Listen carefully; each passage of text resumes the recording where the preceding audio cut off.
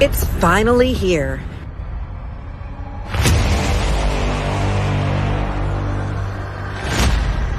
New voices, new faces.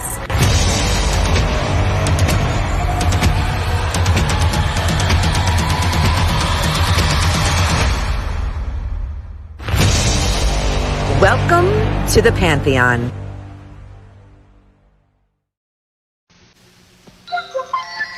You know, Robin, quite often people choke on a piece of food they're eating. Right. What can you do for them? Well, if I were choking, you'd stand behind me, wrap your arms around my waist, then make a fist with one of your hands and put it against my abdomen with your thumb against my body, slightly below my rib cage. Grab your fist and press in and upward. You might have to press and push up more than once. Try it again. It's important to get it right. Someone's life may depend on it.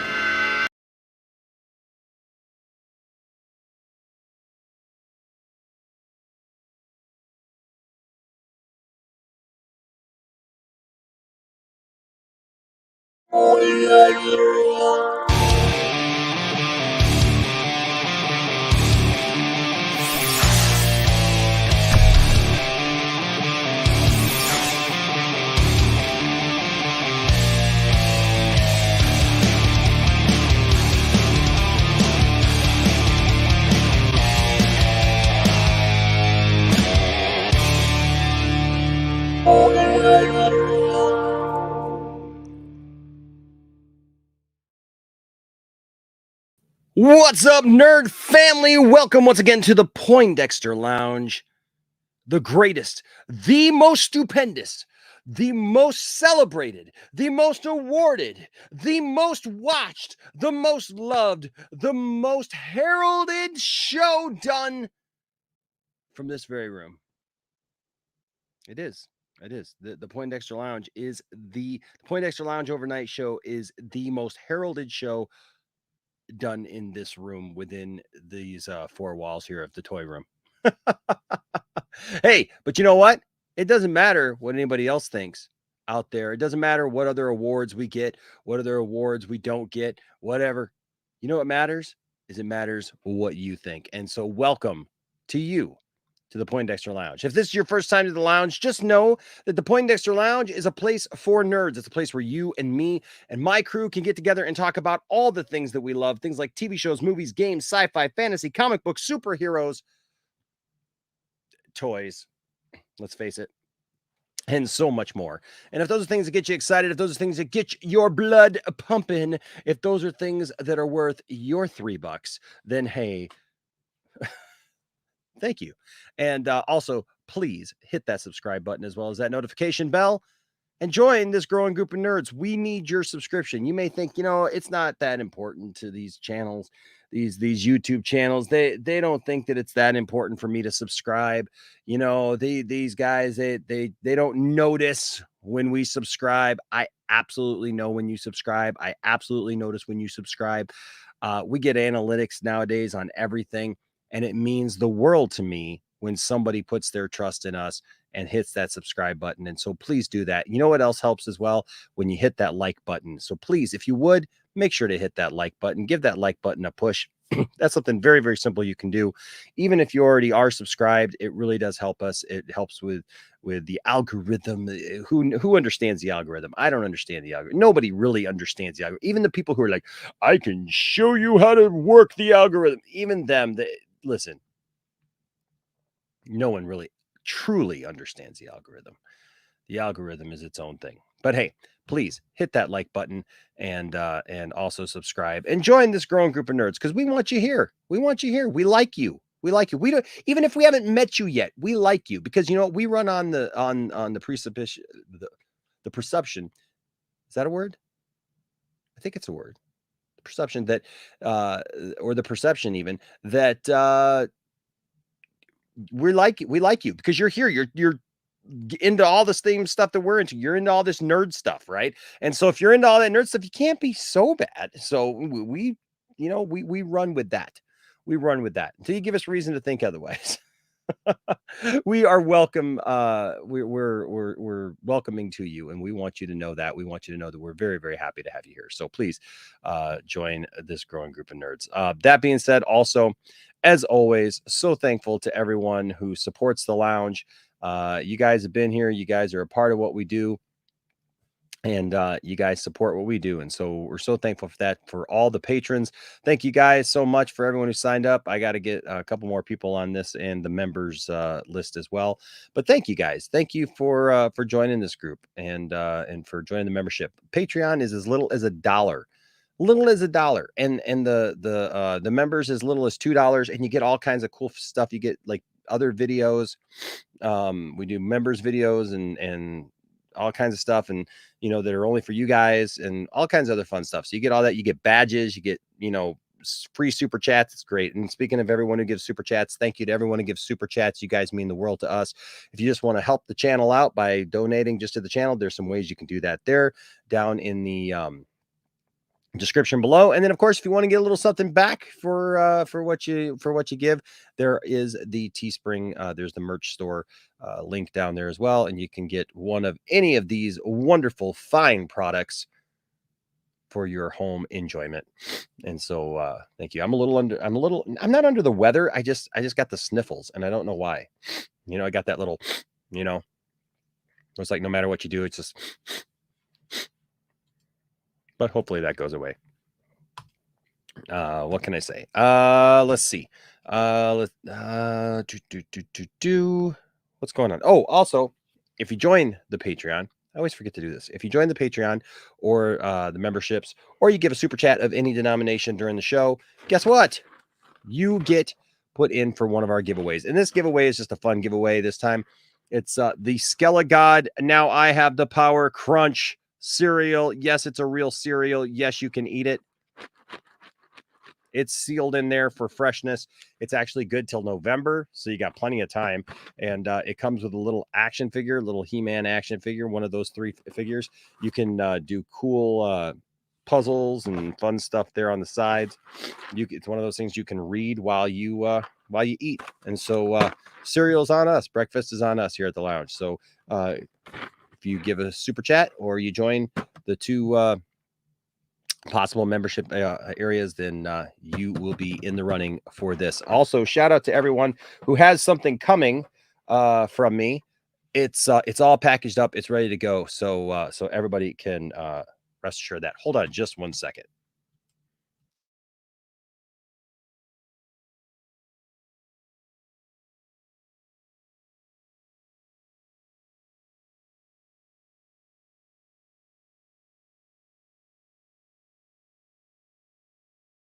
All over town, people are talking about the lunch trench. It's the ditch where you can eat your food.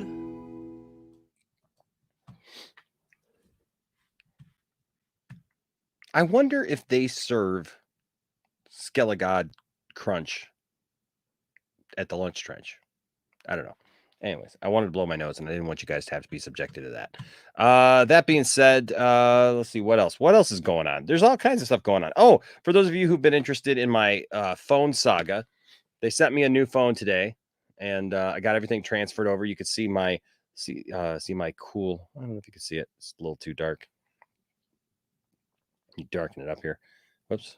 You can see I got the Skeletor and He-Man backdrop going on right now because it's just been in that kind of mood lately. But I got everything transferred over tonight. We will see how it works, how it goes, see if everything works okay, and then we'll see if it allows me to live stream and not sound like a robot anymore, because that's been a source of contention. So we want to get rid of that. So there you go with that. Let's see what else is going on. Well, we did a fun stream the other day for everybody during the afternoon. So let us know if you dig that, if you like us doing live streams during the day sometimes. Also, tune in tomorrow night, where tomorrow night I will be right here at 9:30 p.m. Eastern time with Mr. Stephen Colbert. You guys may know him from, of course, from the vodka stream over there with Dave, my good buddy Dave Pena. And love being on there with Steve. Steve's got some great takes on stuff, and just a really great guy. And so tomorrow we're going to have a good conversation with him. Going to talk to him, and so there's that. Also, we got lots more happening with the Pantheon here at the channel. The Pantheon is going great. man, really excited about what's been happening with the Pantheon.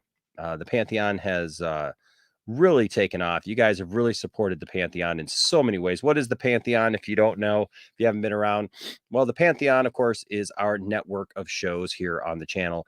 And you guys have just responded to it in a fantastic way. And so we've got all these shows for you guys to pick from weekly. And as you can see right here. And so Mondays, of course, we got 10 Forward with Brian. And then, of course, Jiving with Jack on Tuesdays and Thursdays at 4:30 p.m. Eastern time. Just tonight, we had The Greatest People I've Ever Met with Austin, and he interviewed Brian. You got to check out that one. That one was really good. So you guys got to check out that one. Fridays at Sci-Fi Center Live with William. And Saturdays, it's To the Max with Mad Max, the Mandalorian, covering movies, music, games, and more. And then, of course, nightly, I'm here at about 12 a.m. But tonight we're a little bit earlier, but usually about 12 a.m. Eastern time, and with the overnight show. And we got more shows to come. I'm talking to more people, talking about a gaming show. We're talking about just some more stuff because it's what you guys asked for. If there are things that you would love to see here on the lounge, let me know. I would love to know what you guys want to see. What are you guys interested in? Who are you guys interested in seeing on the lounge? That helps me. And so, yeah. So there you go. All right. That being said, I do apologize for last night. I was planning on coming on live last night with some of these stories, and had something pop up at the last minute. Literally was getting ready to go live, and had everything all set up and everything, and all of a sudden it just kind of had to be there for somebody. Sometimes real life takes precedent, and you have to be there for somebody in your life. And that was last night. And so I appreciate all of you. I appreciate all of you guys acknowledging that and being cool with that. And I'm very, very thankful for your understanding for last night. But we're here tonight, and we're going to have some fun. So what's up, Anthony? Good to see you, my friend. Says, what's up, Enosh? How was your night? My night was good. I had a good night tonight. Hung out with Tiff, watched some TV, got some stuff done today. So it was good. Says Wayne T. Carr's Green Lantern get more hype than Green Lantern show and the movie. It's sad. Yeah. What's up, Abel? Good to see you, Abel. Good to see you. Don't laugh because it's genuinely serious. You're right. You're right, Abel. You're very right. What's up, Stella? Good to see you, Stella. Stella reminds us all to hit that like button for sure. Hello Humans is here. It says hello, hello Nerdy Lounge Humans. Hulk smash that like button. That's right, and take a seat. The show's about to start. Heck yeah. Lord Sneeze is here. It says looks who decides to be here. I'm just kidding, man. It's great seeing you. Hey, thanks, man. Dad Dude Vince, thanks for being here, Dad Dude Vince. Always love Dad Dude Vince being here. Ibrahim, good to see you. Or Ibrahim. Lucas is here. Good to see you. Lucas says, hey, Enosh, hope you have a fantastic day. I did. I hope you had a fantastic day as well, Lucas. What's up, Jared? Good to see you. Says, hey, guys. Aaron Pritchard is here from Down Under. Says, hey, Enosh. Hey, everyone. I hope your friend is okay. Yeah, everything is good. We're all good. But thank you for your concern. I do appreciate that. You do suck is here. Says, someone pulled their back trying to put his shoes on today. It was me. Ooh. Ouch, dude. Been there, man. Been there.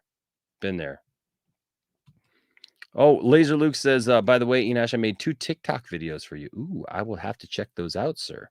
What's up, Laser Luke? Love Luke. I love his TikTok channel for sure. What's up, Hal Jordan? Good to see you. We're talking Green Lantern tonight. Darth Scipio is here. Good to see you, my friend. Hello, Enosh, and everyone in the chat. Cylon Scotty is here. Flynn lives. I know every time we start to think, Scotty, that it's not going to happen, something else happens, and it gives us hope once again. And so by the way, Scotty, I need your new address, bro.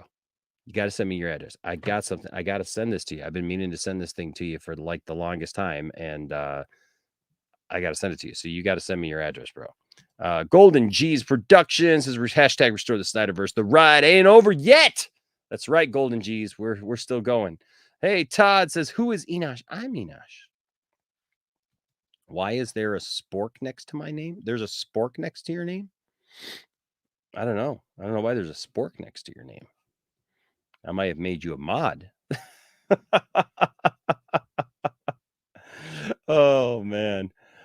Simon Section says, "Hey, Nash, hope things got sorted out." Yes, they did. Thank you so much. Thank you. Appreciate you guys. See, that's why I love you guys. You guys are so awesome.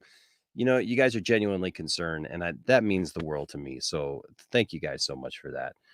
Frank E, what's up, Frank E? Haven't seen you in a while. Good to see you, my friend. Says, "What's up, everyone?" Let's see.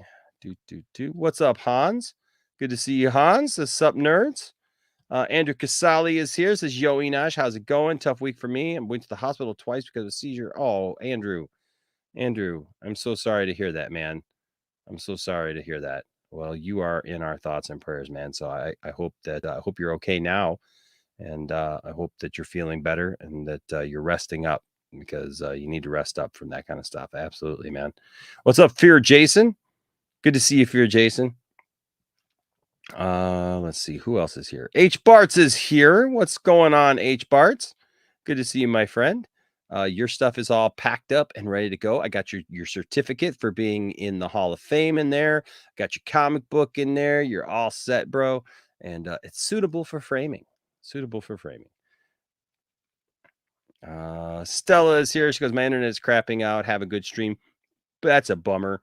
We were hoping to have Stella on tonight, but we'll persevere. We'll get through. Monkey Jeebus is here. Says, "GameStop called me. Bad Batch Wrecker is finally in." Awesome.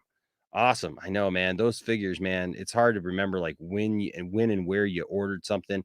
I had an issue with Tiffany's lightsaber for her Ray lightsaber, because I had forgotten I had ordered from 2 different places. So fortunately, I was able to, because I was trying to get it and I'd forgotten that I had accidentally ordered it from 2 different places. So fortunately, I got to cancel it before it came out. So what about 11Zs? We really needed some nice taters. Yes. Potatoes. Let's see. Who else is here? Jalen's here. What's up, Jalen? Jalen, you are always welcome to join the conversation. I'd love to have you on tonight. Let's see here. What's up, Marcus? What do you got to say tonight? Hey, Enosh, The Mandalorian, Luke, Season 2. The Last Jedi, Luke Skywalker is greater than Luke Skywalker. Well, I hate to break it to you, bud, but it's the same Luke Skywalker. Because Luke Skywalker is Luke Skywalker. You're just seeing Luke Skywalker 2 different parts of his life. That's all. Same Luke Skywalker. Just is. What's up, Angie? Good to see you, Angie. Oh, I love seeing Angie in the chat for sure. Slade and Friends. What's going on, Slade and Friends? Says, "Enosh, my old best friend is a female and we're no longer friends because her girlfriend is jealous of me, even though she doesn't like me and I don't like her." I kind of feel like this is like, and I'm looking at Jimbo in the back. I'm wondering how he's going to react to this. I kind of feel like this is almost like a love line thing. Would you guys like a love line show where you guys can like tell me all your like love line, like, I don't know, relationship issues? I used to do a character on my old radio show, The Rock Show, as Funk Master Fee, and I would give out relationship advice, and people would write in their relationship advice, and I kind of sounded like Barry White, but yeah, if you guys need relationship advice, I'm trying to break apart what this says, because I'm trying to figure out if your old friend is female and has a girl who's a friend, or is your old best friend, does she have a girlfriend that's jealous of you, even though you guys don't like each other? Either way, you know what? Just try to be a friend, and I don't know, if it is a girlfriend, just make sure you're not honing in on that, right? That you got your boundaries set right, because you got to have the boundaries. I know with me and Tiffany, like, if she had a guy who's a friend, and we have several, I have girls who are friends, Tiffany has guys who are friends, but there are also those borders that you got to, because if the thing is like, Tiffany can't have a best friend that's a guy. I'm her best friend that's a guy. I mean, and I know there's people who will look at that and go, "Well, Enosh, I could listen. listen, the reality is there are some borders there that need to be there. You need to have healthy borders, right? And you know, like you just don't want to put yourself in bad situations. I know that there's people who feel that they can, you know, accomplish that, and that's great if they think that they can. More than not, though, that's not the situation. That if we're just being honest, that's just not the situation.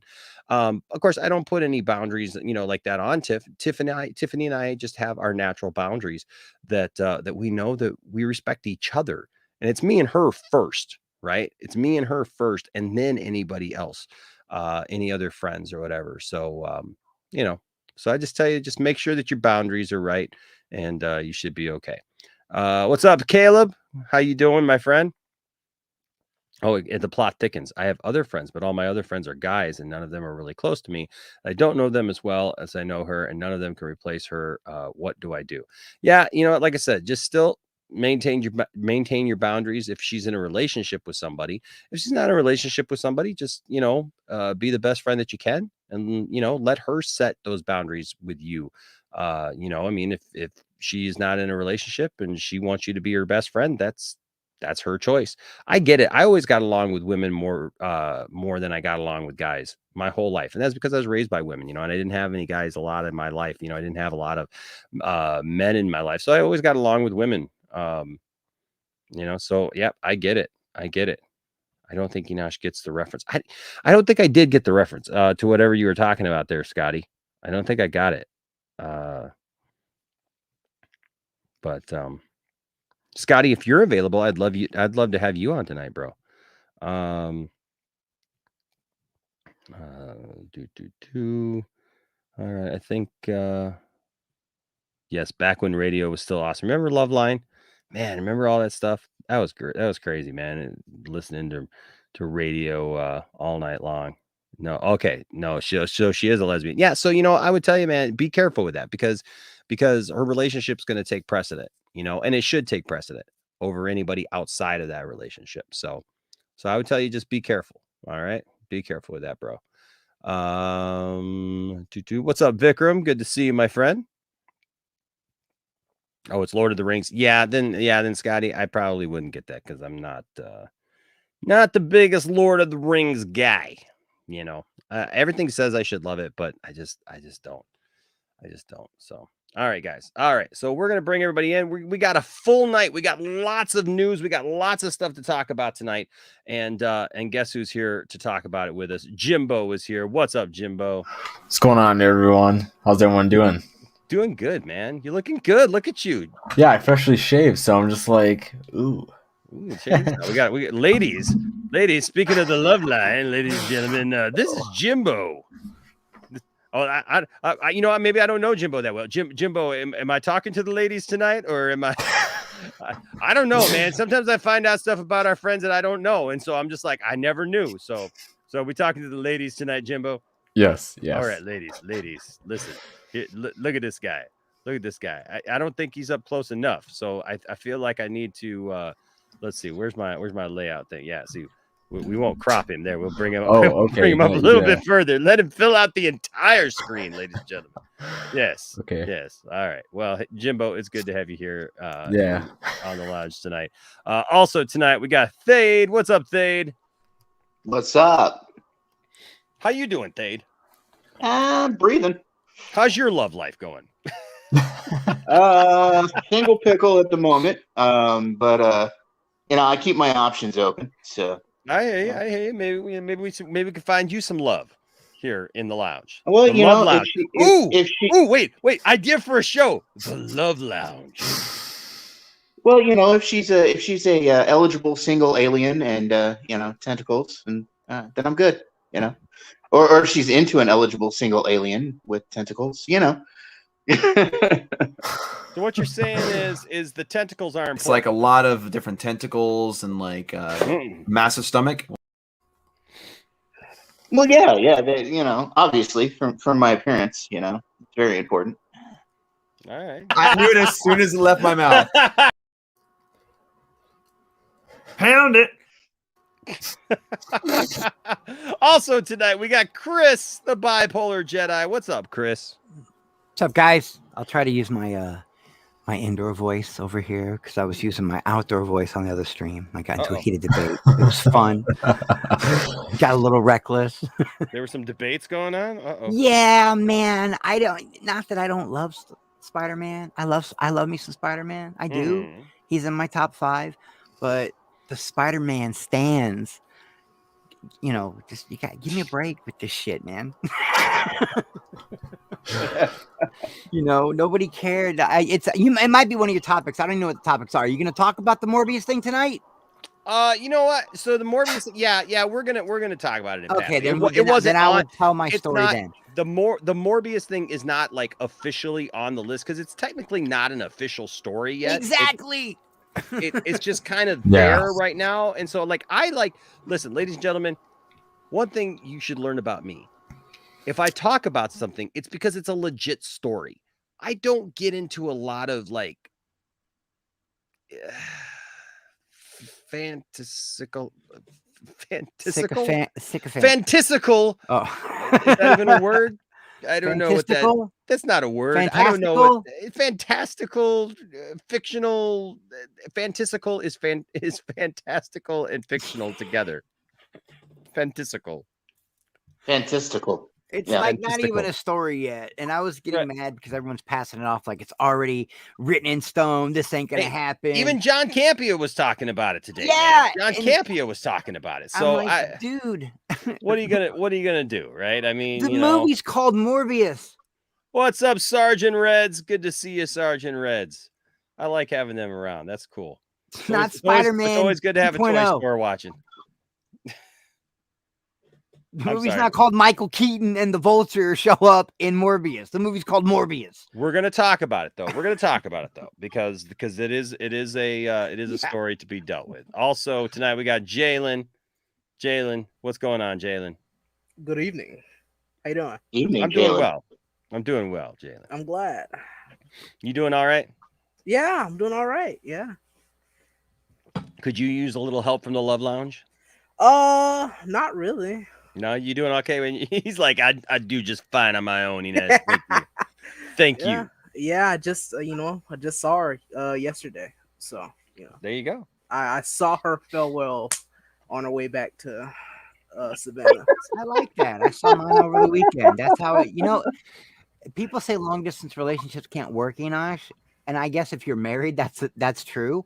But if it's a girl and you get to see her like every weekend, it's the perfect relationship because you're not together long enough to fight.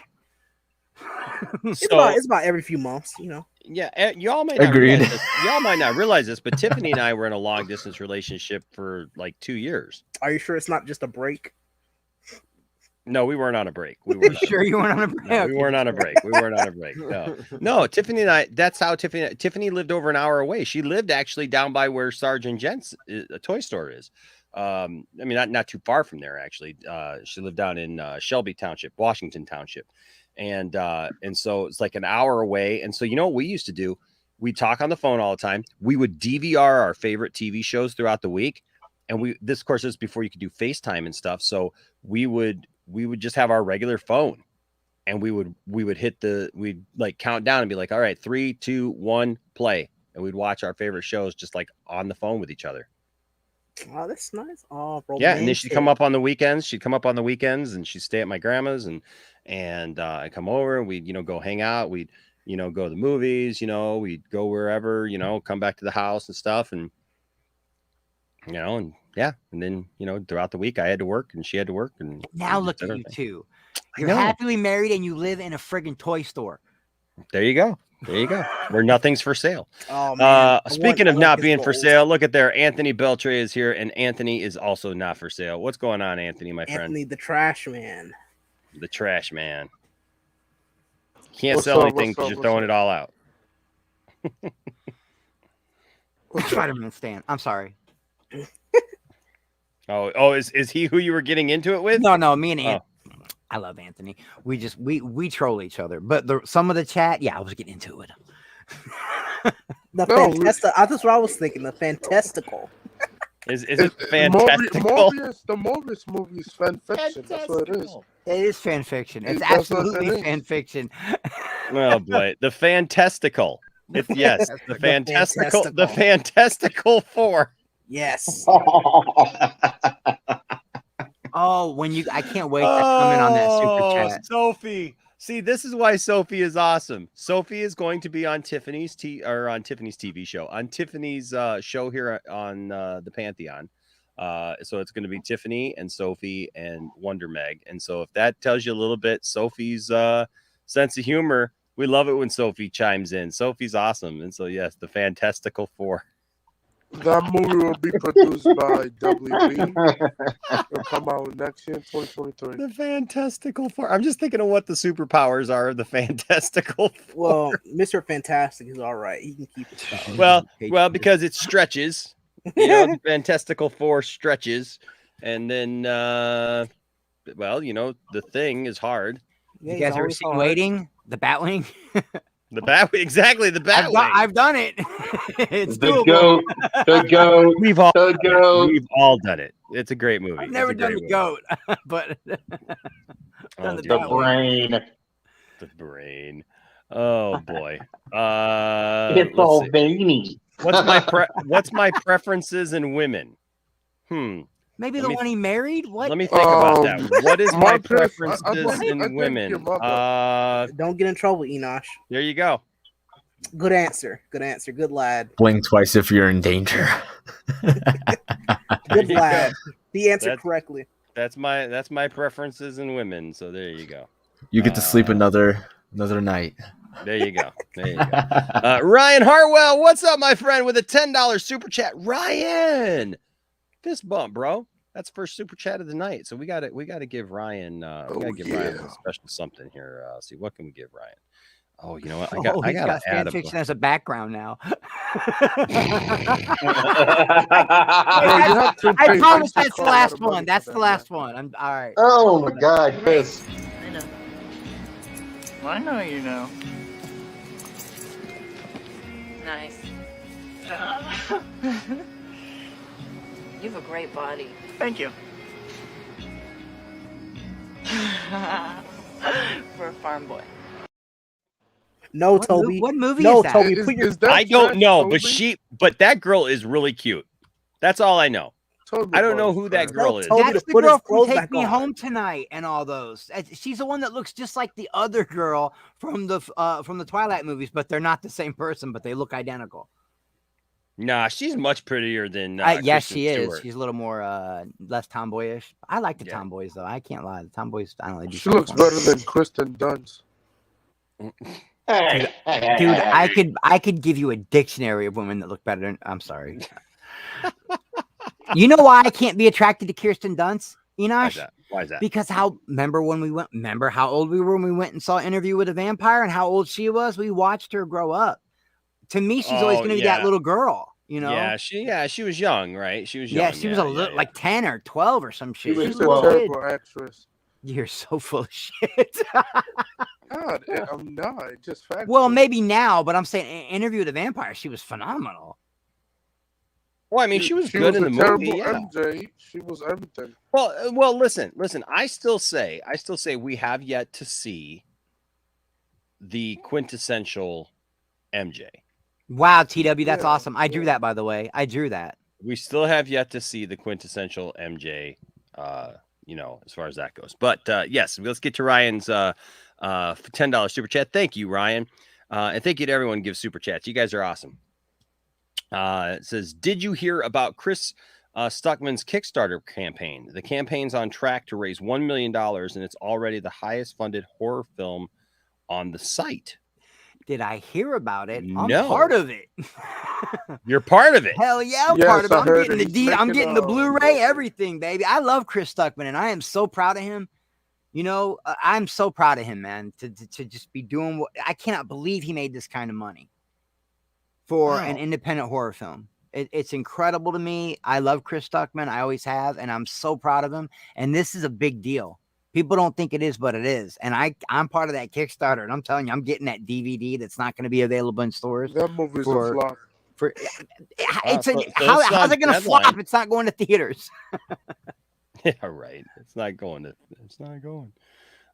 See, I'm trying to find it here.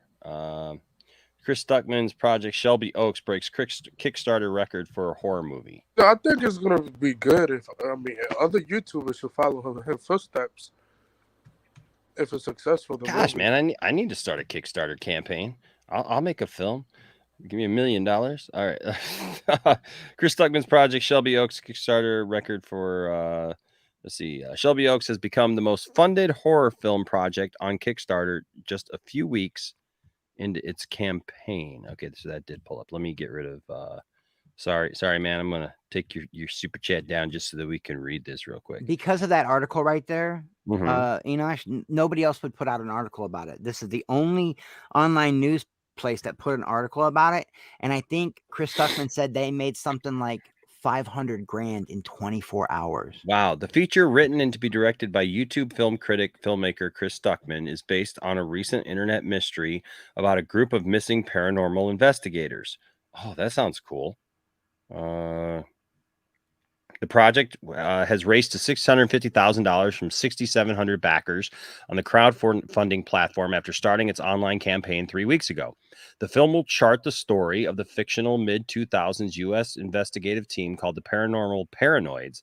Multiple found footage videos surfaced online last year that prompted horror and ARG alternate reality game fans to speculate about the veracity of the case and the whereabouts of the investigators. One video appeared to show the abduction of one of the group, known as Riley. Aaron B. Kuntz of Austin-based Paper Street Pictures is producing the film, which will be a combination of documentary, found footage, and traditional film footage styles. Influences include Lake Mungo, The Blair Witch Project, and tales of obsession such as Zodiac.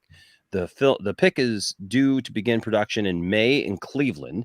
Producers Cameron Burns and Ashley Sneed join Kuntz, whose credits include Scare Package and The Pale Door. According to the producers, Paper Street will also be bringing equity to the financing of the project. AMP International is handling world sales and launched the project in the market last summer. Critics and shorts filmmaker Stuckman, who has 2 million YouTube subscribers, just needs everybody to give a buck. Everybody give a couple bucks. You're good. Signed with Gotham Group last year and has multiple horror scripts in the works. Every dollar we are raising is going onto the screen, said Kuntz. This is an ambitious ambitious script, and day by day our scope and opportunities to help realize Chris's vision become more and more tangible, all because of this campaign. We knew we had something special, but this outpour of support has been absolutely humbling and so amazing to see. At Kuntz, we plan to interact with and involve those who have pledged money to the project. I'm really excited to pull the curtain back and show the ups and downs of how an indie film really gets made. This isn't a raise funds and then we leave everyone behind to go make it. We want to create a community that can come along with us on the journey. That's really cool. That's really cool. Yeah, I mean, yeah, it does have the Blair Witch and the whole Paranormal Activity vibes to it. It sounds cool, yeah. But I'm into it, and it's a YouTuber doing it, and this could open the door for a lot of other YouTubers, man. Absolutely. Well, before we go any further, we need to bring in our next guest because he's been waiting patiently. He's been waiting back there patiently, and I'm just saying he's probably getting a little hungry. Cameron. Well, we don't know who it is. You don't It's know probably who it Cameron. is. You think it's Cameron? He's mad at me about the Spider-Man stuff. He's gonna come in and shit on me some more. So yeah, it's probably Cameron. Hold on. Tiffany's texting me. Hold on a second here. We're gonna do this live right here on the spot. Okay, yes, we're gonna bring Cameron in right now. Them pass through the upcoming machinery. For this sandwich, a jizz of mayonnaise is required, which is squirted onto the bread via an automated dispenser. Hello. Welcome. He called me a Sony shill earlier. Oh my God. What? Yes. I'm gonna call you a Sony cultist. You are a Sony cultist. Yes, you are. What? Don't cause violence amongst each other. It's okay. Luckily they're separated. Yeah, luckily we are. Yo, no, I'm still Kaden, you got like 100. I'm gonna punch down. You got over like 100 tweets from the Mobius cut. I know. See, he's a cult leader now. He just Hashtag initiated. release I'm the a cult Keaton leader cut now. already. He's already started a movement. Hashtag release the Keaton cut. But like, Sony's gonna reply instantly, like, bro, there isn't a cut. He's only in It's not one even scene. a real thing, and it's gonna become a thing. Watch. It's like in 2 people scenes. think It's I'm like, serious.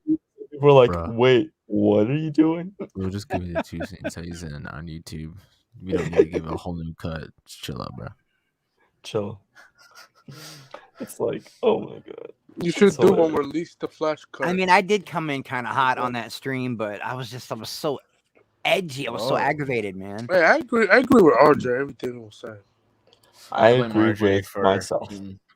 Yeah, it's all RJ's. Nobody agreed with me. Well, I mean, some people in the chat did, but like for the most part, like nobody on the panel. Everybody on the panel. I was literally basically say like, this. Shut if up, it's Chris. True, I say this. If it's true, then it's 100% full advertised for Michael Keaton. That's just me. If it's true, I haven't seen the movie, but if it's true, then that's how I feel about the movie. Yeah, man. Yeah, I mean, it's definitely deceiving. It's deception. Because I'm seeing the movie Enosh, because of Michael Keaton. Enosh said we will definitely talk about it later, so I'm gonna save it for then because I got some hot takes. I'm tired of all you entitled Spider-Man fans. I really am. It's not a okay. I'm not gonna get into it. I'm not That gonna was get for into the it. that was for the Sony shill. Now we're even. Oh my god. You're a WB cultist and a Sony cultist. Well, you know, I'm a part of the Warner Brothers agenda, and I get paid by Warner Brothers. Warner Bros. And shill. then Well, I got paid from Warner Brothers last night. I get paid to promote the Peacemaker and the Batman and all I got those paid 200. I good got paid like content. 500 from Warner Brothers. Last Yeah, night. Ibrahim agreed with me. I think Hans agreed with me. Alec agreed. A few people agreed with me, but nobody on the panel did. Nobody. Everyone was like, "Chris, it's false You were the advertisement." outcast. And I'm like, "What?" He was in like one scene of a trailer. All right. No. Sorry about that. So, okay. That's not true, but okay. You guys are talking about all this nonsense. not Okay. nonsense. It's not nonsense. It's It's the basically I glue we are that holds the starting- movie world I am together. starting to Okay. I agree with Enosh. It's nonsense. It connect- absolutely is nonsense. Okay, so you know what? We're going to talk about this real quickly because it's not actually on the agenda for tonight, but we are going to talk about it here real quick, and that is, of course, everybody's freaking out because of Morbius. Morbius is, first of all, has gotten horrible supposed reviews. People are saying that the movie's all over the place. People don't like the way that the movie's been put together. Blah blah blah. In all that being said, it's also being said that it's not actually reflecting the trailers that we saw. There you go. Right. So it's being said that Michael Keaton isn't even in the film. That Hashtag Mike, release and that the was one Michael of the things that was promised. Michael Keaton was actually in the trailer, right? We saw Michael Keaton in the trailer. We saw the Spider-Man, murderer. Murderer artwork on the side of the building that was And we promised. saw Black Cat and Rhino Easter egg. Yes, Silence. She's awesome. Yeah. So we saw all that stuff. I will say this. If Michael Keaton is not in the movie, He's only in the post credits, and they've cut all that stuff, that's BS. That's absolute BS. That's absolutely false advertising because they were selling this on the idea that it's connected to the Spider-Verse. They have been doing this, and I said it before, and nobody wants to hear it because everybody's so caught up in they're connecting the universe and everybody's going to be connected, and Sony and Disney are just getting along here now. If they made a crap movie, guess what? There ain't no way Disney's going to be like, yeah, go ahead and do whatever you want. Yeah, no. No, they're not. They're not going to allow a crap movie to be connected to their universe, right? So do we which is weird right now because they've connected Venom, right? They absolutely have connected Venom. They've connected both the other Spider-Man. Both the other Spider-Man incarnations. They've connected those. So now and there was a Venom connection with Morbius too. So is that gone? Is that gone now as well? Because they talked about the thing in San Francisco, which was Venom. Yeah. So is that all gone? And then they also have I do make a reminder here, guys. I do have a reminder here, guys. There were things that were shown in the trailers for Infinity War that weren't in the movie. Yeah, that weren't in the movie. Okay, Rogue One. We never saw the TIE fighter come up behind Jenner, so it just happens, guys. Yes, I get that. They often put things in trailers that don't end up in the movies. But Enosh is right. They have been marketing this. That's a huge. I mean, that's a Michael. Yeah, this is different than that. There have always been things in trailers that don't make it into the final film. That's fine. That's absolutely understandable. It sucks sometimes, especially when you see something cool that you're like looking for in the film, like the Jyn Erso thing with the TIE fighter, right? And all that stuff. And you're like, oh, where was that? Right? Or like something that you see that like really caught your attention. And you're like, well, where the heck is that in the film? Right? So I get that. But when you know what you're doing when you put Michael Keaton in there, right, as Vulture in the Morbius apparently movie. He's not even Vulture. Whatever, It's like, dude. it's like- Whatever. it's I'm like- just saying. Listen. I'm just saying. If that is the case, Well, okay. First of all, where are these things coming that's from? absolute BS. But here's the problem. Here's where I agree with Chris. Right now, we're going to read a story in a minute about Green Lantern and about Wayne T. Carr. That also, I'm going to be fair because I've been very much on the side of Wayne T. Carr was absolutely supposed to be Green Lantern in Zack Snyder's Justice League. No, Wayne he just T. Carr. stand-in. Shut up. Wayne T. Carr. Fan fiction. Okay, I lied. It wasn't Fan my last fiction. one. That right? was my last one. Fan fiction, right? No, but I've been. You guys know what I'm talking about. You know, like we all know that. We know that there are some people who don't. We just can't accept it, right? Whatever, because they know better. They're smarter than all of us. But whatever. All us podunk, Midwest flyovers. Yeah, I know. Yeah. Whatever. Okay. Yeah. You know, chemtrails and everything else. Okay. Right. God forbid we actually, God forbid I can actually get on my phone and actually ask Wayne T. Carr a question. But what do I know? I just know nobody. All I know, is nobody. I don't know. I've been taking but Wayne shit. T. Carr. I'm just saying. Wayne T. Carr was absolutely supposed to be Green Lantern. He is absolutely who Zack Snyder picked. He was not a glorified stand-in. He didn't just get it because he was adjacent to Ray Fisher. That's all a bunch of BS. Now we're gonna read a story tonight, though, of somebody who has said something about Wayne T. Carr and his relationship possibly to the Green Lantern TV show that I'm not sure I believe. And I'm seeing Snyder fans cling on to stuff like this, that it's like, if it happened, it would be awesome, but there's no real thing out there that says with this Morbius thing, like I said, if this is the case, and now Morbius has absolutely no connection to the Spider-Man universe, even though they've been pushing it hard. I mean, it's not like it's one thing, right? We saw Michael Keaton. We all know what they were trying to insinuate with Michael Keaton. Yeah, right? connected to them. Absolutely. And that's why everybody's mad. And everyone's trying to tell me that's not why we're mad. We're mad because Michael Keaton ain't in it. No, you're mad because you may not get the connective tissue to Spider-Man that you wanted. No, and that's nobody, not I've been true. for a month straight, I've been taking shit off of everybody so much to the point that I even messed with Ashley, tell her this is going to be an award-winning film. It's going to set records. I know Morbius isn't going to be a good movie, but I still want to see it. And I've been taking shit for a month straight because I want to see this movie. And nobody cared about this movie. A month ago, you guys were all making fun about, why are we even talking about this movie? This movie's stupid to even talk about. Morbius but the is minute fan they say, fiction. oh, wait a minute, there may not be any connective tissue to Spider-Man, everybody loses their minds. Well, okay, let me make a point here. Let me make a point here. The movie isn't even out yet. Where are these rumors coming from? We don't know where these rumors are coming from. my It's all point. second and third hand information. That's we don't know my if it's even point. true. That's my point. But that's the whole point, right? Thade, you're absolutely right.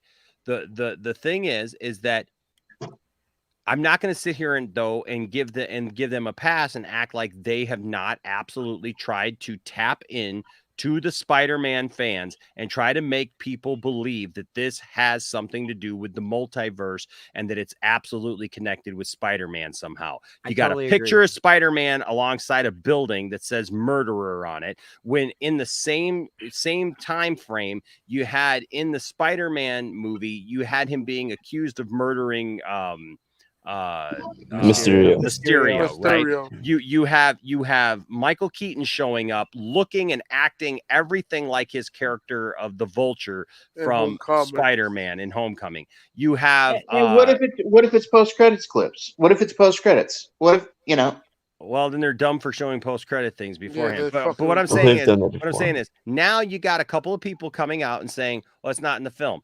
Okay, we don't know that though. And Todd, Todd, you're asking about the Green Lantern thing. It's my same argument about this Green Lantern thing that somebody else is saying that he's in the Green Lantern show. There's no credible sources coming out saying there's nothing. We don't even know. I'm a huge Green Lantern fan, and I'm like scouring everything to figure out if this show is still a thing. And there's nothing. Exactly. Nothing about Wayne. Nothing about that. I mean, it'd be great to actually see him portray the character and be in like an actual project other than like theater. Because I think you said before he was in theater, or was that different person? No. Wayne is absolutely done. Yeah, theater work, and I mean, from an artist standpoint, it really bothers me because they are putting so much focus. Now, whether this movie's going to suck or not, whether it's messed up or not, somebody took the time to make this movie, and the movie's called Morbius, and they're not giving any credit to the main character. It's all about Spider-Man and the multiverse and Michael Keaton. Well, because and that just bothers me, man. I mean, that's the way because people care about Michael Keaton than Jared Leto. Selling point. Are they being deceptive if this is true? Oh, absolutely. It's totally it's a selling point because it's like, oh, we gotta go watch this movie because it might connect to everything else that we've seen. But there are people that still don't believe. Look, guys, there are still people out there. I'm not gonna say any names. That believe Max Rebo's not dead. So I mean, there's gonna be these people that live in that fantasy realm. Listen, I will defend H. Bart's ability to believe that, because if we don't see a body, if we don't see a body. I thought that's not the rule, Enosh. The rule is if you don't see the death on screen. Hiding. Don't. Did you? No, that's not true either. Because there's how many people have blown up to bits, and you thought they should be dead. All right, shit. I'm gonna give you that one. But he's a piano player. He's not a superhero. Okay, he's a okay, we're about to fight. We're about to fight. All right, I'm gonna get a bottle of water before I dig my hole deeper. I'm just saying, Batman should be dead if you watch the Batman movie. We still gotta do our spoiler deep dive. I want RJ here for that one though. But yeah, we got to do that. But I'm sorry, when Batman is standing 1 foot away from a guy with a bomb strapped to him who gets disintegrated. But, Batman is standing right there with nothing covering his face. And like the next thing you know, he wakes up, he's not got a scar or scratch on him. When the Penguin does a flip 80 times in a freaking Buick. No broken bones. No broken bones, not a scratch on him, wakes up and like he's being interrogated. Like, no. I can justify that with the fact that, yes, you're going to flip that many times in a car. You should be in a body cast for a year. Thank you. Oh, yeah, exactly. So RJ isn't coming in so far, but he's here. He says, just to clarify, the rumors are saying all of Michael Keaton's scenes in the trailers are not in the film. They just have him in 2 small post credits. All the stuff in the trailers is not there. Then that's a huge issue. I can live with that. I don't care. Well, you know what? Hold on. If Michael Keaton is still in the post credit to actually set up that universe still, I'm okay with that then. Exactly. But the scene in the trailer doesn't have to be in there. But I don't need Michael Keaton in the entire movie. I don't either. And here's here's the thing. If they still are saying that this is part of that world, they're not like trying to do a complete 180 and act like none of that stuff. Like, remember that trailer you saw? None of that stuff exists. That was a fever dream. We all had COVID at the time. It was a fever dream. Everybody had COVID. We were eating good edibles. We filmed this whole thing and we were like, wow, it'd be cool. Anybody got some spray paint? Let's draw a Spider-Man mural. Let's have some fun, right? So, but Enosh, it's not even the right Spider-Man. It's Sam Raimi's Spider-Man. I know. But what? Garbage Spider-Man. But look, if he's still in the post credits, then I'm fine with that. He doesn't have to, like, all of his scenes don't necessarily have to be in the movie. I'm fine with that. Yeah, I'm fine with that. I'm not gonna bury them for that. But I just think it's kind of like, why would you show stuff that's a post credit? Which usually the post credit stuff are supposed to be like, on the down low. Like you think of all the other Marvel movies where they have post-credit scenes, you don't have that in the trailers as well. I mean, remember they did it with Chasm too. To me, just They did it with basically it's Chasm just a too. ploy to set up and be like, oh yeah, guys, we're gonna Yeah. connect to the MCU. Okay, and guys, somehow. look, here's I mean, another but- thing, a glaring thing we're not even talking about, okay? Like, let's say all this stuff is true, and I have to eat my words later, okay? Why did they take him out? Why would they do that? Why would they have him voice over a trailer and show so many scenes and then pull him he is out? the voiceover for the trailer too. So that Like, is why would they do another that? Also the big, voiceover that's another of the like, Flash It movie. can't be Also- Disney. I mean- It can't be because Sony wants to like do a solid for the MCU. No. Sony can do whatever they want with their characters. They don't have to Yeah, kiss it's Marvel. Like I said ass. on this Max stream, is if this was like if we were like 2 to 3 months away from the movie and this was like a test screening that was telling us like, oh yeah, they cut all Joaquin scenes. I'm like, okay, yeah, I understand. It's test screens. They usually cut things and whatever. Yeah. But if we're a week away from it, and we're hearing this, and 3 weeks ago we had a trailer where he narrated the whole thing, and he was in half of it. And every trailer before that, he was at the tail end of it. He was the last scene of every trailer. So it's like you're pushing for this guy to be in this movie, and you cut his whole scene, and then you have an actor who's also confused on who he's playing. That's very concerning. I mean, it's advertisement. It's false He's advertising. in but it's prison where advertising. Spider-Man put him. It's obviously the Joker. That's Like not true. In the trailer, he got he's out. wearing the He same got out. jumpsuit. He got out in the trailer. I don't know. Got It out. sounds like y'all wanted Vulture to be like a prominent character in No, a that's movie not called true. Morbius about the living vampire Morbius. Exactly. Exactly. This is not the Vulture movie. This is Morbius. Listen, I get what you're saying, but I don't think that it's so much that as So is the Flash movie a Michael Keaton movie then? There you go. Just saying. No, but there's different things, man. You were promised a little tiny piece of Michael Keaton, whatever character he's playing. You weren't promised the Vulture, and you weren't promised he was going to be the main villain. The movie's called Morbius. I could see if it was Morbius. I could see if Star Wars like showed you all these pictures of Kylo Ren and he's the new villain and then he's not in the movie. That's different. These are like, it is weird though. They got rid of the Spider-Man Easter egg. This story is so confusing. And Max was like, Chris, we're spending too much time on this topic. And I'm like, no, this is a serious topic. Why can't we talk about this? But we could spend 2.5 years talking about the Snyder Cut, the theory behind the theory, the theory of the theory behind the theory. But we can't spend a half an hour on this. Am I wrong? That's Max. He's the old man Max. Oh dear Lord. My thing is like Marvel has done the exact Max, where same are thing. you, man? Are you watching, bro? Marvel, Come on in here, bro. does not do this. Yes, it does. Look at Hulk in Infinity War. Barely that's even there. Look, Enoch, see, I was right. it's not. It's just advertising. This is an important topic. One at a time. It's not One at a different. time. Yes, it is. It's the No, same it's not. fucking thing, dude. He was One at a advertising. time. It's Every not the same take thing. over. Whoa, Look, Jake, I'm I'm so sorry. One No, at a but- time. Okay, let me say this. Remember, Enoch, you not- have control of Max the might mute button. let you get away with that stuff over there, but guess Hold on. what? We We don't. You don't. don't. But hold on. If it'll be okay, I'll give you a similar situation. If this is, it's as if they showed us the Captain America Mjolnir scene in the Endgame trailer and took it out. That's what it is. Similar. I mean, it's not like- the it's same. I as still seeing think Hulk you run. guys are reading way Hold on. too far into it, though. It's, Like, no, seriously. but, no. We but were if you- shown. No, we were shown in the Infinity War trailer But it was one time a and it was full 1 second. Hulk out Hulk at the Wakanda scenes, and he was not there as the That full was Hulk. one trailer in 1 second. Okay. Let me It's get not the like if H-Parts they showed him $5 every No, trailer no, for it 5 wasn't. He was minutes. also in a teaser trailer. It Let was me get advertised. Bro, he was there for But 1 yeah, but yeah, second. let Enoch do the super chat. Yeah. Start using your mute button, Enoch. I'm going He's about to. Enoch, If you're I start muted. doing that, you guys will start going all Jody's corner on me. Be like, "That's the most disrespectful thing." He's censoring us. He's censoring us. God damn it. You don't mute a person when they're on your channel. You do not do that. That is the most disrespectful thing that you can do to somebody. And I will not put up with it when you're trying to mute me. And I will not stand for it. I am gone. H-Parts here with the $5 super chat. Thank you, H-Parts. You guys tune in. Like, are you not entertained? I'm entertained. I'm entertained. just being I'm here. mad. I am not entertained. I didn't mean to This is stir boring. Not shit twice. I'm entertained. just Boring. Talk about I didn't mean to your stir living shit up movie. twice, but No, I'm obviously just this is a red button because look at the debates. It's on every channel. People are having debates like this, so people do have mixed feelings about this. They do. Okay. H-Parts. I just $5 think super we're- chat. Let him get to a super Let the chat. man real read the quick. chat. H Bart's here with the $5 super chat. I want everybody to know if they give a super chat that I'm going to get to it and read it.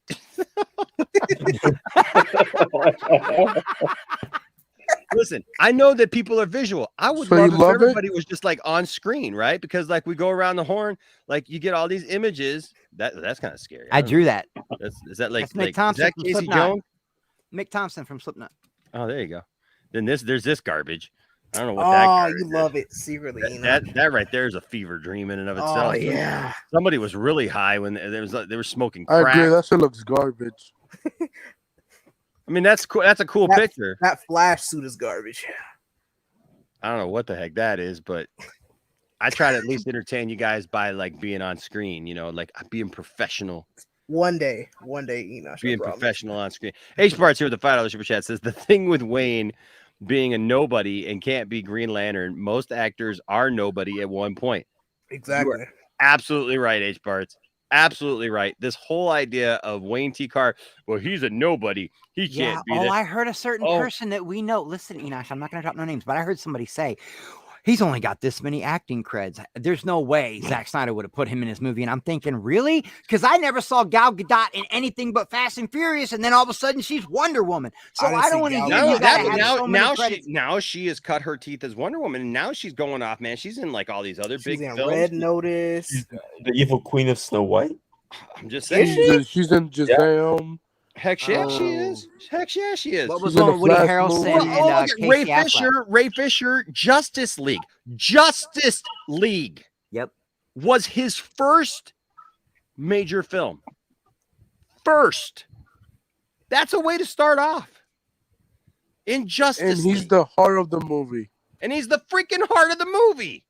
And if you watch the Snyder Cut, and not only that, but Zach gave him creative control of his character. For the character. But Enosh, he didn't say booyah. He didn't say booyah. Booyah. So he's not Cyborg. He's some other. I'm a true friend of Justice. He's half man. Doesn't change the fact that I love this picture and I will cherish this picture. That's forever. false advertising because he's not Cyborg because he didn't say booyah. He doesn't say booyah. That's fan fiction, bro. I'm just saying, like this. Okay, yeah, I know. Wayne T. Carr doesn't have all the.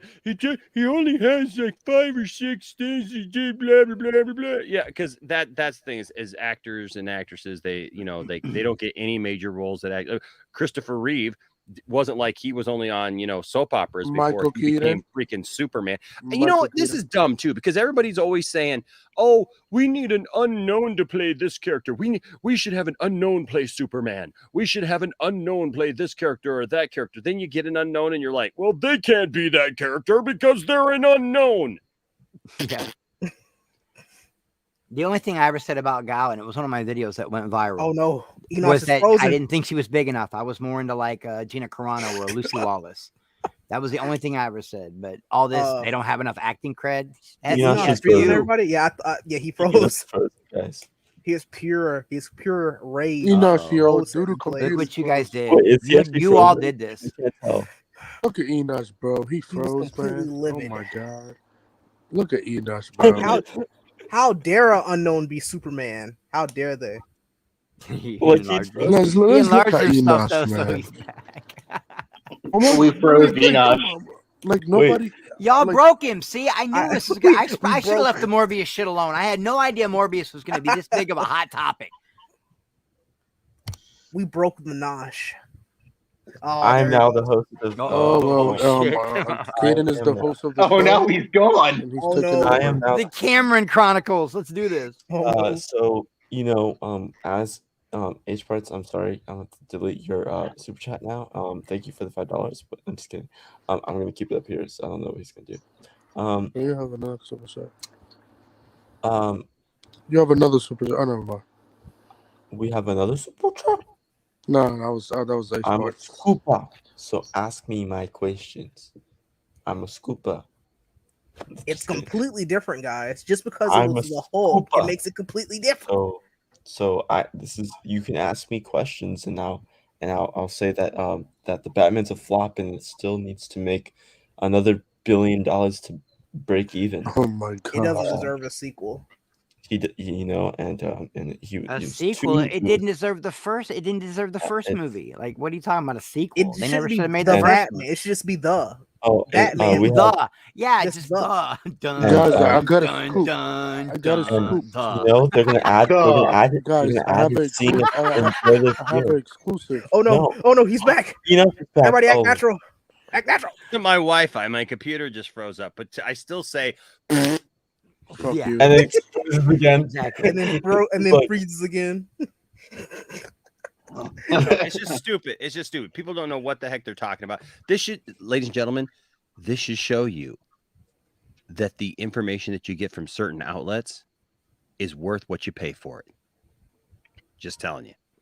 Don't get any money. Don't get any. Was information from was Ray Porter? people that- a Well, unknown actor I mean, is it before he played Darkseid? Caden? Would you say it's worth $1? Here we go. $1 that Would dollar. you say it's worth $1? Maybe maybe I a little need more. it. Maybe a little bit more. Maybe a little bit more. Maybe a little- Would you say maybe it's worth $2? Almost there. Getting close. Possibly. Almost there. Well, One more. Getting One more. warmer. Would you take $3? It's definitely worth $3. Yeah, most definitely. Look, I'm just saying there are things. And he's gone again.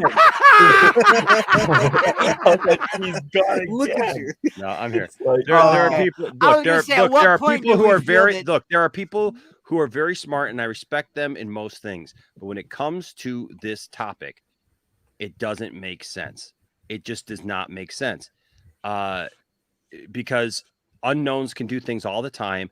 And Zach is not the type of person to waste his time. Zach is also not the type of person to go through a long list of people. If he likes you, he hires you. That's what's happened with every one of his hirings. He has not, in all of his casting, he has not gone through these long, drawn out things. It's like, that's the person. And I'm just saying, who are you going to trust? The people here who are like, I don't understand it and it doesn't make any sense to me, or the guy who literally hired Henry Cavill, who in my opinion is one of the best Supermans, if not the best Superman that's ever been. That's not true. And Christopher Reeve hire is the best. and cast Ben Affleck to be Batman, which I will be absolutely honest. There at the first time that I heard it, I was like, "Ooh, I don't know Ben about Affleck that. can't be Batman. Ooh, man, is that going to work?" And you know what? It was fantastic casting, and now he's my favorite Batman, and I'll fight for him to come back all day long. Oh, it's good. He hired Gal Gadot, which I didn't even know who she was because I've never watched the Fast and the Furious Neither did I. movies, right? And so I was like, "Who is this?" And I'll be honest with you,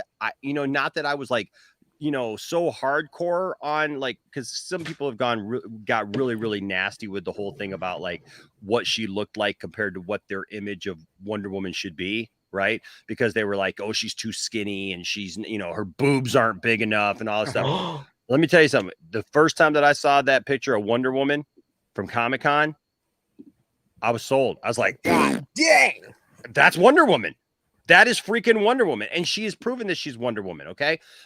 You got somebody like Ray Fisher, for example.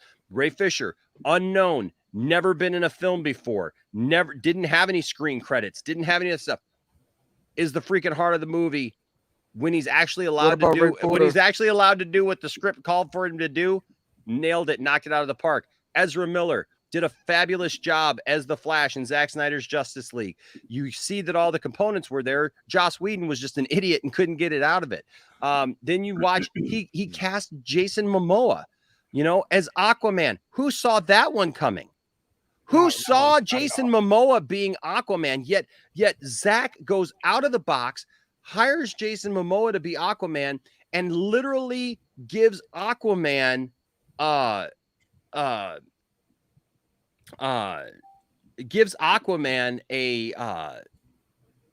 new lease on life, man. Aquaman is absolutely fantastic. Like, it used to be that we used to make fun of him, all this stuff. Now it's to the point where if you do make a fish joke about him, it doesn't matter because Aquaman is freaking Well, after Peacemaker, Aquaman cool. is trash. Right? He's freaking cool, man. And then Ray Porter, my gosh, yes. Ray Porter was pretty established as far as like his voiceover work, and also he's been in several movies and stuff like that. But still, yet it's not like Ray Porter was a household name, and like what Ray Porter did in the movie was great. What everybody did in those movies were great.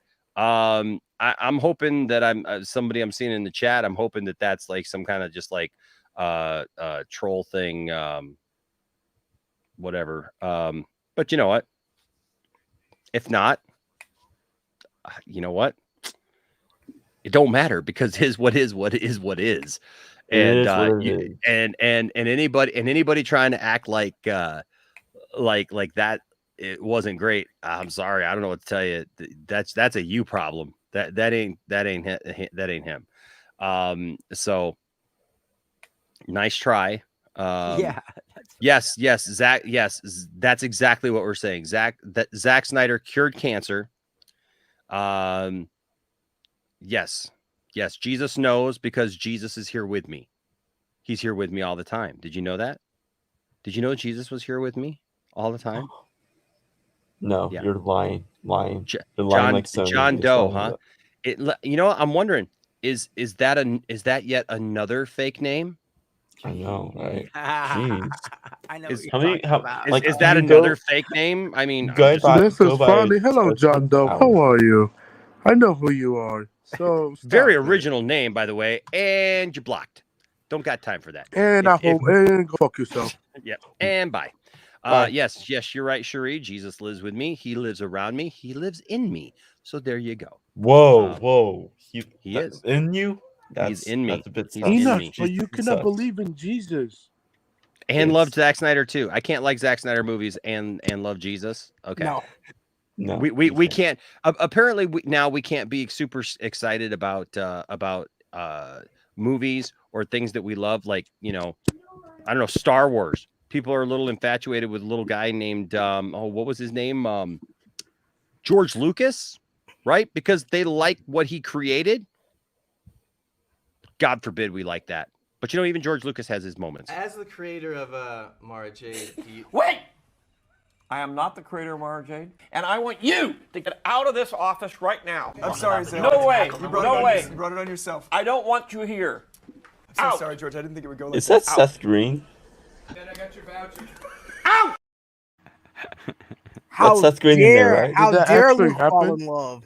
I love that Lucas has a sense of humor about stuff like that. Because a lot of people would have a stick up their ass about it. I love that Lucas has a sense of humor about things like that. By the way, I do believe it is time once again for a growing, very popular segment here on the channel. Oh yes, it's become very popular on the channel, and it's just a great way to just check in. He's an old friend of ours. Of the channel, a correspondent. See what's going on, see how he's living, see how things are going for him. It's been a rough couple of weeks for him, I know.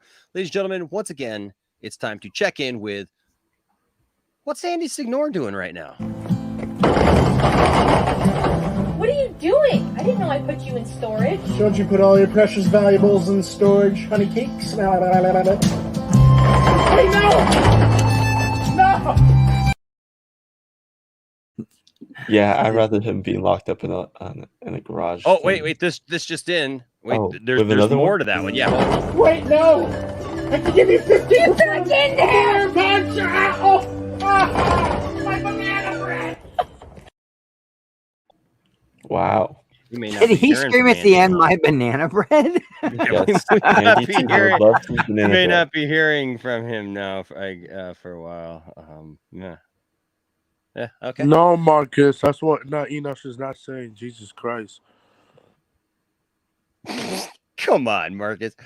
Enosh, sorry to bring this up, but are you saying that every superhero role should be played by an unknown? What if there is a huge fan cast that is so popular and are perfect for the roles? You mean like Ben Affleck? You mean John Krasinski? What do we fucking pronounce his name? I have no problem with that, man. I have no problem with that. What I have a problem with is people acting like Wayne can't be Zack Snyder's choice because he was an unknown, when literally half the people who are put in these roles half the time are unknowns. That's all. By the way, I saw the Adam Project. Have you guys seen the Adam Project? Masterpiece. What do you think? Masterpiece. I'm going to do a solo video that's like just my review of it, but I'll just tell you now, I really enjoyed it. Thank you. I thought you would. And I told you you'd love it. I really enjoyed it. It's about Did you catch the message, Enosh? Did you catch the message? The message, like what message? There's a lot of messages in that. Yeah, movie. there's more than one message. But like the major one, the don't take people for granted thing. Oh yeah. I mean, there. I was telling my son that tonight. Him and I got into a little bit of my son and I got into a little bit of an argument tonight, and we went back and forth a little bit. And I was kind of teaching him that same thing. It's like, you know what? You never know, when you're gonna lose somebody. Little Sus?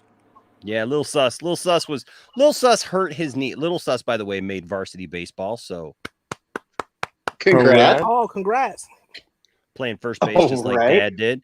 I played first base and pitched in baseball, and he made varsity, even after he pulled a muscle in his knee last week and has not been able to practice for a week. My God, that is terrible. Yeah.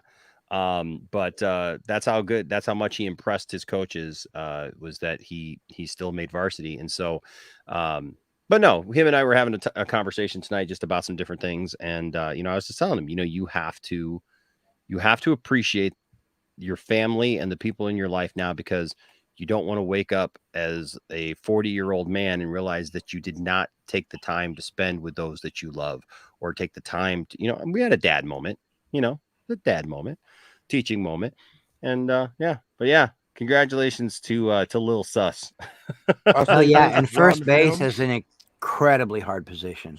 Yeah, people they kind of discount first base sometimes, but I'll tell you what, man, you gotta have somebody solid at first base. After shortstop, it's the most important. I know, man. I know. There's people though who do that. There's people who absolutely they discredit first base. I love the rip-off license. Now the position I played is like overlooked, right field, and I used to tell the coach, "Man, I sucked. Is that why I'm in right field?" He's like, "No, you're in right field because you have a gun for an arm. You are the last line of defense against left-handed batters." I was like, "Okay, I feel better."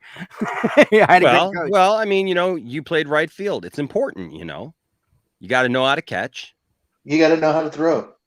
You got to have a gun. You play in right field, way out where the dandelions grow. Yeah. Did you get Pizza Hut afterwards, Chris? No. This was like I was an adult. I was like almost an adult when this was like I would just drive my car. I was an adult. Yeah, I was an adult, Enosh. I wasn't like a kid. I was driving. Yeah, high school. It wasn't weren't making it great then, Chris. I had my own car. I could just drive to get ice cream, frozen yogurt, or have my own pizza party. Frozen yogurt. Yeah, frozen yogurt. TCBY. Well, did you had frozen yogurt? Yeah. Were you lonely? Frozen yogurt? No, I wasn't lonely. I mean, it wasn't that. You got frozen martini? After the game. Most of the time, we did things after the game that I can't talk about on this channel. All right. Well, you guys want to see something cool? Let me show you something cool. Orgies. No, I'm just kidding. Yes. Something cool. I mean, is it Caden mom? What? No, it's not Caden's mom. Caden said, "Did you hear?" His voice went. But we don't need to see Caden's mom anyways. Everybody's already seen Caden's mom. Leave that man's mom alone. I love Caden's mom. Listen, so does everybody else. She needs to. Although we hear she Caden's mom what she has sometimes in to the do. background, but we love her. We love Caden's mom. We appreciate her a lot. Caden's mom has got it going on.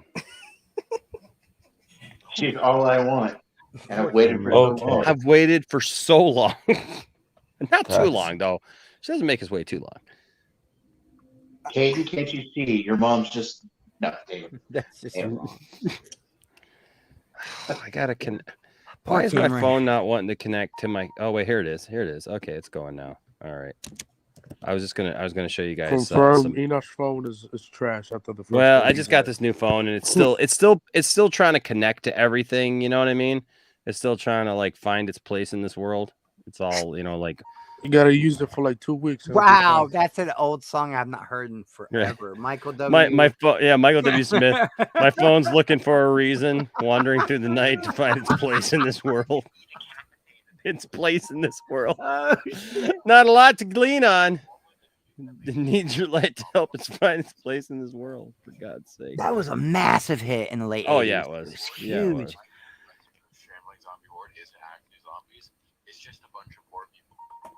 And people were like, "Man, he must really miss his girl." And I was like, "That's about It's God, about you, Jesus. It's about God, you douche rocket."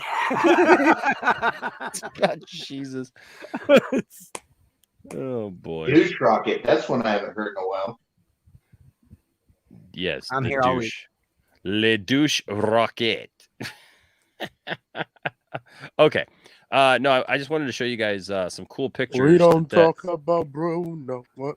No. That's We when don't we became talk about popular. I was Bruno. like, Jesus Christ. Okay. So before we get into some of the major topics, Oh my God. Oh, check God. this out. This guy did these customs of some Why does he look McFarlane like toy. Samuel Jackson from the Frozen from Incredible? Oh my god. He does, doesn't he? He kind of does. He looked Okay, like so the guy from Incredible. Whoa. yeah, we're gonna talk. What? It's not how. No, that's a film. Damn. Okay, hold on a second. I gotta add these friggin' things. Okay, didn't want to go. So I'd have thrown that phone already. I really would have. Bro, he literally looked like the guy from Incredibles. Wow. He looks like Reverse Lantern to me. I mean, he just looks like the Justice League Unlimited version. Not really. He looked like the guy from Incredibles. Okay, so he did like all these. This guy did all these customs, right? And so, you bought one? No, I didn't buy one, but it's giving me a couple of ideas though, because like, look at this white Batman, man. Check that out. Oh, it's yeah, but why is he Batman's wearing always Skechers, been bro? Like, What is this? Skechers. Is that Moon Knight? It's got memory foam in it. Yeah, New Balance. Batman's got to have Moonbat. His new name is Moon Knight. Okay. So there's that one, and then there it is without the added stuff on it. It's pretty cool though, man. Yeah, and you could cut white like that. You could I wanna custom see paint that. that any way you wanted. Is this man. the Oh, finished heck yeah. product or is it? Oh, it's a custom. Look at this Wonder Woman. He did white. And it's all right. cool. It's not as good as the other ones, but it's still all right. But look at that. Why do I like that so much? I don't know. Henry doesn't look good in white. I don't know. Man. Why do I want to like do the S black and Right? Oh, and man. And maybe like like the gauntlets and that's it. Black. Yeah. That'd be dope. like why do? Oh my gosh! I White mean, like, Lantern Superman. I would maybe do some even serious shit with that stuff, man. for maybe real, even dude. like do it reverse, like so like the boots be black and the cape black and the S black, but like the rest white. He's the White Lantern. He's the White Lantern. White Lantern Superman. Yep, there you go. It just that looks dope to me. I Oh, think and he then looked there's really the nice. like I'd reverse him. I'd make him all red with a What blue is this, cape. a like rip off it's version? Macho Man Batman. Bro, he looked like oh Ghost yeah, Rider. brother. Wait, Macho why Man, Batman, Savage. Yes, but check out this picture coming up here. Look at these guys, Oh wow. Holy Yeah, that's shit. Yeah, that's dude. Yeah, that's This is what you want to see, man. Old man Bat. I want to see this movie. I want to see old man Batman and old man Superman. Like, So pretty much like Batman Beyond. I've Like, I've older actually seen Superman. this movie in comic book form. It's called Commandia at Earth's End. At least for old man Superman, anyway. It's Granddad's World's Finest. I'm just saying, dude. Come on. it's like that would look, be it's awesome. like it's like if the Undertaker and Kevin Nash got superpowers. Right? It's awesome. Look at him. It's dope. That is really cool. Yeah, I'm those sorry. are There's great just something customs. about this that I saw that I was just like, oh, I want that. Now this is pretty cool too. Not as cool. I don't like the white hair. Is that Jor-El? Is it? No, Is it, it Jor-El? he No. might be That's trying Jor-El. to make it Jor-El. I think he's trying to make it Jor-El, but I think he should have done the S in black then. Yeah. But it's still cool. Still cool. And I mean, White Lantern Jor-El. yeah, I mean, well, actually, I mean, you think about it, it's like the 78 Superman, right? Where they all had white. Yeah. Yeah. I mean, why not? Well, that's why I said Jor-El, because looks like 78 Superman Jor-El. Right. Yeah. So I mean that's cool. Here's Aquaman. This one looks just like he just got into the paint. He looked like he just retired. It's old man Aquaman. Yeah, it's old man Arthur. Old King Arthur. What about the Flash? Old King Aquaman. White Lantern Flash. Oh, Yeah, that I looks. wish you would have put. I wish you would have made that lightning bolt like red. Why is it blue? Yeah, I don't know why it's blue. But Can I have a hot take about that suit. He's Okay. subverting expectations. As people say that, some of the Marvel costumes in the MCU were designed, I say the same thing for the that suit for Barry. That suit's over designed to like crazy. no, it's not, dude. I've seen that suit up close, dude. That suit is To me, amazing. it's over designed with all these wires and stuff going Dude, around. it's amazing, dude. Though It looks I see clanky. what It Kaden looks is like saying. something I can see what fall off. Kaden is saying. You would need an overdesigned suit. It's not, this man though, dude. runs so fast. He opens time can portals. I tell you something, Caden? So like I've actually touched that suit. Okay. That suit, it is put together so well. I understand what you're saying, like that it looks like, it might, be that. But when you see that suit up close and you realize how that suit is like put together and like why that suit's put together with like, because it's like it's supposed to be like shielding and stuff, for like heat resistance and stuff. Dude, it's a very well put together suit. It just looks like that on maybe in the They movie. explain in Zack Snyder Justice League why They he has do. the suit. They do. Oh, are we talking about why Ezra Miller's suit is terrible? It's not terrible though, dude. I think It is not terrible. It's over designed in my opinion. That's just me. Also, like I understand, like Zach was trying. Like this is my problem with Zach's Flash stuff, and is Don't that you know you cannot talk bad about Zach stuff here because I do not allow that. Don't you know that? Oh my god! Don't you know that, dude? I don't allow that. I'm Man. sorry, Enoch. I'm sorry. I apologize. I'm sorry. You should know this. I do not I allow. have a problem with Everybody else does, but here we I have a don't. problem with it because This if is a safe space for me, Enoch. if this is supposed to be like overall, like we know the multiverse and everything, and then in the multiverse, DCU is one of them, and the CW stuff. If that's the case, then the Speed Force is the most inconsistent thing in the whole thing, because the Speed Force lives outside the multiverse, and no way near is the DCU Barry and Grant Gustin's Barry's Speed Force connected any shape or form. If Barry Allen in the DCU has blue lightning, that's bad. That's really bad. That means he is taking a drug to have that Speed Force. Not. It just Yes, because you do know that explained in the show that but it's two different timelines. Just because just because it's explained in that show does not mean that that's the way that it is for everyone, dude. No, it is because it says It's that not. the Speed Force lives outside the multiverse, and so it's the same. The Speed Force is the same for every speedster. No, it's It works not. the No, it's same- not. No, It's it's just- not. No, it's not, dude. Every part of the multiverse has a different No, explanation. Speed Force Yes. lives outside the multiverse because Blue- because it's blue- explained blue from light, Zoom.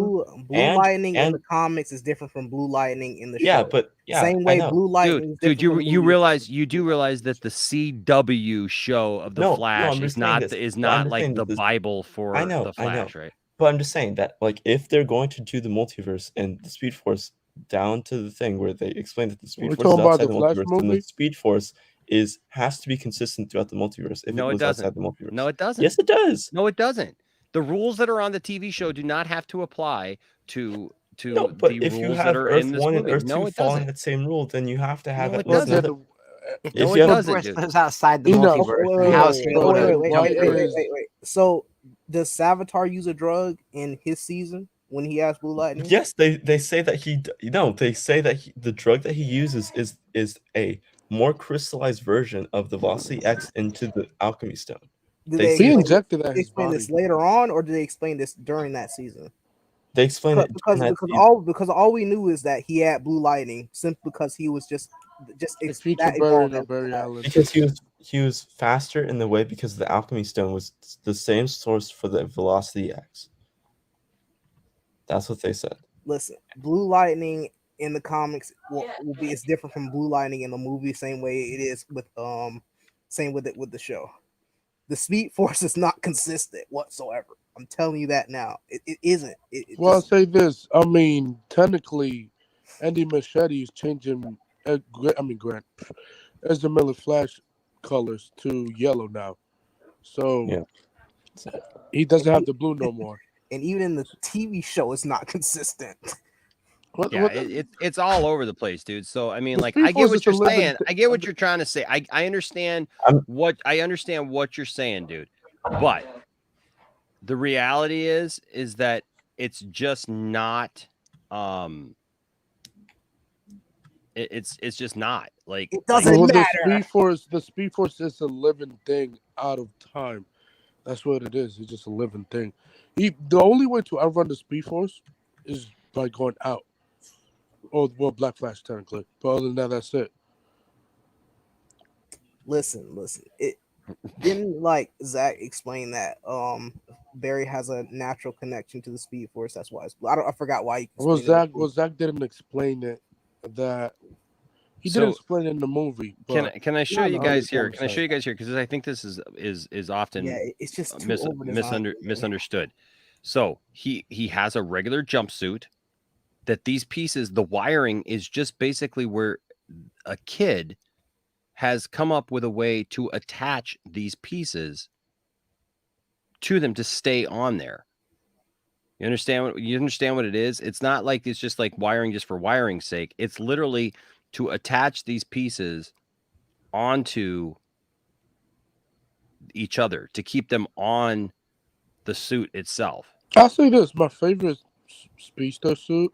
It's to hold it together. Yeah, it's you to know. hold together. They explain it in the movie. And by the way, Very well. here, look at his dick. Look at Ezra Miller's penis. Yeah. John Ezra, Camp- if you're watching, we're sorry, but I mean, my favorite speedster's costume is Ezra, and then John Wesley Shipp, and then Glenn is third. Other than that, that's the it. new out of the two designs for like this movie and then like the Flash, I definitely prefer the Flash because it's not as over designed as this. What about the new Ezra Miller suit that you got in the Flash movie? I'll be honest with you, I don't like that thing so far. I need to see more of it, but I don't like it so far. I like it. I like it so far. It's a little bit glow sticky. Yeah, it's not a well, real suit. it's a little bit CGI. It is my CGI. They problem. say that it's I CGI. It's not a understand real it. suit. Did they I- learn nothing from the Green Lantern? I understand it because it's it's supposed to be like the Speed Force giving them a suit, and that would have been in the same thing with the Flash movie that Rick This is Cameron more made important with- right here because this guy's like Oh, yeah, extremely good looking. at this Even though he's weight. got some Look extra at weight this on him here. I was just waiting for any kind of commentary, like Look why at- he's look at that zooming in on beautiful his face. face. Even though this guy's got some extra weight on him here, let me tell you something. That's one sexy man right there. You know it. Is that your clone? No. Is your clone? That is his. That is also wait, Aaron. Yeah, that's a good question. How does Ezra pee from that suit? He doesn't. He take that shit off. Well, but here's the thing, guys. Yes, Here's the thing. the whole If you're suit.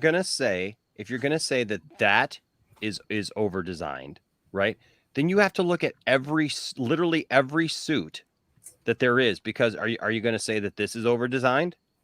No. Well, Kinda. because I mean, yeah, it is. No. My because take we don't is like no, over the thing designed is- isn't bad initially. Well, It's just, okay, it's there's a just, difference between over designed and clunky and bad.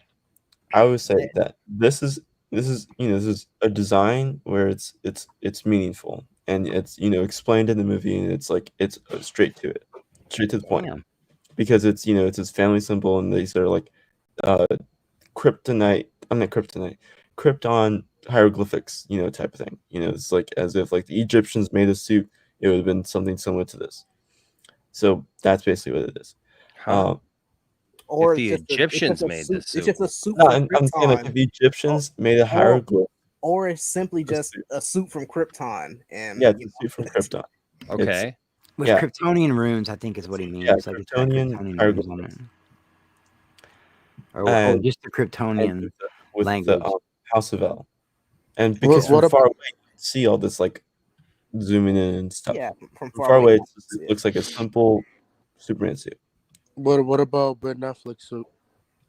Ben Affleck's suit is fine. I don't think it's oversimplified. I not think over. I'm not oversimplified. Over design. I don't think it's over. Yeah, I What think it's about very. what about the Aquaman suit? Aquaman suit. Which one? Which one? You talking about Justice League or you talking about Aquaman? Because I don't Justice like League. Aquaman. Justice League. Justice League is just armor. It's just Yeah, Atlantean it's armor. battle armor. He's not. It's not like it's not like an actual suit. It's What about- superhero what stuff, about Wonder though. Woman? Here's what I don't understand about what you're saying, because this is superhero stuff. No, I don't Like- mind it. It's just it's a general, like, it's just Yeah. how I perceive it. Like when I look at, like certain things about, like, any interpretation of Superman, then compare it to like live action, the design is rather simplistic, and is even an artist that does a version of Superman that, he's not, it's not like he's wearing this full on suit. He's wearing a t-shirt with a cape and has jeans and shoes on. It's about like the basic things that I think I enjoy when it comes to suits like that. And it doesn't, and I would Is prefer that Batman? Is that from Batman and Robin? Is It that? is. It is. So look at these designs. Oh my gosh, what the fuck is that? Jesus. Jesus. Holy shit, is Val Kilmer? Oh. Yeah. Is that from Batman Begins? Oh my god. Check this look. buddy out.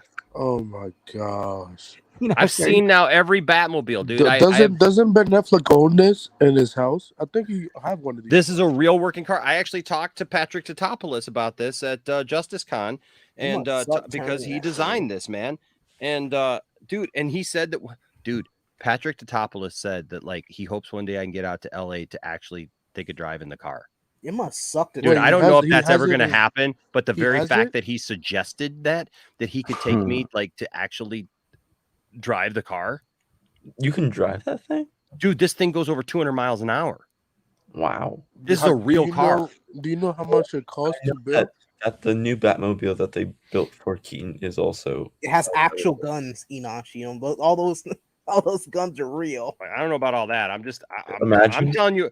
Did you watch my interview with Patrick Tatopoulos? The guy who designed this I don't know. at Justice Con. Enosh, Just- go back to your that's picture. from Go back Batman to your Forever. picture. Go back. That's from Batman This one? Forever. Yo, zoom in on your shoes. My You shoes. got some nice Christ. sneakers. Are those Skechers? They are Skechers. Shut up. I wear a size 15 freaking shoe, dude. Good I have Lord. those exact same Skechers. I need some behind me. comfortable shoes, bro. I just think it's funny that earlier I was like, "Why is Superman wearing Skechers?" And here you are in your Superman. Can we shirt see? wearing Can we Skechers. see? Well, hey, it's what I do, man. It's what I do. That Can we is see the Dark awesome. Knight? I got those exact same. That's from Skechers. Batman Those Forever. are Black a and gray comfy pair of ones? shoes, man. They're falling apart, but I still got them. Here's Is the ice that up from there. Batman Forever? Yep. And there's Is the that from bomb Dark back there Knight? from that's the bomb from Dark Knight Rises. From Dark Knight Rises. Trash movie. Here's another Wow, side. you're always side trying to pick shot. fights.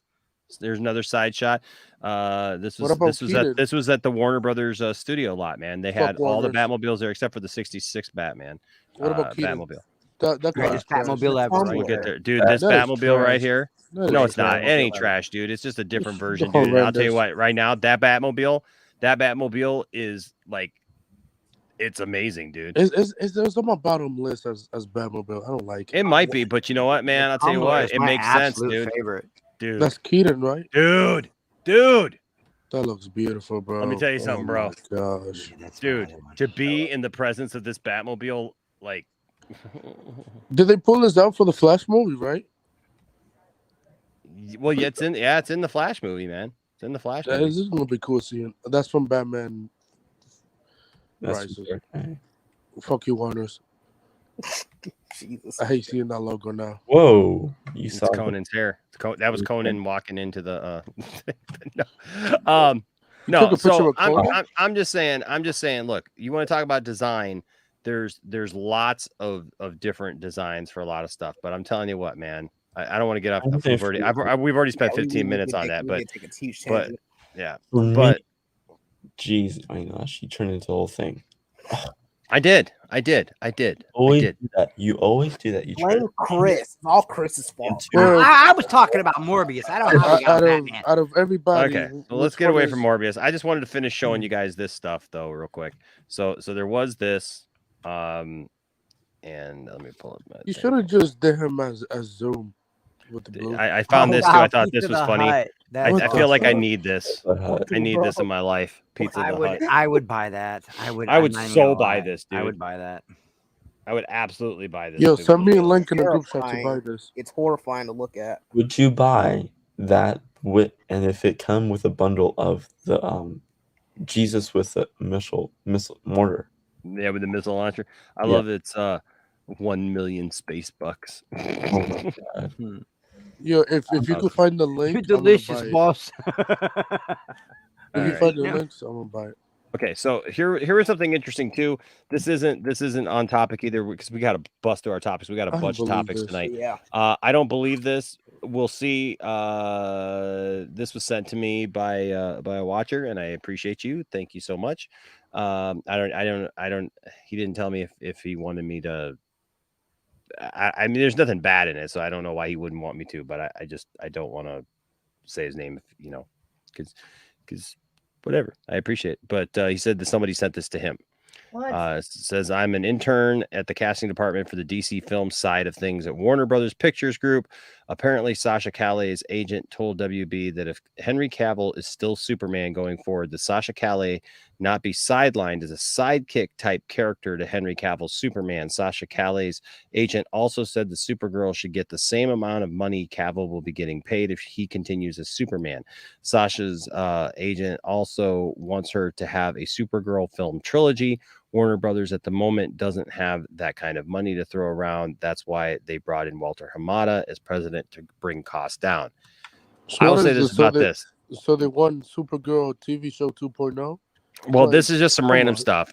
One, I just want to make sure that you all realize we cannot confirm that this is real. I respect that agent. They're about that bread. Well, as much as I respect if it is real and they're They're trying to on get that the grind. hustle, I respect the hustle. But you know what? You also need to know your role. Yeah, you tripping. Sasha Calle is not a name yet. She's an unknown. That needs that justifies the same kind of money Henry Cavill would. Don't make her a side character either. Yeah, well, I'm just saying, Supergirl is a sidekick character. 100%.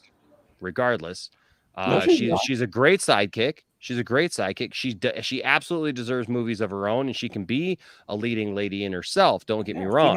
She has her own comics now. She does. She always has. That's fine. And I love Supergirl. Yeah. I love Supergirl as a character. But you can't throw the whole thing, well, because there's a Supergirl and a Superman, that they both deserve the same amount of money, because that's not how that works. That's just not how that works. That's like saying, like, well, there was Iron Man and then there was Iron Patriot, so both those actors need to make the exact same money. No, that's not how it works. Robert Downey Jr. was much more integral to the story and much more important to the story. Look, this Supergirl could actually be a wonderful thing for her. But first of all, like, you're not going to do a Supergirl trilogy. Ain't even out yet. Yeah, I mean, we don't even know what's going on yet with this. I mean, it's an untested, First unproven of thing. all, it's rumored that she's gonna have her own HBO Max movie. Great for her. I mean, that's great cool. for her. Movie is I would- rumor. I would say Not that it's movie. is that they auditioned over 400 girls for this role, like, and Andy Muschietti oversaw all of them, and like they made it clear that they've auditioned that many people. So I do think that Sasha Calle will have a bigger role up soon, but I don't think this is true. Bro, I don't think it's true either. All she done I is think she will have a telenovelas. bigger role, but I don't think this is true. Yeah, Like, all she done is telenovelas, and that's it. she was also in like soaps, like Days Never of heard Our of it. Lives and Yeah. General I Hospital. never heard of that shit. Never heard of Old it. people. It's old. It's But like he's heard of I'm not telenovelas. gonna be watching that stuff. Yeah, look, I'm not saying that she's not deserving of everything that she can get, whatnot. But if her agent is actually saying these kind of things, her agent is not doing her any favors right now. You're not doing a good job, but you are about that bread. You're on that grind. I can respect Absolutely. that. But They're trying to get paid. trying ain't gonna get, but hey, you could try all you absolutely want to. Same Okay. with the 12th Superman. Yeah, Pretty Brad. much. Pretty Yeah, much. Brad. Pretty much. Let's see. Did I have No anything else in disrespect, there? Brad. Is that his name, Brad? No Brad, disrespect, yeah. Brad. Okay, so let's jump into some of our main stories. I want to get into this one first because This one is near and dear to my heart. I hope Mine that. too. Okay, you know what? For this is a throwaway one, as far as I'm concerned. So this is an interesting story. So apparently, as of the end of this month, you can get the Cal Kestis lightsaber. You buying that? Nope. I'm buying it. I know I am. I don't give a crap about that lightsaber. You a hater, bro. What a hater. Nah, you know what? No, you know what? Look I'll at probably Enoch buy always it hating. when it becomes. It's going to be at Disney parks, I should say. It's not yet like the Black Series where you can just like buy it anywhere, kind of saber or whatever. But I'll just say, like, I don't like the look of this saber. This saber looks like junk to me. It's what it's supposed to be. It's junk. It Okay. is junk. I agree. I'm just saying it doesn't look. I don't like the design of it. It does not look like. It doesn't look like that you would actually use it to fight with. I mean, like I'm all happy for him. Like What do I you love mean? him as an actor, dude. He was amazing as the Joker. They tried to screw him over at the end by making him, Jeremiah or whatever that junk was. Fucking stupid. He was absolutely amazing as the Joker. You know what? I've got. It just happens to be, I have right here in my hands. Enoch, don't worry. He's The gonna Cal show. Kestis action figure. Oh wow, you love it?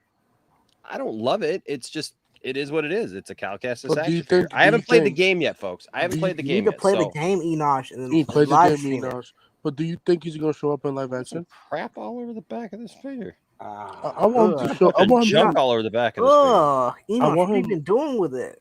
I want him to show up in Mandalorian figure. season It's 3. like tape residue or something. I don't see him doing any live disgusting. action. Nah, he ain't gonna do any live action. Nah, he's gonna die. He's coming. He's coming. Even though Ezra could die, Fuck Ezra. I mean, it's cool. I need to play the game. I You know. need to play it. You need to play it. I might like it if I played the game, but even so, playing the game, I like him as an actor. But yeah, you can get this if you are a fan of this, you can get this lightsaber. So my question is how many of you guys are down to get that lightsaber? I mean, is that I like a know I am. lightsaber that's like on it? Honestly, I didn't look at the end of the lightsaber, so I was looking at the front and everything, and then I saw the end. And I was like I like the guard of the on the lightsaber, and but the end of the hilt is my problem. It looks very well. It's trash. meant to be damaged. I know. It's literally a part of like the story. I know that part, but it just looks weird to me. Hey, do it. You know what? Do what you're gonna do. Like what you like, right? Yeah. Like what you like. I mean, Yeah. I'm not here to tell anybody not to like what they like. If you like Cal Kestis that much, I still don't think he's gonna show up in the Mandalorian, but go for I it. never say- I He never say will. any of that now. I never say any of that now. He will. Don't worry. He will show up. How's that look in the back there? Check that. It's out. like I can barely see it.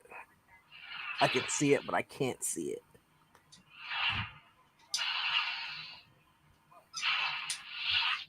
And if he does show up in live action, it'll probably be CGI.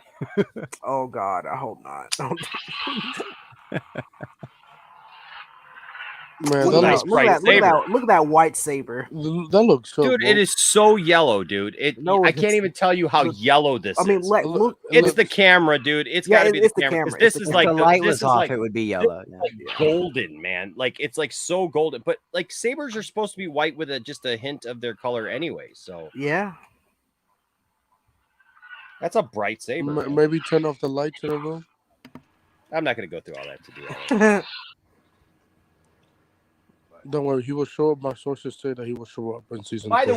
the way, so you guys know that I have that Batmobile, right? Yes, the yes, you Batman. do. So today I was at Walmart and they have a new set with Commissioner Gordon. Well, it's Lieutenant Gordon, right?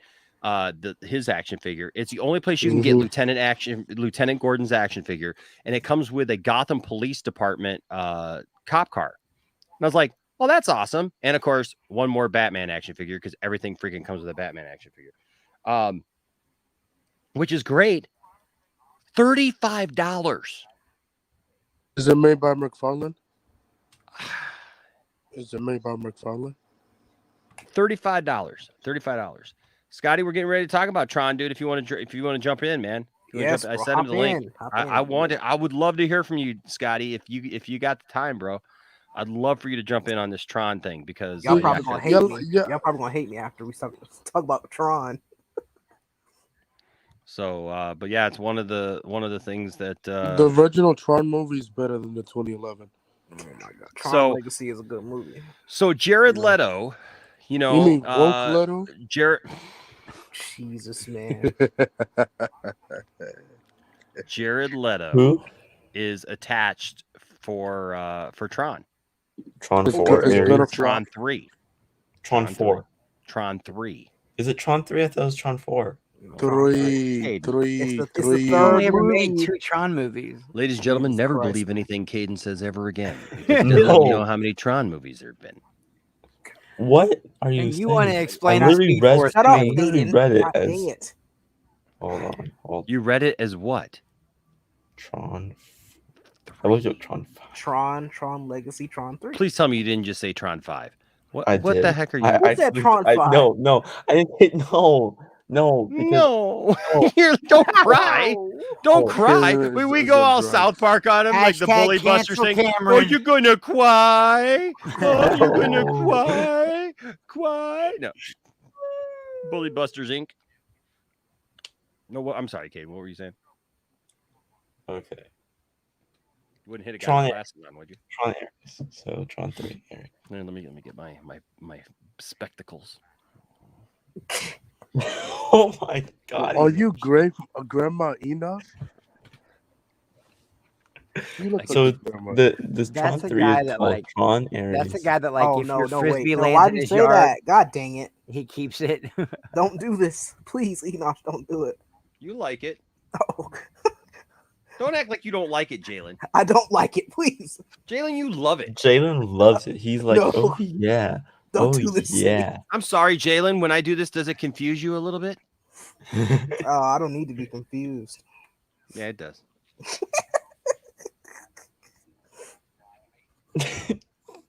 Goodness. He has it backwards.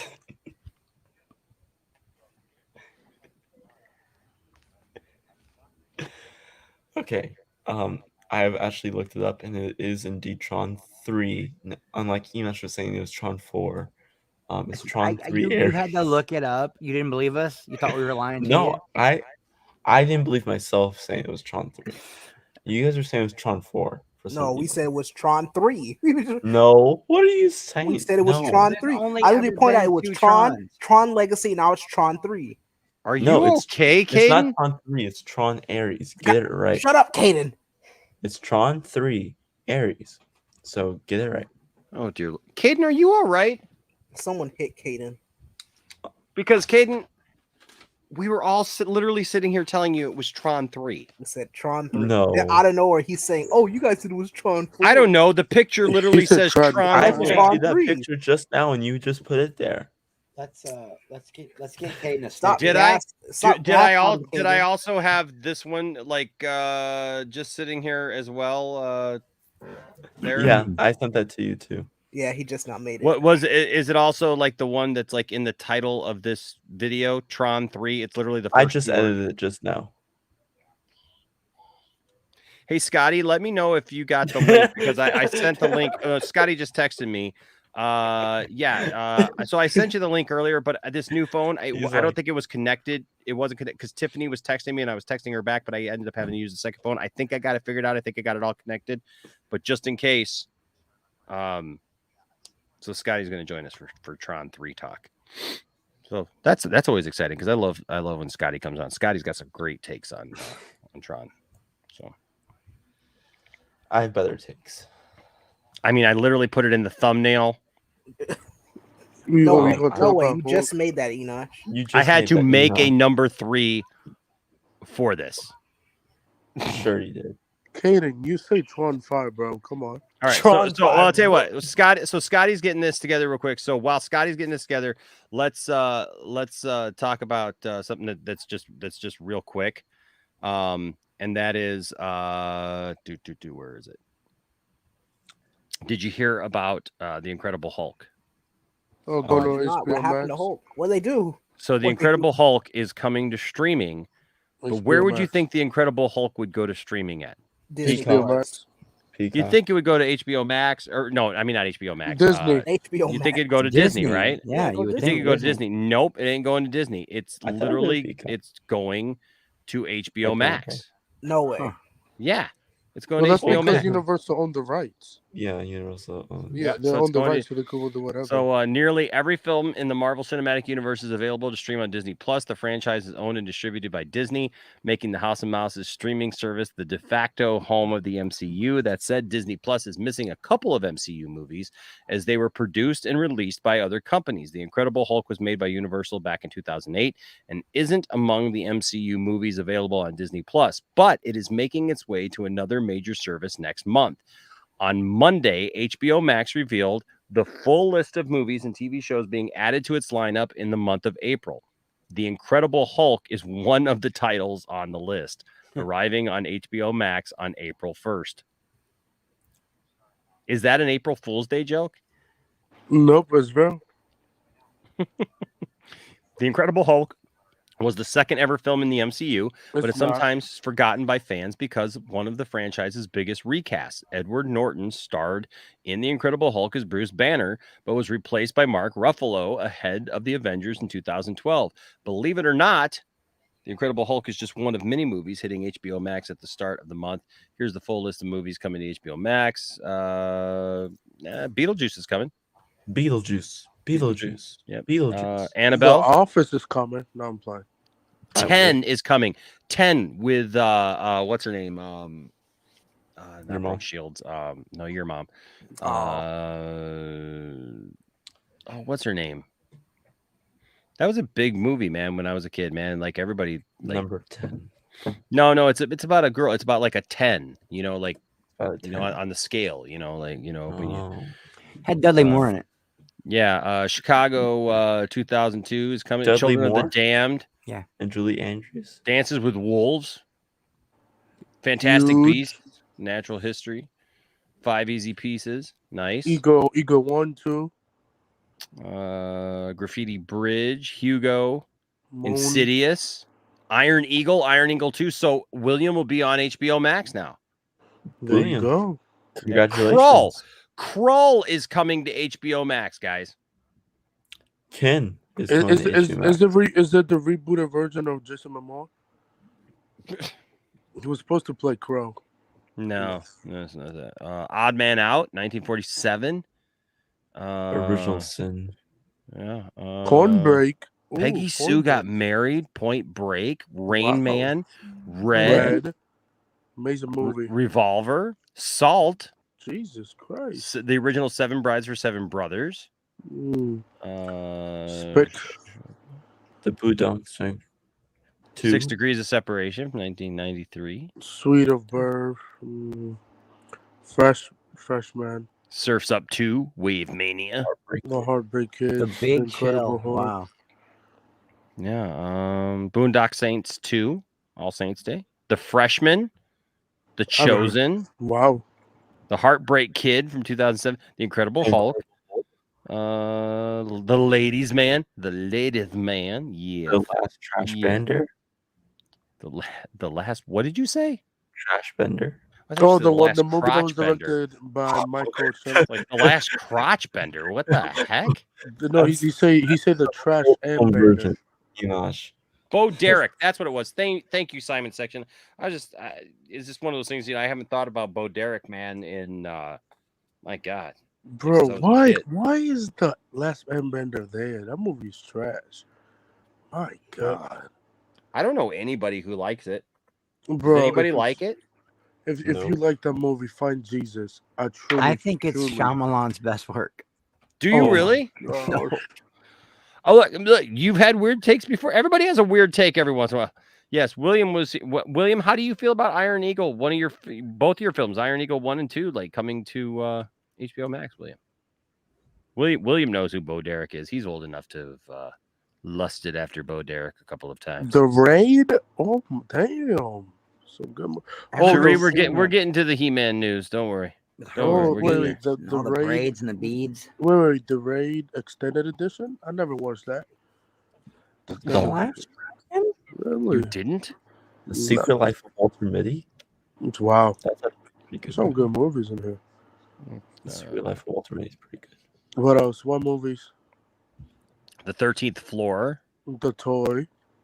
The Why is toy. that ringing a Wow. bell? Now hold on. I am That is surprised that they're crazy. doing The Toy. Do you guys remember The Toy?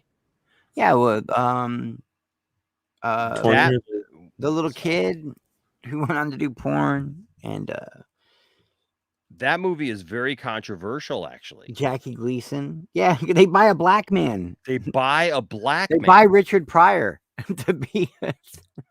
Like that is. I'm a little surprised. I loved that movie when I was a kid. I mean, it's a funny movie. Don't get me wrong. It's funny, but HBO Max doesn't give a fuck.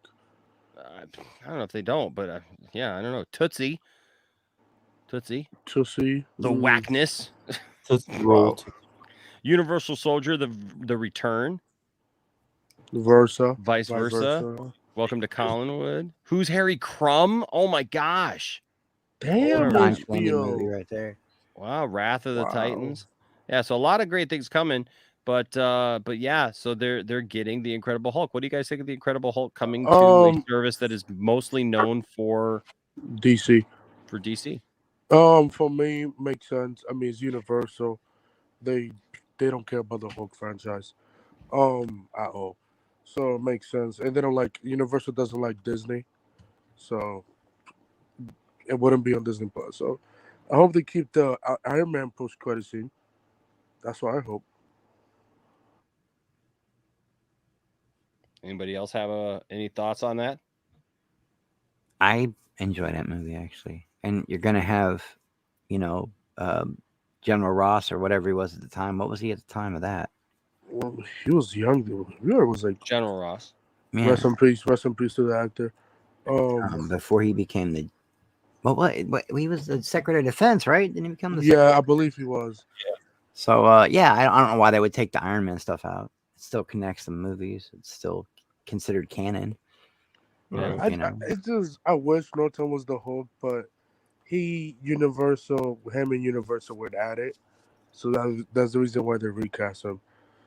Well, also, I think, if I remember correctly, they did go to Mark Ruffalo at the beginning, and Mark Ruffalo passed on it. And was Yeah, like, he get did someone pass more, on it. Yeah. like get someone more famous. Still yet though, Ed Norton to me. Angry's the Hulk is the best Hulk movie ever. I'm just gonna tell you straight up, dude. Ed Norton to me is the best Hulk. I don't like Mark Ruffalo. Mark Ruffalo has watered down that character so much that, I'm not impressed by Mark Ruffalo's acting. He's the same in pretty much everything. Even last night. I just watched the Adam Project, and I love the Adam featuring Project, Bruce Banner. but he's still Mark Ruffalo in there. I mean, he's just. I don't know. No, not to me. Black Star I'm Afro, sorry. you are absolutely right. The toy is not as bad as the movie Soul Man. Whoever greenlit Soul Man. Yeah, what were they and what was C. Thomas Howell thinking? Like, this might be a good role. No, it's not. It destroyed your career. Oh dear God! Have you guys ever seen Soul Man? Yes. Unfortunately, it's horrible. My dad showed it to me. Oh, it's so bad, Dude. So Even bad. if the movie wasn't caked in blackface, it would Right. still be a bad movie. Right. It's just not a good movie. Monkey Jeebus just messaged me and said that I should cover Stacy's mom, but change it to Caden's mom. Caden's mom has got it going on. I'm stalling for I am not playing the trailer for that. No, there's no way I'm playing the trailer for Soul Man. Nope. Nope. Nope. Heck no. He does forget taken down in 2 minutes. Ain't no way he's playing that. Be a cancel party for Enosh. Yeah, no. I guess another quick one that we can do while we're waiting for Scotty to get in here. Did you see this stuff with Nicolas Cage? Oh yeah, for the Blade movie. Well, just talking about how like because Nicolas Cage has been panned, for being in some bad movies. Yeah, right? I feel bad for him. He's done some really silly stuff, man. He's, I mean, you saw Pig? I did not Pig's see really Pig. good. Is it really good? Is it He good? is. Yep. Yeah. Yeah, no, I don't know, man. I haven't seen that. But he's been in some crazy ones, right? I mean, we all can admit that he was in a Christian movie. He was. He was in the reboot of Left Behind, and I was just like, what in the world? There's no point. There's no point of rebooting that. But okay. Oh, yeah, it's like whatever, yeah, okay. But he Left came out here. Behind, the Rapture stuff. Yeah, dude. Yeah, he played the second. He wasn't the main dude, because that was he wasn't the main dude. He was the pilot. So the second main dude, yeah. Because it was originally the guy from the kid from Growing Pains, Kurt. Kurt Cobain. No, it was Kirk Cameron. Something. Kirk Cameron. And then later on, they even had Brian Bosworth do one. Remember? Brian Bosworth, the football player. That was a different one, though. That wasn't like the official Left Behind series, I don't think. Maybe, I don't know, but I don't think it was. I think it was just like some apocalyptic Christian. Yeah, stuff. there's been a bunch of those types of things, but they had the actual Left Behind series, and so. But Nicolas Cage here says this is Variety. He says Nicolas Cage paid off his debts with video on demand films, but he stands by every role. I never phoned it in. Good for him. I don't know. He's always over the top like that, but there's one where he kind of phoned it in. I really didn't like that second Ghost Rider. That was horrible. Just saying. He says, dude, he gave every movie his all, bro. Every movie, huh? Every movie, man. Everyone. Every movie. He says around 2014, after Nicolas Cage had a string of box office flops with the likes of The Sorcerer's Apprentice and Ghost Rider: Spirit of Vengeance, the actor started becoming the face of straight-to-video on-demand action movies. Those roles piled up in the dozens as reports surfaced that Cage blew his $150 million fortune, owed the IRS $6.3 million in property taxes, and was taking every acting role he could in order to get out of debt. He's in this new movie coming up where he plays himself. I love it. It looks cool though. He says the actor recently clarified this period of his life in an interview with GQ magazine. I've got all these creditors and the IRS, and I'm spending $20,000 a month trying to keep my mother out of a mental institution, and I can't. Cage said about his debts, it was just all happening at once. Cage said that he refused to get to the point where he would have to file for bankruptcy, even if people in his life were telling him he should. That's where the endless string of Cage starring video on demand movies came in handy. Although the Oscar winner stressed that he never took on a role he didn't believe in, even if the role was helping him avoid bankruptcy. When I was doing 4 movies a year back to back to back, I still had to find something in them to be able to give it my all, Cage said. They didn't work, all of them. Some of them were terrific, like Mandy, but some of them didn't work. But I never phoned it in. So if there was a misconception, it was that I was just doing it and not caring. I was caring. According to GQ, Cage officially finished paying off all of his debts a year and a half ago after signing on to star in The Unbearable Weight of Massive Talent. That's the new movie that he's in where he plays himself. It says that film, which stars Cage as a fictionalized version of himself, just debuted to strong reviews at South by Southwest Film Festival. Cage said he had to pivot to video on demand films because the phone stopped ringing with offers for studio movies. It was like, what do you mean we're not doing National Treasure 3? It's been 14 years. Why not? Cage said. Well, Sorcerer's Apprentice didn't work, and Ghost Rider didn't really sell tickets. And Drive Angry, that just came and went. And Cage said National Treasure 3 remains far out of reach, which everybody loves those movies. So I don't understand, like, I get it that if his movies aren't like really popular now, but well, not just that, he's like considered like he's kind of a living meme at this point. Yeah, you know what I mean. Like he's got to get that, shake that off. But when you got a movie like this new one he's getting ready to do, which has like such a Birdman feel to it. Yeah, I think maybe they might greenlight it later on down the line. I mean, he's Maybe. still Nicolas Cage. Yeah, it says, but the actor is enjoying staying in his indie lane. I enjoy making movies like Pig and Leaving Las Vegas more than I enjoy making movies like National Treasure, he said. Although Cage wouldn't elaborate, he alluded to Disney leaving him in the dust during his career downturn as one reason a third National Treasure movie is not in the cards. Not Disney. They would never do that. No. When I talk about Fairweather Friends in Hollywood, I'm not talking about National Treasure producer Jerry Bruckheimer. Cage said, I'm talking about Disney. They're like an ocean liner. Once they go in a certain direction, you've got to get a million tugboats to try to swivel it back around. Well, he's not in a TV show. He's not in the TV show they're doing. So it's connected to the universe, but he's not in the TV show, which is weird. We'll see. But you know who we need to ask about it? Scotty, tell us, man, what do you think about Nicolas Cage? Do you think that that he phoned it in some of those movies? No, the Cage always gets everything he's got every single time. Every single time. I don't know. Did you watch Willy's Wonderland? I did not. Oh my goodness! I did. He's amazing in that. Right? Yeah, and he what doesn't was say a him word. and his wife, what's her name? Leone. They lost their child, and it went straight to video on demand. But they hired a hitman to get revenge for them. But then they decided they didn't want that. I can't remember what that one was called. But Mandy? that one was that one what it was? That there's just so many great things that he's done. But he's my eyes. That's all anybody remembers. Is a couple of bad takes. Right. Well, have you all ever seen watched the show Community? You ever seen the Nicolas Cage episode in that? Yeah, that's everything you need to know about. You know what? If you just search YouTube for like Community Nicolas Cage, it's like 3-minute clip, and that's amazing. And honestly, it's everything I would have to say about Nicolas Cage. Really? Yeah, it's a good one. He's been good in he's been phenomenal in some things that just didn't really take. The Family Man. A great movie. Oh, that was great. Yeah, it just didn't take off. It wasn't a big hit. I don't know why. It's such great, like a Christmas movie with the whole.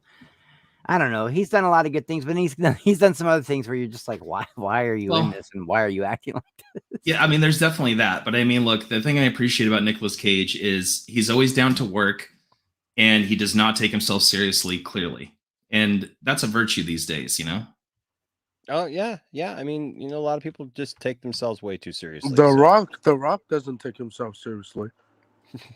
True. Well, nobody takes The Rock seriously. Well, The Rock is not a movie star, and he's been playing the same character in every movie. No. That's it. That's it. Just let this play. Just let this play. Whoop. Give him space.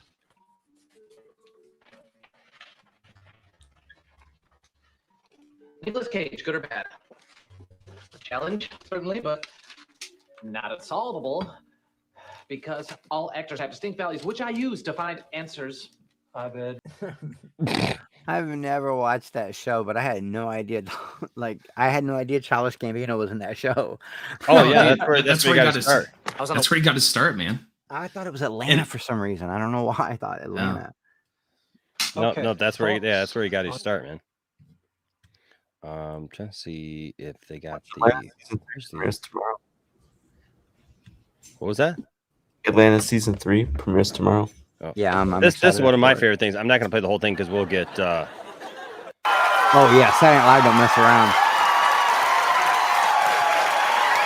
Yeah, what does he have? Jack Nicholson hairline. Holy shit! Well, good evening, Nick. You're looking very well tonight. Oh, that's very kind of you, Nick. You look great too. Guys, I'm gonna jump in here. How is this possible? I'm looking at two identical Nick Cages. Well, Seth, I can explain. I love this. Just calm down. I'm calm. Okay, as Steinberg's everyone an idiot. knows, my dream as an actor is to appear in every film ever released. However, until now, I've only been able to muster a measly 90%, bringing shame upon my dojo. Sure, of course. But fortunately, today, science has prevailed, and I'm proud to announce that my cloning experiment has finally come to fruition. I'm sorry, clone. He just what's the line? How am I not in that film? Exaggerated.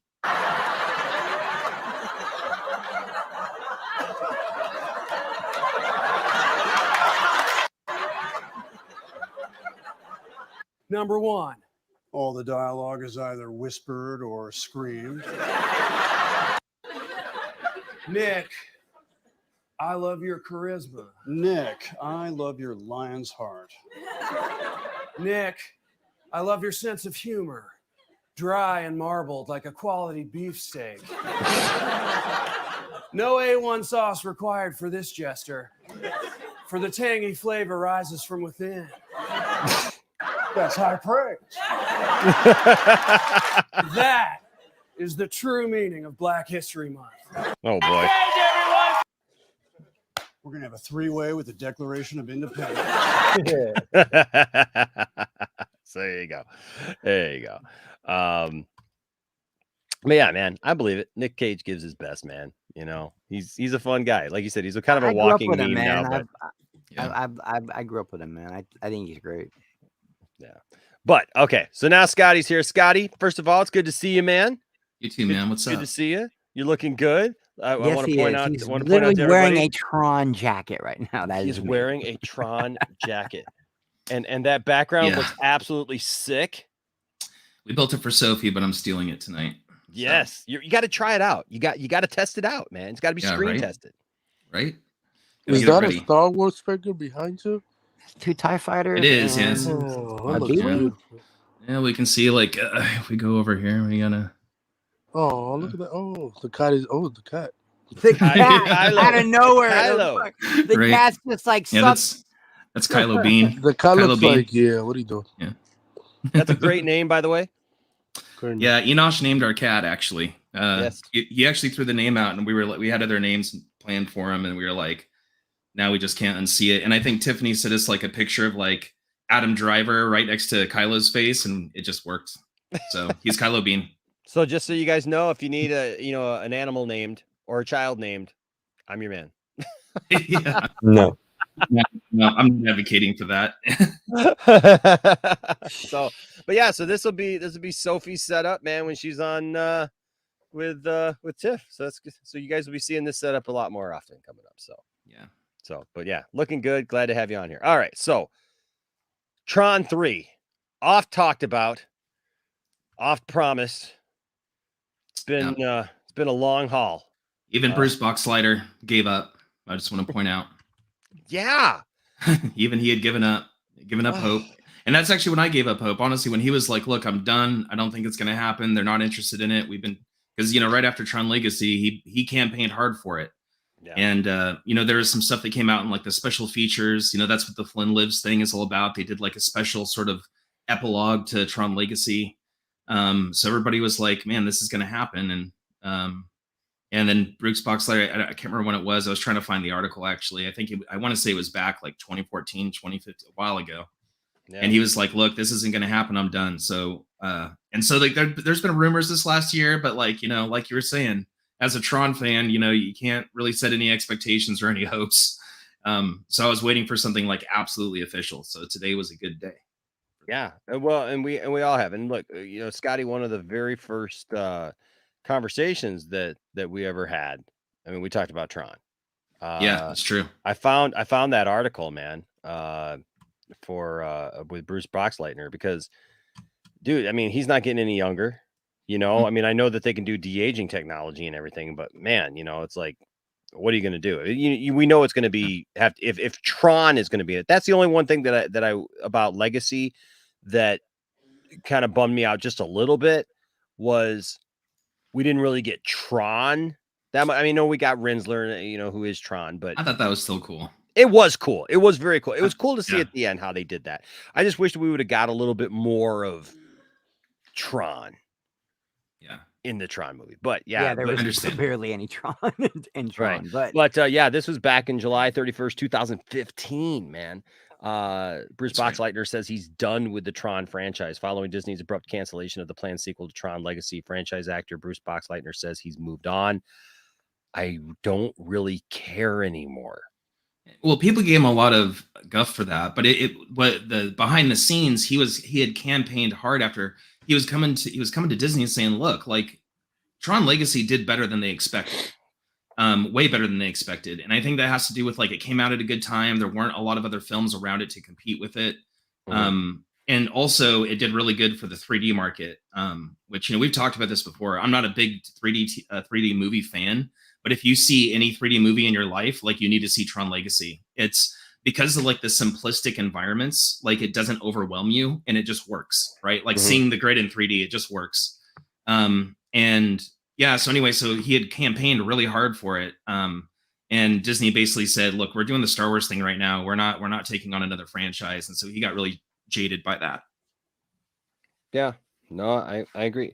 And look, Darth Scipio, I get it, man. I get it. He's, he's old. I'm not saying that you put him in there like, but his face, you can use his face now as Tron. He is the face of Tron. I mean, let's be honest. He is Tron. He is the character of Tron.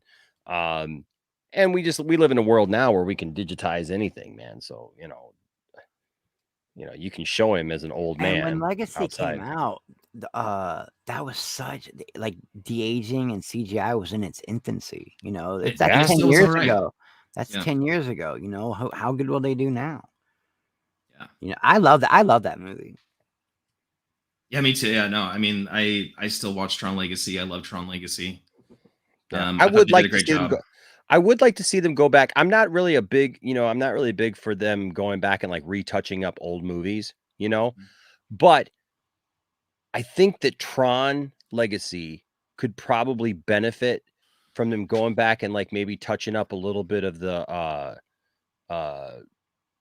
Bridges stuff, Yeah. like, The CGI. Yeah, just a little bit. Not the CGI in the movie. The CGI, dude, the CGI, the soundtrack, dude, it's almost like a perfect film. I'm like, dude, you can put on headphones, man, and just listen to the music of Tron. And you're just mesmerized. Everybody knows that I'm not a huge gamer, but when Tron Evolution came out, that game, dude, I played that game nonstop until I beat it. I played a lot of Tron Evolution too. That's a good call. That was an awesome game. It was, man. It was like my first like game like that. It was like modern game that I just became absolutely infatuated with, that I had to play. It was the first game that I ever played on Xbox. I'm surprised that you love that game, because that game is not easy. That is like a Prince of Persia style like platform puzzler, and that's for you for what you for. Yeah, that's great. I mean, that's great. I'm just telling you, dude. Like I fell so in love with Tiffany and I were dating at the time, and she would come over and she'd fall asleep. And I would just go over and over and over something. Like if I came to a part where like I was having a hard time getting through it or whatever, I just, just like, dude, I'm gonna beat this thing. When I finally beat it, man, my heart was just racing and I was just like, yeah. And I was like, oh, it sucks. Now it's done. Like, cause every time she'd come over, she'd bring the Xbox because I didn't have an Xbox. So she'd bring the Xbox and I'd play Tron. And it was a fun game, man. But that music, that world, everything about that, Well, the cool thing with the game was, it still held a lot of the tenets and stuff, but it tells the story leading up to Tron Legacy. It explains the ISOs out and, why Korra is exiled, like why an ISO needs to be exiled, why everybody's surprised to see an EXO or an ISO, so, and I don't know. I've been trying to look for like real synopsises here. The early synopsises for a Tron 3 were about following Korra. But I'm not really sure where this is going at this point, since it's been a while. So will I don't know. Be in it? You think Olivia will be in it? I've been looking. I don't see any confirmation of that. I've seen like some people speculating that Korra will be a primary character of the plot, but I haven't seen that in an official statement. But maybe I'm behind. Well, that's setup, man. Like if they don't continue with that setup, right? By the way, Poindexter Lounge. Looking to be brought to you by Rockstar Recovery. Get that Rockstar. Come on, Rockstar, get in on it. It's what keeps us up at night so that we can do this show. But no, seriously, they set us up. I wish. We're trying. No, but they set us up so nicely, Scotty, with that of like bringing it to the real world, right? And like all that stuff that could mean. And if they don't continue with that story, I don't know really where they go, like from there. Right. What's his name? who was what's his name? Who was in Batman? He was in Cillian Murphy. Yeah, Cillian Murphy. Cillian Murphy, dude, he did so great. Like to play like Dillinger's son. He was Dillinger's son, right? Yep, he was Dillinger's son, and there was actually some like bonus material with him actually talking to Master Control, and as you remember that, and as if like that was actually his father. So maybe like Dillinger, is still in there somewhere. I don't know, because they gave me goosebumps when I saw that, because that's what we need, Mm-hmm. We need Master Control and all that, coming back. Oh man, and and look, Tron has always been ahead of its time. People didn't understand Tron when it came out in 1980, 81, or was I think it was 81. I want to say 82. Was it 80? You might be It right. might have been 82. It might have been I think 82, but I it might might have been 82. The first time I ever watched Tron, you know why Tron is special to me? Tron came out. It was right around the last bit of time that I lived with my mother. And I had a couple of the action figures. I had Tron, I had Sark. Well, there were only 4 action figures really anyway. So I had like all 4 of the action figures. And I think I had a light cycle at the time. And I hadn't seen the movie even. I was just aware of the movie as a kid, at like a 6-year-old kid. I was aware of the movie. And then when I was taken away from my mother, I was taken to like a child detention center area called Child Haven. And I got to see Tron while I was there. I think it's probably on Betamax or whatever. Like, you know what I mean? Like it was old school, but like we watched it as like a special thing for all the kids that night. And that's when I just fell in love with Tron. And Tron was the very first DVD that I ever bought. That box set. So it was great talking to Robert Meyer Burnett, because he worked on all the special feature production for that DVD set. So like getting to talk to him about that stuff. But Tron was always ahead of it. I mean, nobody knew what programs were. Nobody knew what like all that programming was, and users, and people were just starting to come into the basic computer age back then.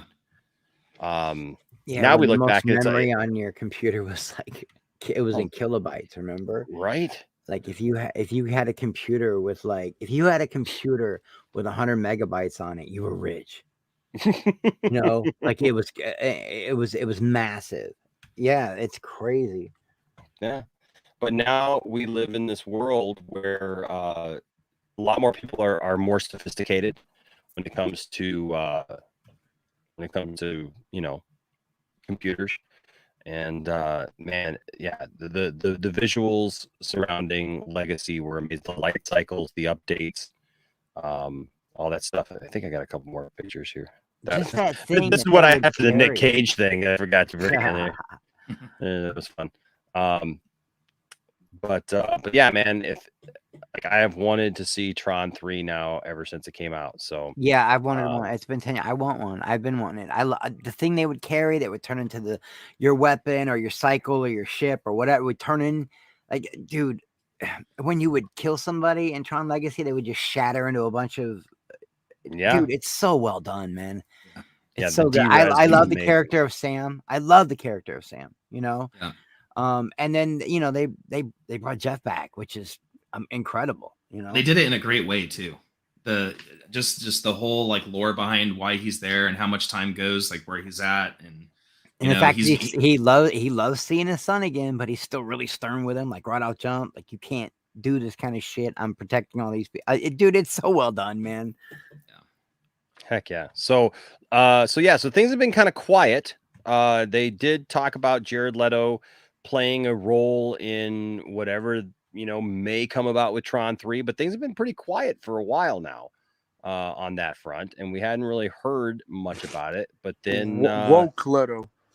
No, you know what? I'm not even against Jared Leto being like, I'm not even mad if they like don't do the CGI thing and they say, we'll make Jared Leto Tron, like a young Tron. He gets an upgrade. I'm okay with it. Just give me the movie, man. Do something, man. But yeah, so Is here Disney scared to make the sequel to this movie? I don't. Well, it's like they said. I think they were so, dude. went upside down in 2014 when Disney bought Star Wars. That's all they thought about. That's all Disney cared about. I mean, it just so I see how it's get It would. big It would sci-fi. It's got roller coaster, like Euro Disney. Coaster. Yeah. You guys the light cycle thing? Hold on a second. Hold on a second. I'll find that real quick. Are they light cycles? It's in Yes. Shanghai Disneyland. Is it in Okay. Is Like, it I in would Okay. love to see sequel to the Let me see if I movie, find but- video of it. Yeah. Oh But yeah, this- here it is. Okay, here it is. The sequel will make a great Disney Plus movie. Or Jurassic, I don't care, whatever it is. Now, do you care? Yeah, Scotty, that's a great question. So, if they make a Tron 3, yeah, would you care if it goes to Disney Plus, or is it like, man, are you just that much into the story where it's like, just give me the story, or would you want to see it just on the big screen? I'm really not a big theater person anymore. I got to be honest with you. Okay. I really don't care either way. What I do care about is the movie being successful. Yeah. And so, you know, I really don't have like the knowledge around. I mean, I don't know. Like probably what they're gonna do. I mean, they have the Tron stuff on Disney Plus. I wonder what those numbers look like. I have a feeling that like probably those metrics have been like informing them about whether or not they were going to do Tron 3 or not. So hopefully people have been, you know, watching that or whatever. But it was successful when it was in the theaters, when it had its it run. was, yeah. Successful. Yeah, it was a sleeper success for sure. But like I said, I don't know. Like, you know, if you're asking me if I care, I don't care either way. But I mean, I want it to do where it's going to be like, if it's a matter of they release it on Disney Plus and it doesn't do very well for whatever reason, because streaming is a much different market than theater. Because like when you have something on streaming, you're competing with literally anything anyone could stream in their living room at that moment. Yeah. Whereas when you have like theater releases, you're competing with whatever movies are in the theater at the time, right? So I don't know. Probably needs to go to theater now that I'm saying that out loud. Yeah, you get names like. Now there's the guy that I was looking for right there, Pelican 74, because Pelican 74 is my other Tron brother. Like people chime in every once in a while and they're like, "Yeah, I'd like a Tron. I'd like a Tron." Pelican and Scotty have been like my two guys right there, man. That it's like Tron all the way, man. Ride or die, man. Loving Tron. So I'm glad Pelican. I did read something on Tron 3 just now. So Garth Davis, who directed The Lion, starring Rahul Kohli, is directing it. Yeah, we got the info. I got the info. Yeah, and it's Tron Ares, right? Yeah, I'm gonna Which bring Jared that up. In Leto- a second. Yeah, we'll bring that up in just a second. I'm gonna show this though first, then we'll get into the story. So this is the ride through of the Tron roller coaster. I do like roller coaster POVs. I hate them. I hate roller coasters, bro. They scare the shit out of me. I've been on a lot, but they scare me every time. I guess that's what they're supposed to do, right?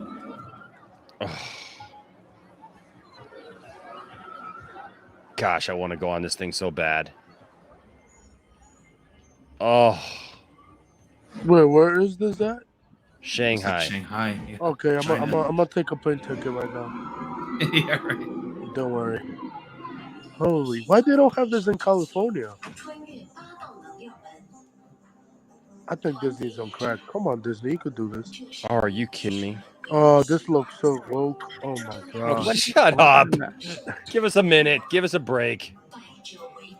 That's the Fender Menace. Come on.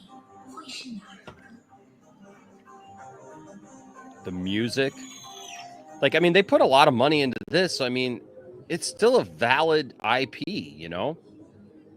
Bro, look at those bikes. Oh my god, you don't sit in it? You actually strata it like a bike? What the? Oh my. No way I would get on that thing. Why? No way. Why bro. do they have this? Why do they have this in California or Disney? Oh, I want Why? this so bad. I want to ride this so bad. What the fuck? Wow, you actually ride it like a motorcycle. That would scare Look the at their shit out of me. outfits. Look at these. Wow. Look at everybody online waiting. And those are regular people. That looks Oh, there's like crazy. the thing in the back holding you. How are you safe?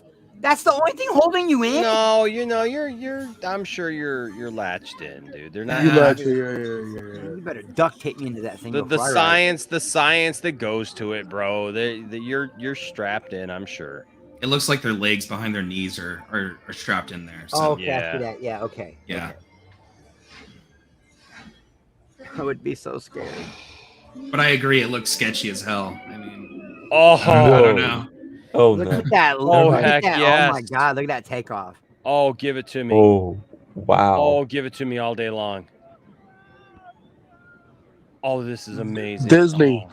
if you're watching, can you do this in the States? Right. Bring this to Please. Florida, man. No. Oh my god. Look at Yeah, that. that's sick. That is sick, dude. That's a real thing. Wow, that's a real thing. I gotta give props. I don't bro. think This looks crazy. I don't think I've ever wanted to go to Shanghai this much in my life. It goes Hey, the plane indoors. tickets is not that expensive. I don't think a lot of people are going to China right now. Right. Don't worry. I put Oh, look at that! It's the side by side. It's got like screens. They've got a mirrored CGI like digital red version too, like the red cycle. This, Enos, is this better than the Star Wars stuff? Enos, is This would better be up than there the for me, Star man. Wars This ride stuff? would be up there with the Millennium Falcon. Like it would Oh be. man, up I don't there, know, dude. The Millennium Falcon thing, though, man. It's like it's so like it's different because it's like the Millennium Falcon is not like a ride. I mean, it's a it's like a simulator kind of thing, But it's more about being in the universe than it is about Well, that looks better than the Star Wars I stuff. don't know, man. No, the Star Wars stuff, dude, is incredible, man. It I really love is. the Star Wars stuff too, boy. I enjoy that. Really. Star the Wars best, stuff I, is. I've rode a lot of roller coasters, even though I hate them. The best one I've ever rode is the Batman. It's probably it's probably the best one I ever rode. But yeah, so let's read this, and then if Caden's got something on it that's not in here, we'll go to Caden stuff. But so right here it says one of the earliest examples of the modern legacy sequel tentpoles that have become commonplace these days was 2010's Tron Legacy. Joseph Kosinski's follow-up to the original 1982 sci-fi adventure, which also spearheaded digital de-aging as a major character, has aged well thanks to its visual style, a superb score by Daft Punk, and its embracing of weird at a studio that has mostly played it very safe in recent years. With the film making $400 million worldwide off a $170 million budget, it wasn't enough for Disney to get moving on a planned third feature, which stalled and then was canceled in 2015. Then in 2020, Lion Helmer Garth Davis and actor Jared Leto came on board, which revived it.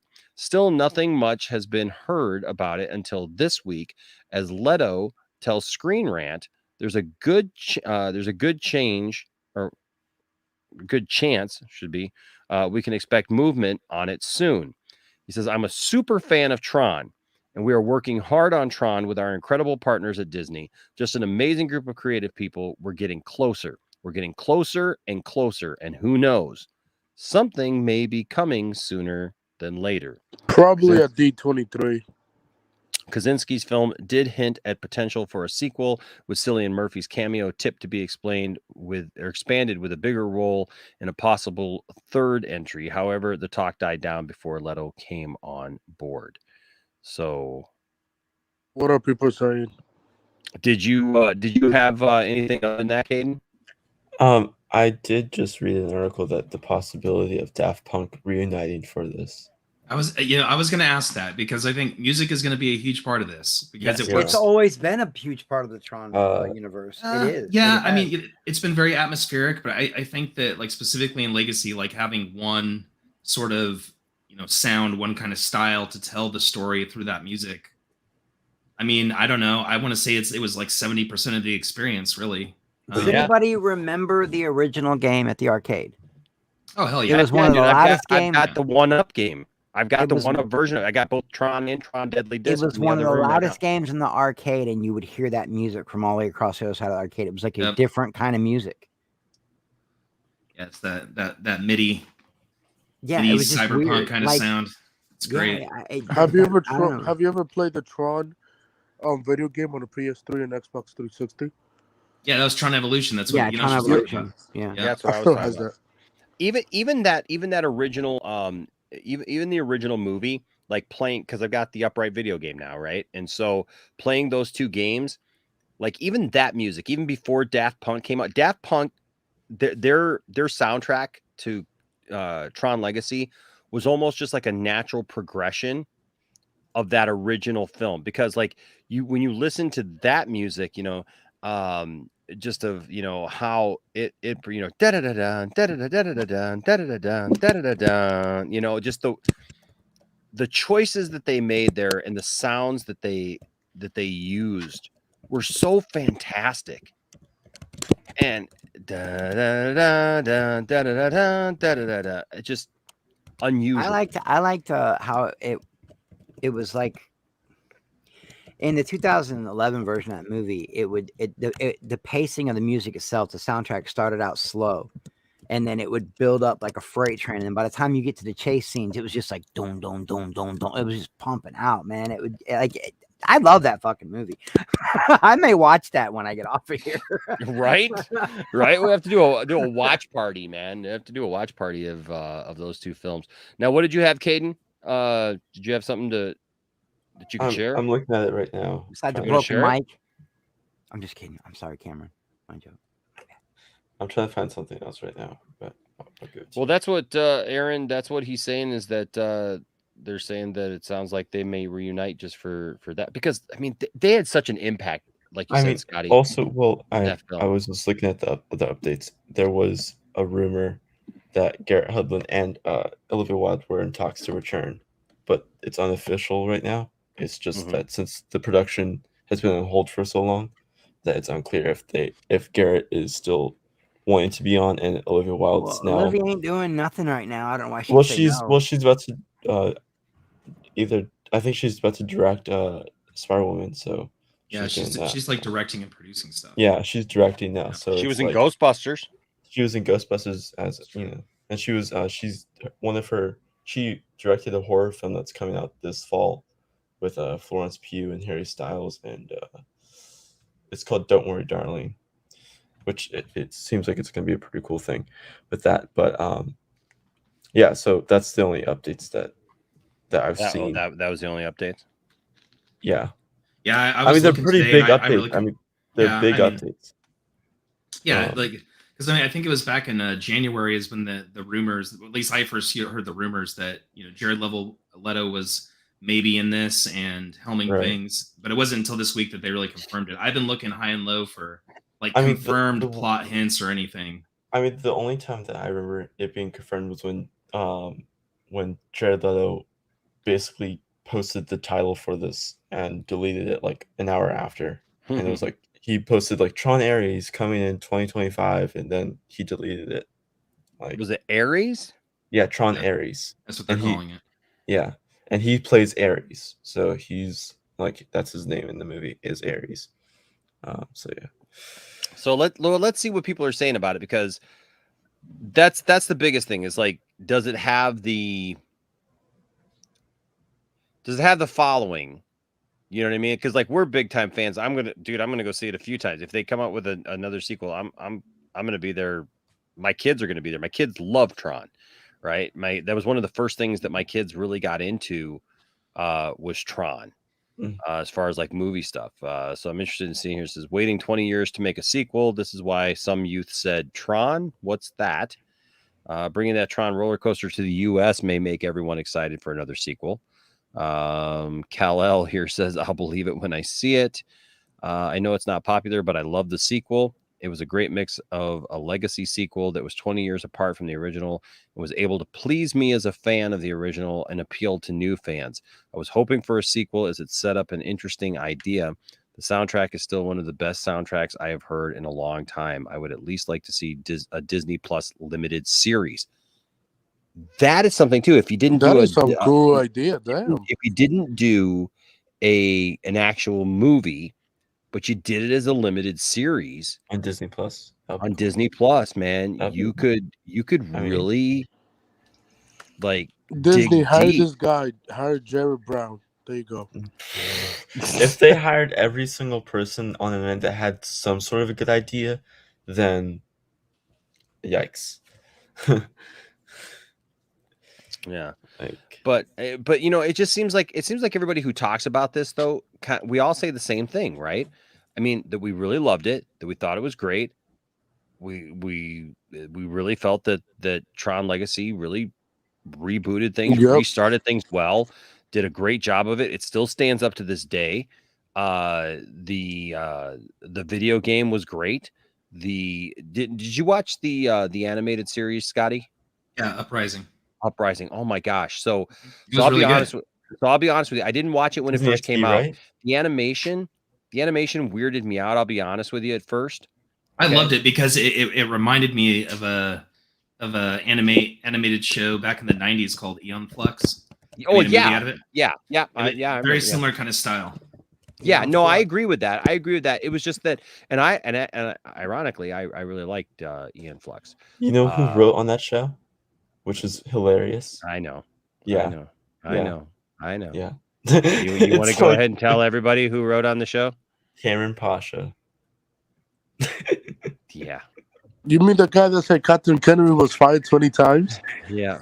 The girl. That's the epitome of, you do one thing and Right, because he got this ego now because of that. And it's just it is what it is. But no, I mean, but it was funny when Disney Plus first came out. I binge watched the entire series, like right now. And Tiffany had already watched it. Tiffany and Isaac had watched it when it came out, and I had not. And I'll tell you what, man, I loved it. I absolutely loved it. You got your Tron fix. You got some Tron in there, and it was just it was really good, man. So I mean, the question This is, dude's comment. Oh my god, I just now read it. I just took the time to read the reply to the reply. He's like, I didn't understand why Garrett Hedlund isn't coming back and we're getting this Chud Leto. Wow. Yeah, Maurice is gonna do great. I'm with Mars. Don't fuck with my emotions. the question is if Daft Punk doesn't reunite for this one time, who would you guys want to take over for the music? I think there's only one person. There's only one person. There's only one person who could do it. Who? And you know who it is? Michael effing Bolton. Oh, stop. Deadmau5 could maybe. I was pull it thinking off. either Michael Giacchino. Tell me or how Butler am I supposed to de-res without you? Every Michael Bolton song ever. No, but Every single one. either Deadmau5 two might be able to pull it off. Him and he's a lot like them. He's got that. I was style thinking either Ludwig Göransson, who's currently doing pretty much all the Star Wars stuff right now, or Michael Giacchino. You're gonna want that digital sound though. For a Tron. Ludwig Göransson did that digital sound for the Death Troopers on Mando. Gary B. Oh, did he? Nobody Okay, cares. Yeah, well, he's maybe, the one that did all maybe. I think Michael Giacchino also did some like the tech stuff for Rogue One. Like there's like a quick techie song. I don't know. The more I think about it, man, I'm kind of liking the Michael Bolton idea. Who did Rogue One? You could get Michael a cameo. Giacchino. Like you could get a cameo with what's his name, the flute guy, Kenny G. Zam- You get Kenny G Kenny in G. there, man, bro. Throw a we little could do this. Zamfir in there. Yeah. Look at poor Scotty. He's like, shut up, both of you. I really liked you, Chris. I really like listening to you on this panel.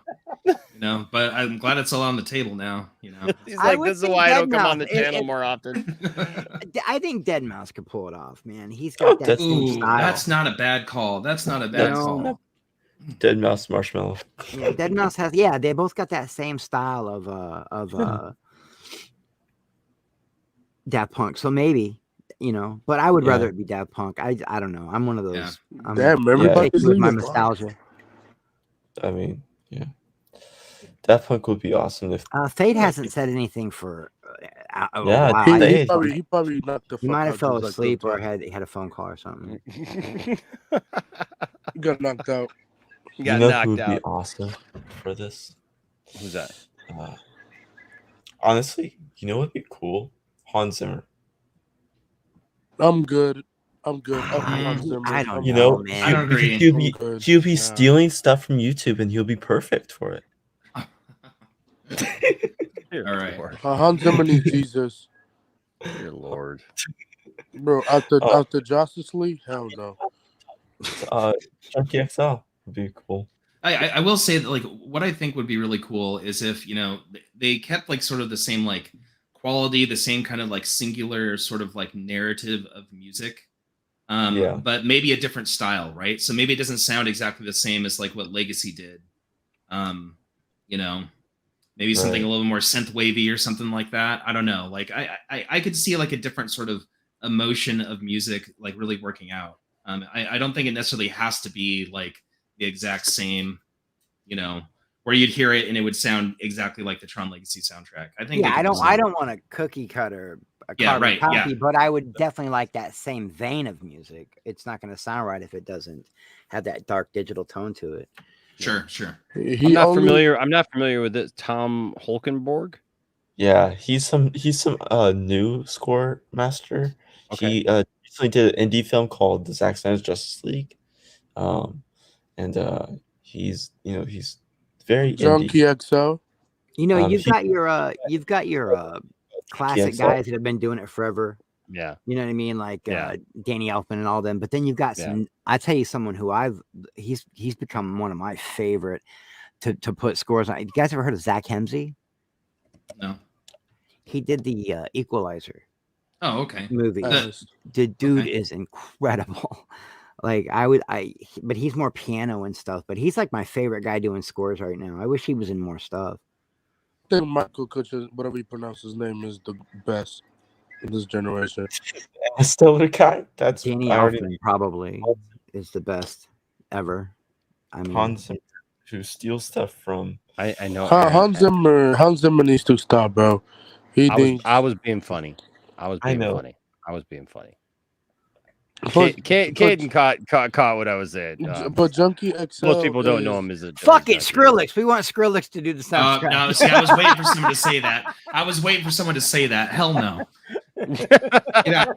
I'd rather have Kitty G. Get out of here. Oh, wait, hold on. So Scotty. So Skrillex. We can call it Tron. Or Michael Bolton. Oh no. No. You got to make a decision right now. Skrillex or Michael Bolton, buddy. No, stop. It's got to be one or the other. No. Yeah, see, this is what I get for coming on your stream. Yeah, man. I refuse to vote. 2025, the year of Tron Step. I'm telling you, man, it's going to be a thing. Oh, man. I just know this. Look, whatever it is, man, I just want more Tron. Give me more Tron. Give me more reason to give you money, Disney.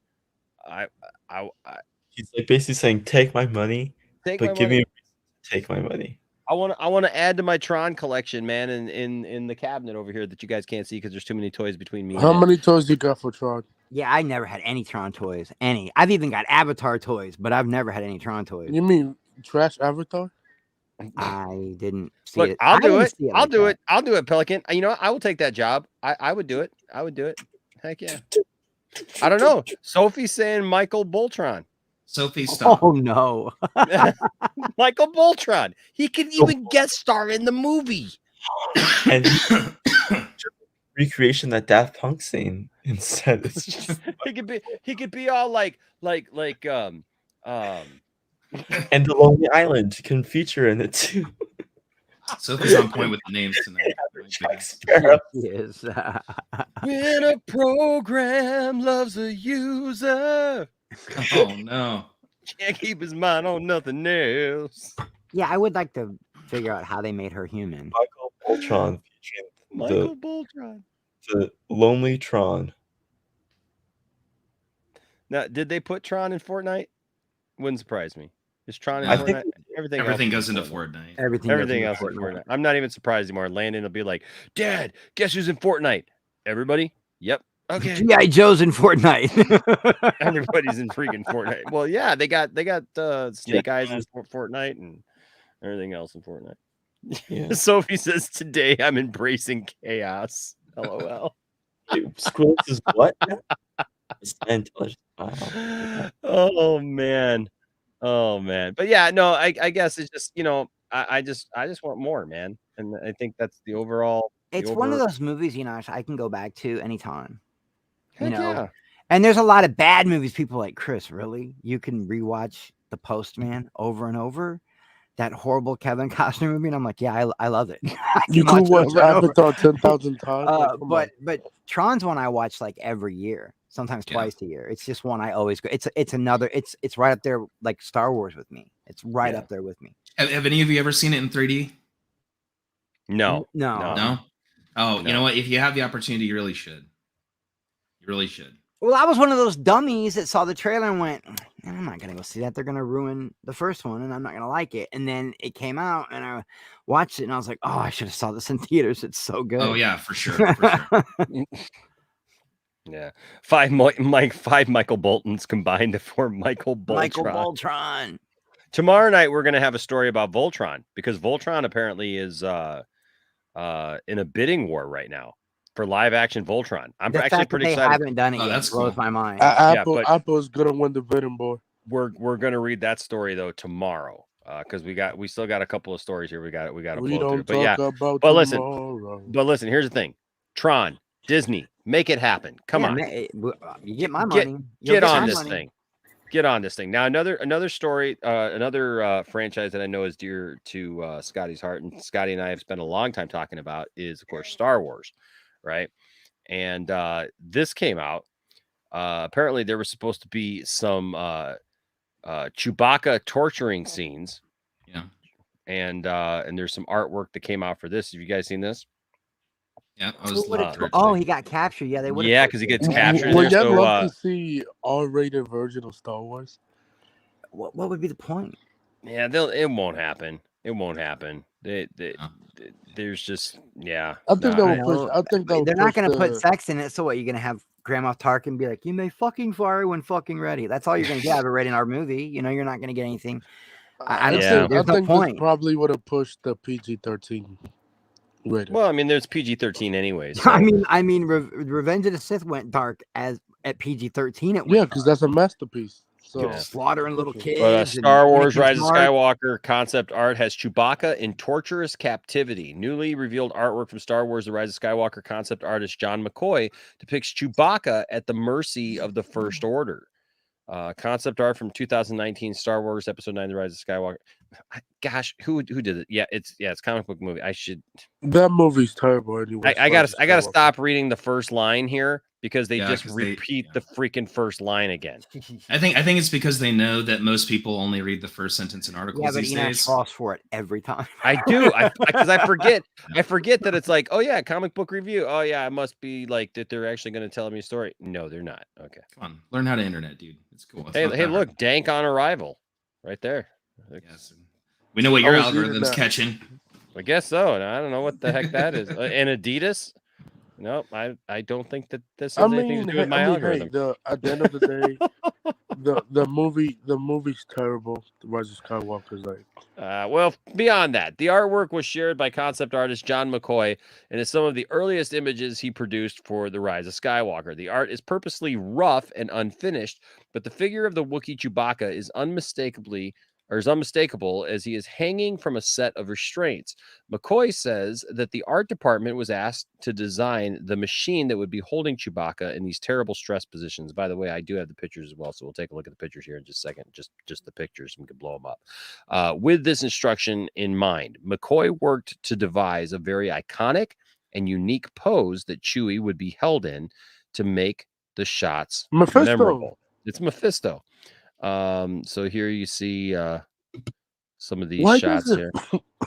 Excuse me. Why does it remind me of Jesus? Well, I think that's the whole. I don't know. It's just a torture rack. I mean, you don't need to look too far into it. You know. Well, I mean, he does say that he meant to put him in an iconic. I mean, that position, anyways, is just kind of an iconic, stretched out. Position, but here you can see Chewbacca once again, just kind of stretched out here in this whatever this is, and More of that says in The Rise of Skywalker, Chewbacca was captured by the Knights of Ren in the Pasana Desert and imprisoned on the Star Destroyer Steadfast. It was during this imprisonment that the torture scene would have taken place. Although McCoy's early concept art shows unknown figures circling the restrained Chewbacca, it was due to be Kylo Ren himself that led to torture and interrogation. Not only did the scene make the script, but according to Chewbacca actor Jonas Sotamo, is that how you pronounce his last name? I've met him. Satano. But he is tall too, by the way. That He's dude is 6'8". holy crap, is he tall? But it was actually filmed. Sutamo is not certain why the scene was cut from the final edit, but he suggested that it either took or it was either too dark or didn't fit in a movie that would see Kylo Ren turn back to the light once again become Ben Solo. According to the act, scene was difficult to film, and he described his scene partner, Adam Driver, as truly sociopathic in the part of Kylo Ren. Concept artist Ryan Church also shared his own illustrations of the scene, which he said could have been one of the most intense, meaningful moments of the trilogy. Yeah, I mean, you can see too. We wouldn't have like. I mean. Not that it made any sense the way they did Kylo in that movie, but that aside, like nobody would have forgiven him anyway if he had tortured Chewie. Yeah, like if they had that scene in there, then there was no chance of that. And I'm not saying they pulled it off, but I'm saying there would have been absolutely no chance. Yeah, people were rage, but well, that's I mean, because he already killed Han, for God's sake. You said what? I said he already killed Han. Well, I mean, for God's sake, I mean, you know, like he got a broken hip, so it makes sense. What? Not, I'm just saying he killed Han, you know, so yeah, good. But yeah, if he would have tortured Chewie, man. Yeah, nobody will forgive. I'll say this. Chris Terrio wrote a different movie than The Rise of Skywalker. It was not his fault. It's not. How many of you read that script? I have not. The Rise of Skywalker? So you mean the first version? I have not read the. You mean the one with for that? What's his name was going to direct? Yeah. His name escapes me all of a sudden. What is his name? We said his name the other night. It's just escaped me over the moment. Anyway, I have read that script. I've read bits and parts of that script. I haven't read the entire script, just like to read it all the way through. But I don't know. But I don't know. Are you talking about the Colin Trevorrow script? That's the one. That's the one. Yeah. Thank you. Yeah. I mean, the thing is like, you know, and I really don't want to get into this conversation tonight, but if you want to, whatever. But, you know, I will say this because I've had this thought a lot when you all have talked about Rise of Skywalker on this channel. But, you know, one thing, you know, there's some aspects of Rise of Skywalker I liked. Overall, I thought it, you know, again, it was a weird deviation, correction, whatever you want to call it. Mm-hmm. But the thing that people have all these like theories about it, I think the bottom line is Carrie Fisher passed away. And if you take a look at that script, you know, she was even more a part of that script than she was in what Rise of Skywalker did, right? And I think that derailed it more than anything. I think they panicked. I think that they had a real plan for her, and all of a sudden that was gone. And they realized they'd already broken the bridges of being able to go back and do another branch of that story. By killing Snoke and doing a lot of things in Last Jedi, they didn't set up, you know, to do anything else but what they were going to do with that original script. And when you read that script, it's really apparent. Like as I read, I'm like, wow, like it was Carrie Fisher's death that really made them pivot. But, you know, no, you're right, Scotty. You're absolutely right, man. You know, it's very unfortunate that the things played out the way that they did, because pretty much like Heath Ledger situation with Dark Knight Rises. Yeah. But you know, now that I'm looking at this scene, you know, like, you know, the way this scene would have worked for me anyway is if Chewie was the one to actually plant the seed in Kylo to have him start turning towards the light. If Chewie's the one that's like, you know, saying like, hey, dude, like, think about what you did to your dad. You know, your dad was there, you know. You know, I don't know if that came from Chewie, that would have been powerful, you know? Yeah. If Chewie looked at him dead in the eye and was just like, yeah, we got none of that. We exactly. We didn't get any of that. In their movie, we didn't even get time to mourn for Han Solo you would think when Ray says all you see is Luke go, "Where's Han?" And then it's the rest is exposition. It's like, dude, that's your bestie. You're not going to take a little bit of time to grieve. Luke took no time to grieve. The same with he doesn't care about Han. With Chewie, it just, I don't know. I agree. I think the Carrie Fisher thing derailed all of it. And once a car gets out of control, there's no recovering it. Hashtag release the Rise of Skywalker cut. We know it's in Disney Vaults, so there you go. Apparently there's a 4-hour George Lucas cut of the film. Of what? Okay. Rise of Skywalker. Oh, There's a 4-hour Rise of Skywalker. 4 hours of cut. trash. George Lucas. George Lucas. Listen, in a world that might actually be real, because in a world where Zack Snyder and Spielberg are teaming up to do another Star Wars movie, oh my god, no.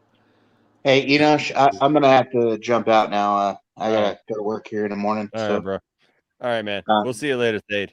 Talk to you guys later. All right. Listen, Rise of Skywalker, if they release a 4-hour cut version, I would say every time, FJJ, and FJJ. That's it. I'm one of the few people that I don't hate that guy, man. I hate JJ. I lost faith in him a long time ago. I don't hate JJ. Look, he took his nickname is the franchise destroyer. He's overrated. I'll say that. Yeah. Just because you attach J.J. Abrams to your film doesn't mean it's good. Yeah. He took $500 million from DC. He hasn't done shit with Warner's. He hasn't done nothing.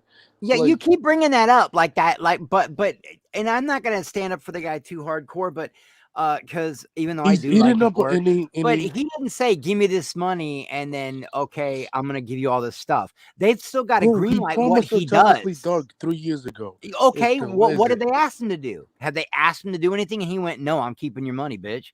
They haven't asked him to do anything. Bro, why he's producing.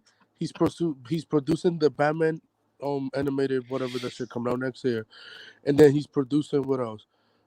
He's doing the Zatanna movie, which we don't know nothing about yet, and then he's doing the woke Superman movie, the racist Superman movie, and then what else? And then a Constantine show movie. Okay, whatever. So how is that JJ's fault that this stuff isn't getting done yet? You announced that deal in 2018. It's been 3 to 4 years already. Hey, it's a lot of projects. It's a lot of projects. It'll be interesting to see if they come to fruition, because I personally don't think that the Black Superman one that he's working on is going to come to fruition. I feel that we have a better chance of getting the Michael B. Jordan, the Val Zod one, in Static Shock. Yeah. I don't know. The Discovery just could. Wait, JJ's connected to Static Shock? No. Oh, okay. No. I was like, whoa, wait a minute. No. I don't know. We'll have to see it, but I do want to get through these next couple of things here. He-Man.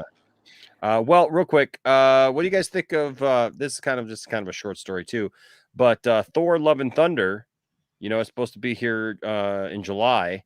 The movie apparently doesn't there's reshoots. That there's reshoots that are necessary for the film, and is reportedly filming some of Christian Bale's villain Gore, the God Butcher, according to the new report coming from the Anklers, Jeff Snyder. Oh, I don't believe it. Direct reshoots are currently underway, and they mostly focus on scenes involving Bale's Gore. Shooting is reportedly taking place in Manhattan Beach, California, which makes sense because there is a studio in Manhattan Beach where Marvel films have frequently shot over the years. We also say the actor filming in costume on a beach back in 2021. Also suggests the reason we haven't gotten a trailer yet is because of these reshoots taking place. I don't believe Jeff Snyder. I'm good. He's a piece of shit. He said the Snyder cut would never come out, so I'm good. I mean, I don't know. The movie doesn't exist. The trailer doesn't exist. It's pretty much like No Way Home. It doesn't exist. Because everybody was like, where's the trailer? The movie's coming out in July. It's like, bro, give it time. You have to give them time to finish the movie. You haven't finished it yet. So I mean, it's coming out in July. They still have a couple months left for it. So like, it will They got come about out a month eventually. and a People half, have to 2 be months patient. Do you before think they it gotta pushes it start. back? Do you think it pushes No. it back? No, I don't think so. I think No. Black Panther has a chance to push back and have maybe Ant-Man or the next Marvels coming out this year. Yeah. So yeah. Yeah. So I don't know. So yeah, it'll be. We'll Good have to for watch Christian this Bale one. jumping to Marvel. We'll have He to watch done this it. one and see what that does. But yeah, I mean, people are kind of concerned because like we haven't seen a trailer, we haven't seen a teaser, we haven't seen nothing for it. But it's still got a little ways. It's pretty much like No Way Home when everybody was asking for a trailer. What Yeah. is it? And it's pretty much like this. Like Well, everybody. I think Marvel's kind of like on this like automatic pilot thing now where it's like they can afford to not put out trailers Yeah. until the last minute. I mean, people are going to go see it. So it's not like they got to like somehow like stir up everybody months in advance for something. I mean, people just kind of assume that like the stuff that they know is going to be good. They assume it's going to be a Thor movie. So, there it is, right? So we'll keep an eye on that one. But yeah, some He-Man news. The movie, they're which it was supposed actually to shoot this year, but they pushed it back next year. Whatever. Yeah, they're going to start next year. So if Cherie's still around for a minute, exclusive Masters of the Universe directors tease a colorful, fun, and irreverent live action movie. You like the 80 one? Yep. Loved it. The what? Oh, the 80s one? Yeah. Yeah, the Awesome. Superman 4 movie. Money. I mean, look, it's not perfect. There's a lot of flaws with that movie. Mhm. It's to me, it's a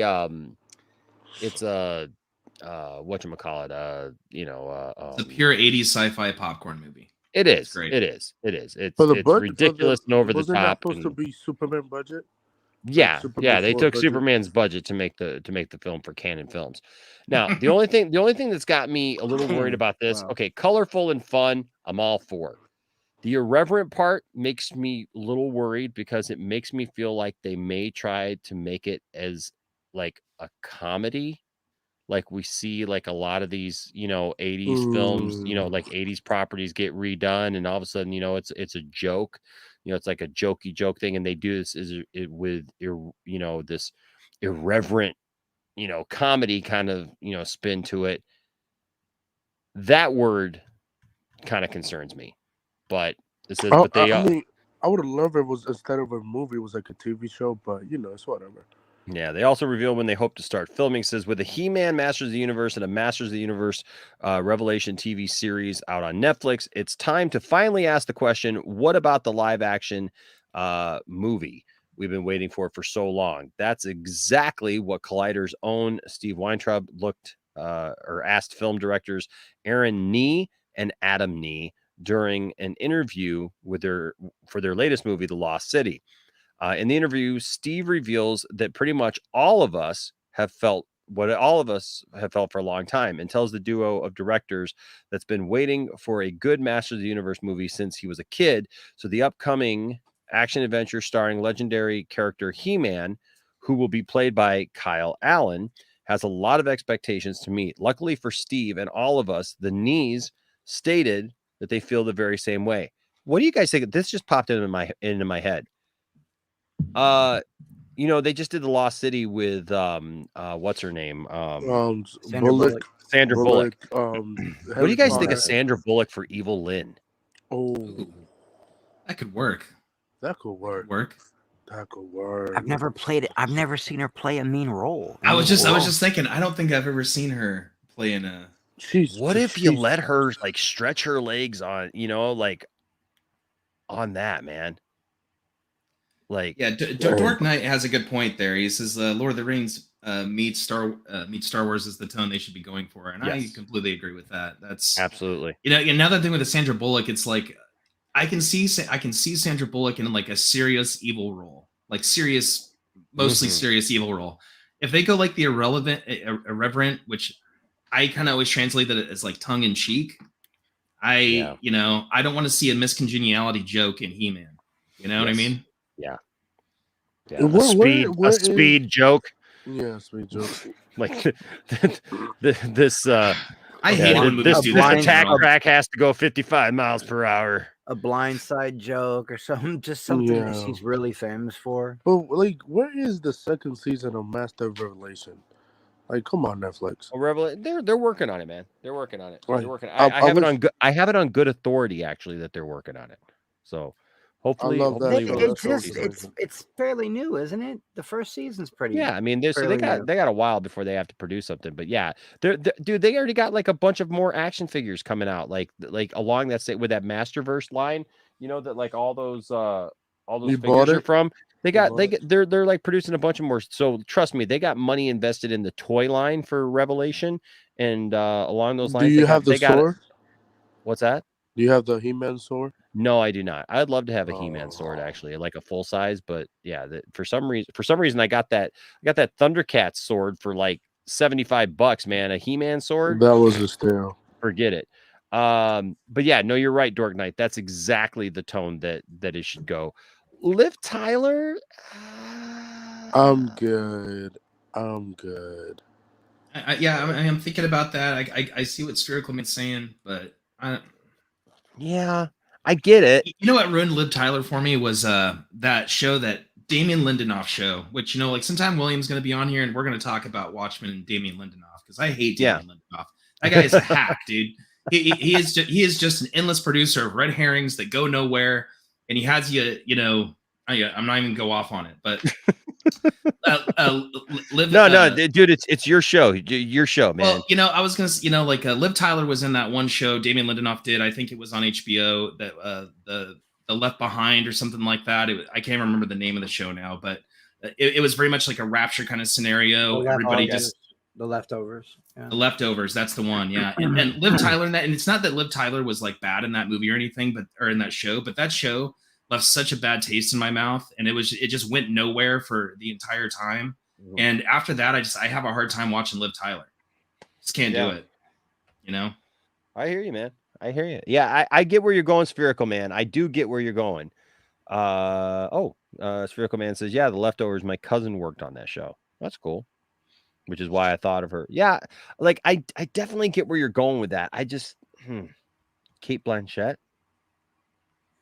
No. Yeah. I don't know. I could just I think that would be like, given the fact that they just worked with her on The Lost City, that would be kind of a cool cross, like, you know, to be able to go right into it. And I think that would be that would be a cool role for Sandra Bullock to play. Oh we've wait, are always we seen dream casting Evelyn right now? Because I got one. Oh, who would you like to cast as Lena Headey? Oh well. Didn't she just play? She played Evil Lynn, didn't she? She did the voice. She did the voice for Revelation. Yeah, she did the voice for Revelation. I mean, she would look great at it. Yeah. Hey, also get Mark And she's Hamill. good at doing evil roles, man. Well, heck yeah. I mean, she did the didn't voice. didn't Mark Hamill or did a voice of Revelation too? Evil Lynn doesn't have a brother, was does Skeletor. she? Not that I know of. Okay, no. then we're safe. Then we're safe, because you know, if she had a brother, we might be in trouble. Oh, I get where you're going with that. All right. What? You ever watch Game of Thrones, Enosh? No, I have not watched Game of Thrones yet. She's the most vile, evil human being on the planet in that show, and she is an incestuous. She's in an incestuous relationship with her twin brother. Well, we got in Revelation, we got to watch Evil Lynn, you know, like lick Skeletor's teeth. That was nice. That was a little disturbing, but anyways. Everybody's got kinks, you know. We don't need to shame people here. Do what you got to do. So in the interview, Steve reveals what pretty much all of us. Okay, so I already read that. Luckily for Steve and all of us, the knees have said they feel the very same way. Yeah, we are doing the film, and we plan on it being good. There's some stuff we can't talk about in terms of the approach, but it's all happening. It's all moving in the right direction. But in terms of approach, it's like we want to make a Masters of the Universe that feels the way it did to us when we were kids. It's this empowerment that you get from the fantasy of it, but also colorful, vibrant, fun, and irreverent. Like, you can't have characters like Snout Spout and Ram Man without having some jokes in there. So we just want to make a really fun Masters of the Universe film. I would love if they cast Mark Hamill as He-Man father. Randor? Yeah, I would I love could see for that Mark Hamill to actually. play I could that. see that. I get it, like, but why have Snout Spout? Snout Spout is the elephant guy that like nobody likes anyways. So like, why have Snout Spout in there? Like, literally nobody likes Snout Spout. Like The toy never worked right. It wouldn't squirt yeah, the the water. toy was stupid. Yeah, Like, I was just gonna say that. yeah, like Ram Man, you could have Ram Man there, but like, I just really don't want a jokey joke He-Man. Like, we've waited so long for this live action, incarnation of He-Man, and he's based on a barbarian. Like you said, it's like that Lord of the Rings meets Star Wars meets Conan the Barbarian kind of, feel. It's Just get Zack Snyder to do it. well, like, look, I'm not saying it has to be super dark and super serious. I'm just saying, like, it doesn't have to take itself too seriously, but just don't make it a joke, Just don't make it like we're like we're almost breaking the fourth wall. We're, kind of wink wink here and a wink wink there, like I just don't want The that. So, Deadpool version of He-Man. right, just another bit of information revealed by the knees is that we'll still have to wait a bit longer before we can see first look images or even a trailer, because they probably will only start rolling the cameras in 2023. At the same time, Aaron Nee stated that there is a good reason for that, because they are studying and brainstorming ways to give the story the scale it deserves. Finally, Adam Nee teased exciting news that's about to be revealed in the coming months, and we'll be able to see that the long-awaited adaptation is being done right. From this interview, it seems that the Knees understand that a Masters of the Universe movie is a tall order of nostalgia, and it's necessary to find a balance between what the show was and how we respond to movies today. Snout Spout, which the directors refer to directly, is a warrior with a comically big elephant trunk. In addition, original Masters of the Universe episodes featured an epilogue in which superhero He-Man talked directly to children to explain the themes of the episodes and that the villains were wrong. See, I just don't want that. I don't want that part of it. Or like, That sounds not good.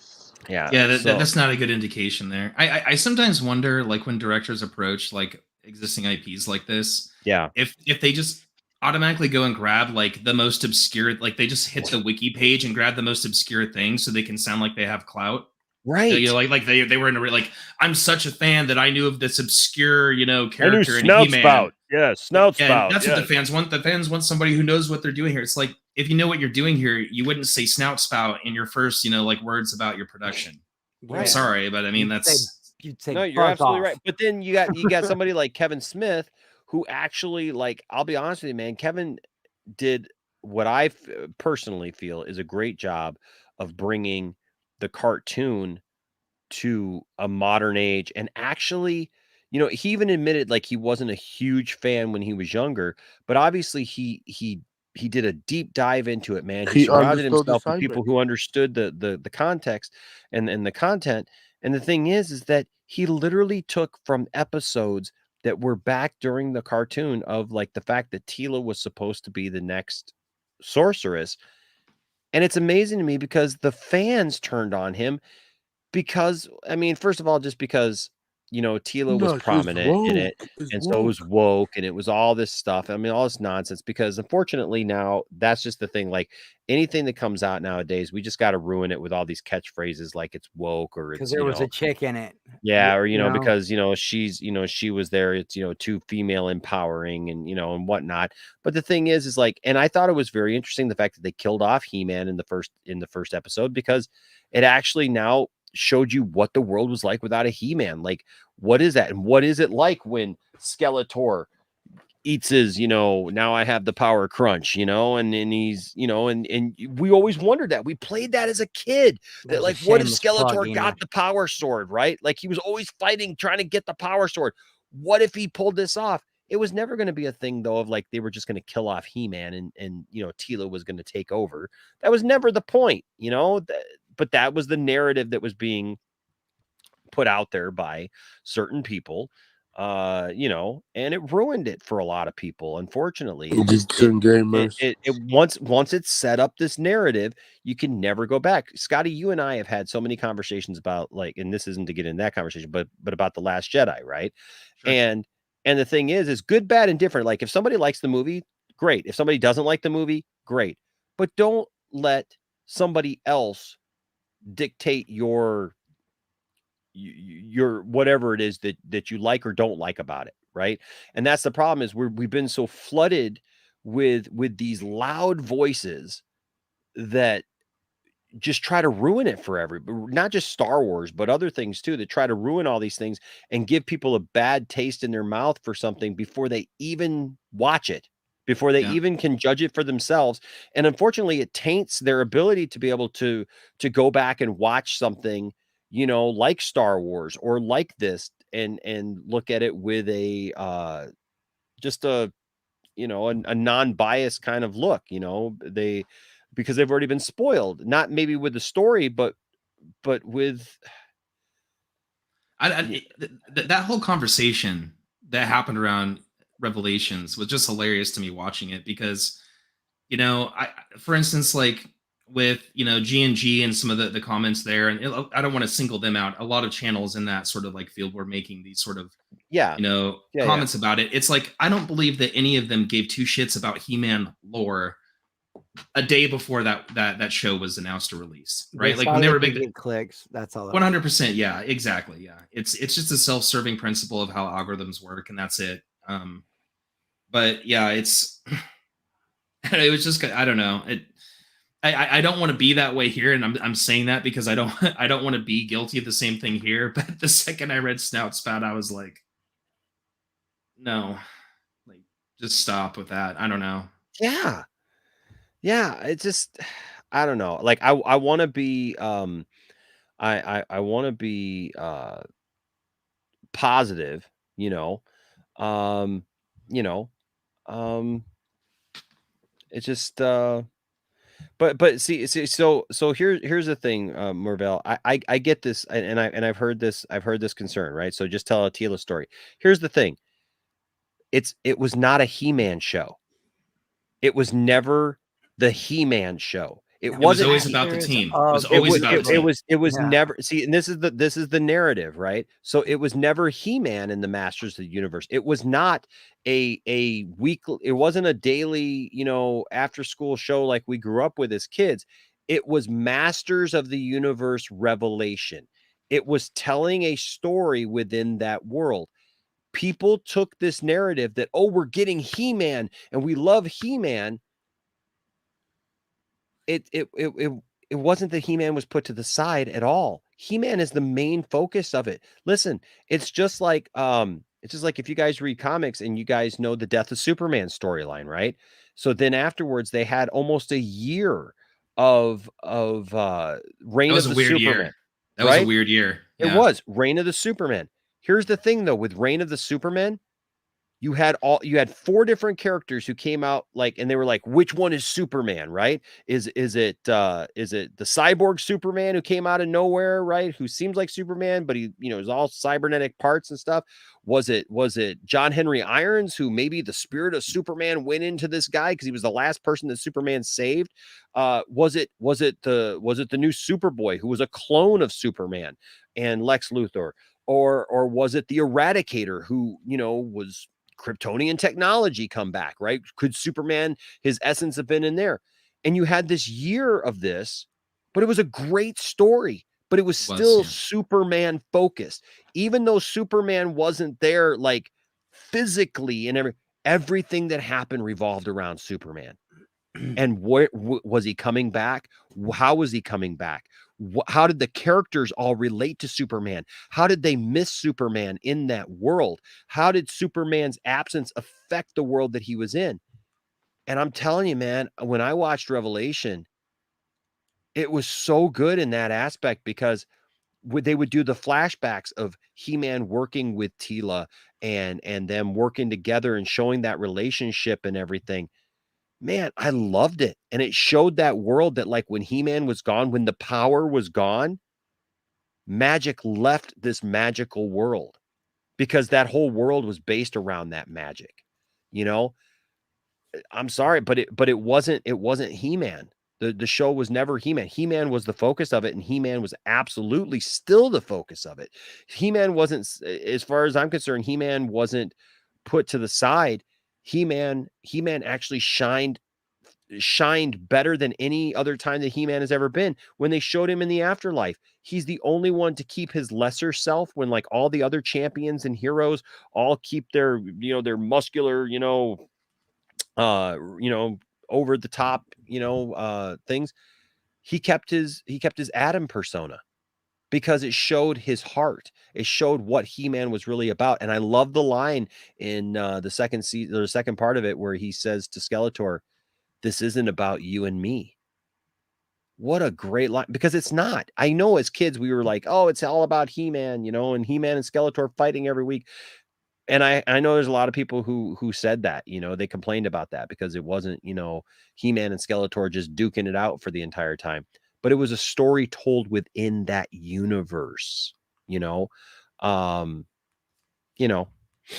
and so that's that's just that's just where I absolutely loved it. Zinash, I don't have an issue with Revelation. I just think it should have been season 2. Season 1 could just be He-Man, because we haven't seen him in a long time. He-Man didn't shine. And that's fair criticism. It's fair criticism. I mean, it is. That's a taste issue, I'd say, Marvel. It's no. I get it. It's a fair point. It's a fair point. Yeah, I mean, and I think that goes back to more of like, hey, what would I have done? Right. And I think that sometimes obviously there are things that we would have done. Look, with Star Wars, I've said, Scotty and I have had many a long conversation, man. We had a great late night conversation one night driving back from dropping people off at the airport, when everybody was hearing stuff about Last Jedi. People know how I feel about The Last Jedi, right? But there's many things about The Last Jedi I would have done differently too. Like if I was in charge of Star Wars, there's a million different things I would have done differently in Star Wars. That being said, sometimes, when it's not us who has the ability to, or the opportunity to write it, sometimes we got to look at it for what it is and not judge it maybe for what we would have done, but what was done, and kind of go from there, because it's not the last He-Man story that's ever going to be told. These Star Wars stories, they're not the last Star Wars stories that are ever going to be told. And so I think we just have to take one thing at a time sometimes, but I'm definitely looking forward to this He-Man movie. I'm really glad that Noah Centineo though isn't He-Man anymore. He looked like a rip-off. He looked like a rip-off version of He-Man. What did you think of him, Cylon? Who? Noah Centineo, because he was Superman. Now he's Atom Smasher in the Black Adam movie. You mean He-Man, not Superman? Did you ever have an opinion of him? No. Sorry.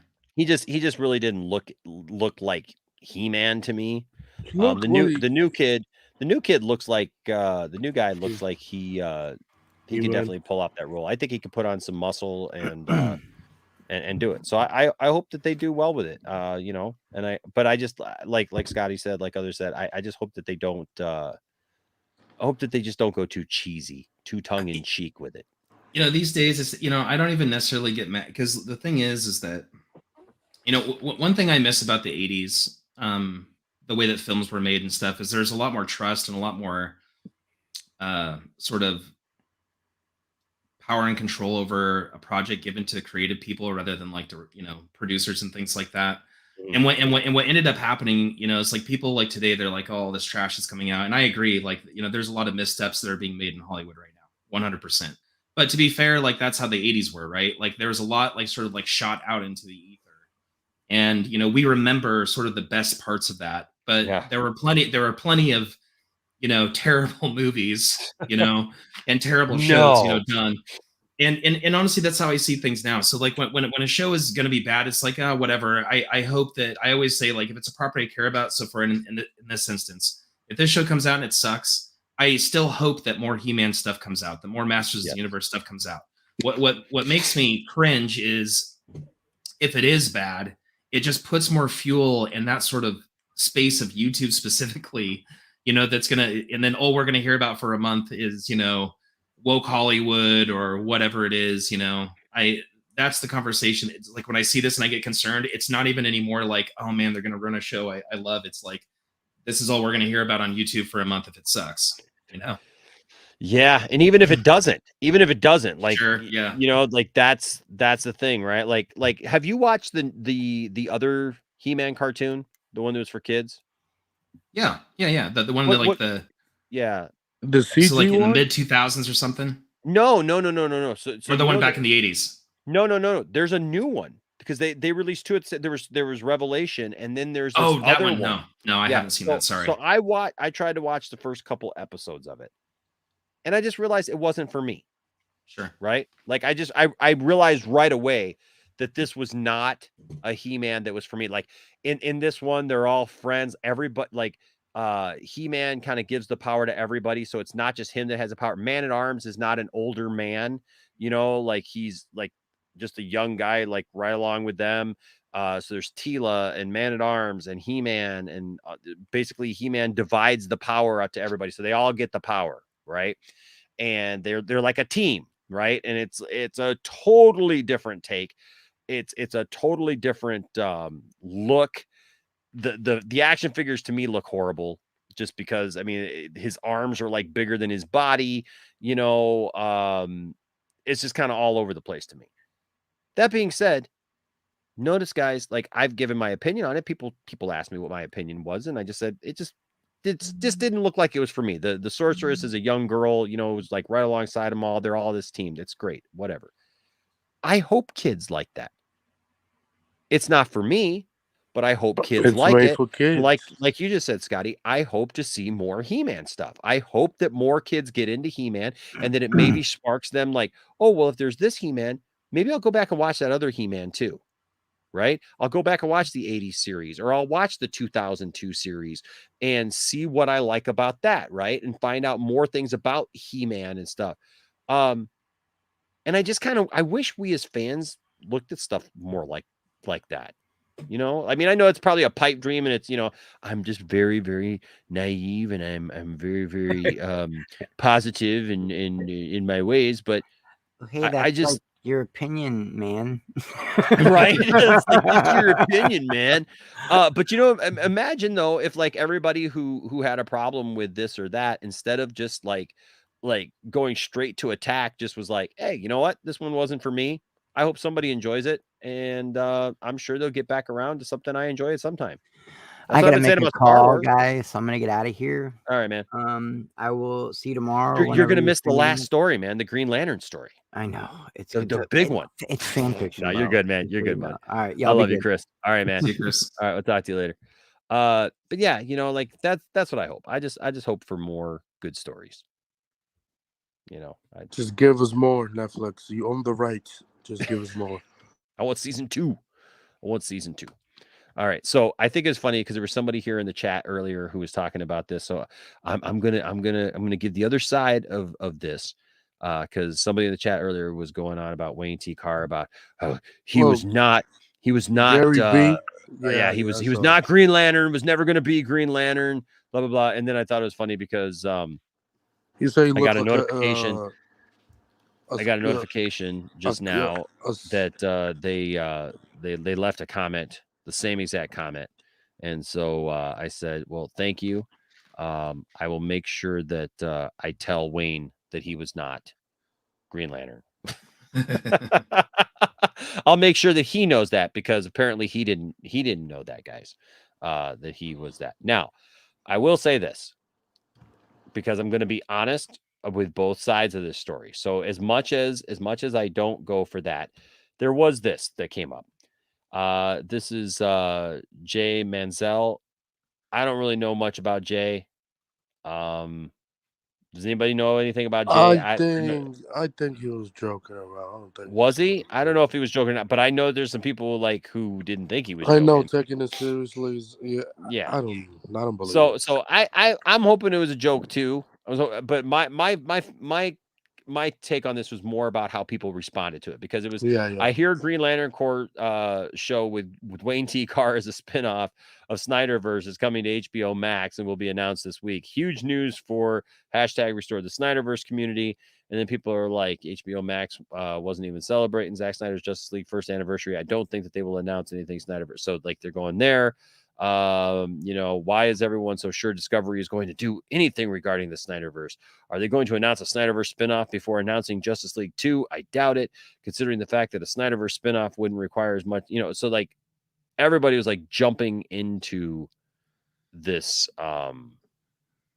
this thing. Now, Ryan Reynolds, man. Ryan Reynolds did tweet at Wayne T. Carr, so there's some love there. You mean his Hal Jordan? Yeah, but that sparked a whole other thing though, with now people saying that there's going to be a whole thing now with because there was those rumors that Zach wanted Ryan and Wayne T. Carr. I still believe it. I believe the Ryan thing. I don't know about that. I think if Ryan, let's say if Ryan get the opportunity and there's a good script, and he'd be like Zach, I do it just for like a quick cameo or quick scene for as hell. I just don't know if I believe that Zach wanted him in there for that. I don't know. I have a hard time wrapping my head around that. But look, anything's possible. If we live in the days that Andrew Spider-Man could get redeemed, people didn't like Andrew Spider-Man, but after No Way Home, they love him. The people didn't like Brandon Routh Superman. They saw Crisis and they love him now. So like, if Ryan could get redeemed as Hal Jordan, I would love it. If Zach bring him back for one last time. I just don't know that would be Zach's Hal Jordan, I guess, is my. Have him play Kilowog. Have him voice Kilowog. I would love that. That would be perfect in Ryan Reynolds voice in Kilowog. Well, no, I'm just saying this sparked rumors of all of a sudden it was going to be Ryan's Hal Jordan along with Jon Stewart and whatnot. The original scene was going to be Jon Stewart and Kilowog. Yes, Bruce Wayne. Yes, but there were all these rumors and it's already spurned rumors now that there's going to be that Zach wants to do something with these two, whatever. My thing is look, stop with the rumors. Can we stop with the rumors? Let's stop going over. Like, why does it have to either be like the guy like we want nothing to do with Wayne T. Carr's character, or we're saying that he's going to be like cast in the next thing. Now there is actual news that has finally come out about the Green Lantern stuff, and that's our final story for tonight. There's an update. Finally, we keep asking this question. That's why I wanted to finish it out with this. HBO Max's Green Lantern series gets a promising update. Green Lantern writer and consulting producer Lamont McGee reveals a possible update regarding the upcoming DC Comics-based HBO Max series. Green Lantern writer and consulting producer Lamont McGee shared a potentially promising update regarding the series. Replying to a fan on Twitter, McGee wrote, "Just finished up another DC show for HBO Max, trying to figure out the next thing now. Warner Brothers has not officially confirmed if production on Green Lantern is complete, but McGee's update points to the series being in its final stages. By all accounts, Green Lantern is the only DC HBO Max project currently on his plate." And then here was the tweet. It was first announced in 2019 from Greg Berlanti. Interestingly, Berlanti also co-wrote and produced the 2011 Green Lantern film starring Ryan Reynolds, which was a critical and commercial failure upon release. But the showrunner said in 2021 that it would take some time before Green Lantern arrived on HBO Max, but assured fans the production team was very, very busy at work. In the same interview, Graham Smith also teased just how big Green Lantern's scope would be. That show is gigantic, he explained. It has taken quite a bit of time to get to this point, and it's just a big, big undertaking. It's going really well. As for the characters featured in the show, Green Lantern cast actors Finn Wittrock as Guy Gardner, Jeremy Irvine as Alan Scott in spring 2021. According to Wittrock, Guy is a polarizing figure, but he has a heart of gold. Wittrock added, "Guy takes on a lot of this show. He's a pretty big part of it. I will just say, as a Green Lantern fan, I don't think that there's many Green Lantern fans that are like pining for a Guy Gardner series. But No. He will no. be. They're doing episodes of each character, so Alan Scott will be the first episode of the series, and then there we get the next Green Lantern, whoever it is, for the next episode. Well, it just says he's a pretty big part of it. I think it's in an interesting way to the story. It's not the conventional way in, but I think people might see a side of him they didn't know was there. Again, that's also a little concerning for shows and things where like directors and producers and showrunners all of a sudden are trying to tell us what a character is that's literally got a, few decades history in comics lore. And, well, but we're going to show you a different side of him. Like, so what does that mean? Because Guy Gardner has always been a jerk. He's always been an absolute hothead, and he's a bitch and a that's his problem, right? And so, yeah, but we're gonna. What are you gonna make us fall in love with him and make us, relate with Guy Gardner? Like, nobody's tuning in to see this with Guy Gardner. I'd love to see Guy Gardner there, but I don't want the whole. I don't want the focus to be there. But again, whatever. Early character breakdowns fleshed out the two heroes out more, calling Guy a personification of the hyper patriotism found in the 1980s that birthed Hulk Hogan and Rambo. That's interesting. Yet it's still. Oh, go ahead, Scotty. I would just say that's an interesting parallel, that one that I would not make. Right. Yet is still amiable and a loving husband and father. The breakdowns suggest Alan is outwardly the model of early 1940s, but must keep the fact that he is gay under wraps. I'm interested to see how... That is not a problem. Alan Scott being gay, I don't. No. But I think they're saying though that he's going to be. I think they're saying that his character in the show is going to be trying to keep the fact that he's gay under wraps. Like, the character's been gay in the comics for quite a while now. Now what's going to be interesting is, he does have a daughter though. Yeah, he does. But what's interesting is in the comics, Alan Scott came first. He had a totally different look. You can see here, for those of you who don't know, I mean, he had a totally different look. He's here in the center. The purple mask. The purple mask. He had a cape. There's a whole story that goes with that, as far as why he looked different. But he was actually not chosen to be part of the Green Lantern Corps. Yeah, it was a whole thing where he ended up getting the ring, but it didn't like call out to him. The ring was malfunctioning, and he got the ring, but he got the power. But that was like back in the 30s, 40s, right? So like, are they bringing him into current day? I don't know. Nah, he would be old in current day. But that's what I'm saying. Are they going to say like 60 or 70? But Anthony, are they going to if they're bringing him in? Are they going to say that he's been around that long, or just the fact that Alan Scott is just there? That's what I'm saying. Like, it doesn't sound like they're going to make him a 70-year-old, 80-year-old man. They're just going to say, "Hey, Alan Scott is a contemporary. He's a contemporary Green Lantern, and he knows a lot of stuff." Maybe, but said breakdowns also revealed the series will introduce a new Green Lantern named Bree Jarda, a black woman in her 30s who was born to an alien mother and a human father. I don't know. I don't know who is that, bro. Again, we're just going to introduce new characters. This is the reason why I hate DC. Stop. I know. Stop. I'm not. What are they trying to do here? Just stop, bro. I don't know, man. I don't know. That's the weird thing about this is why.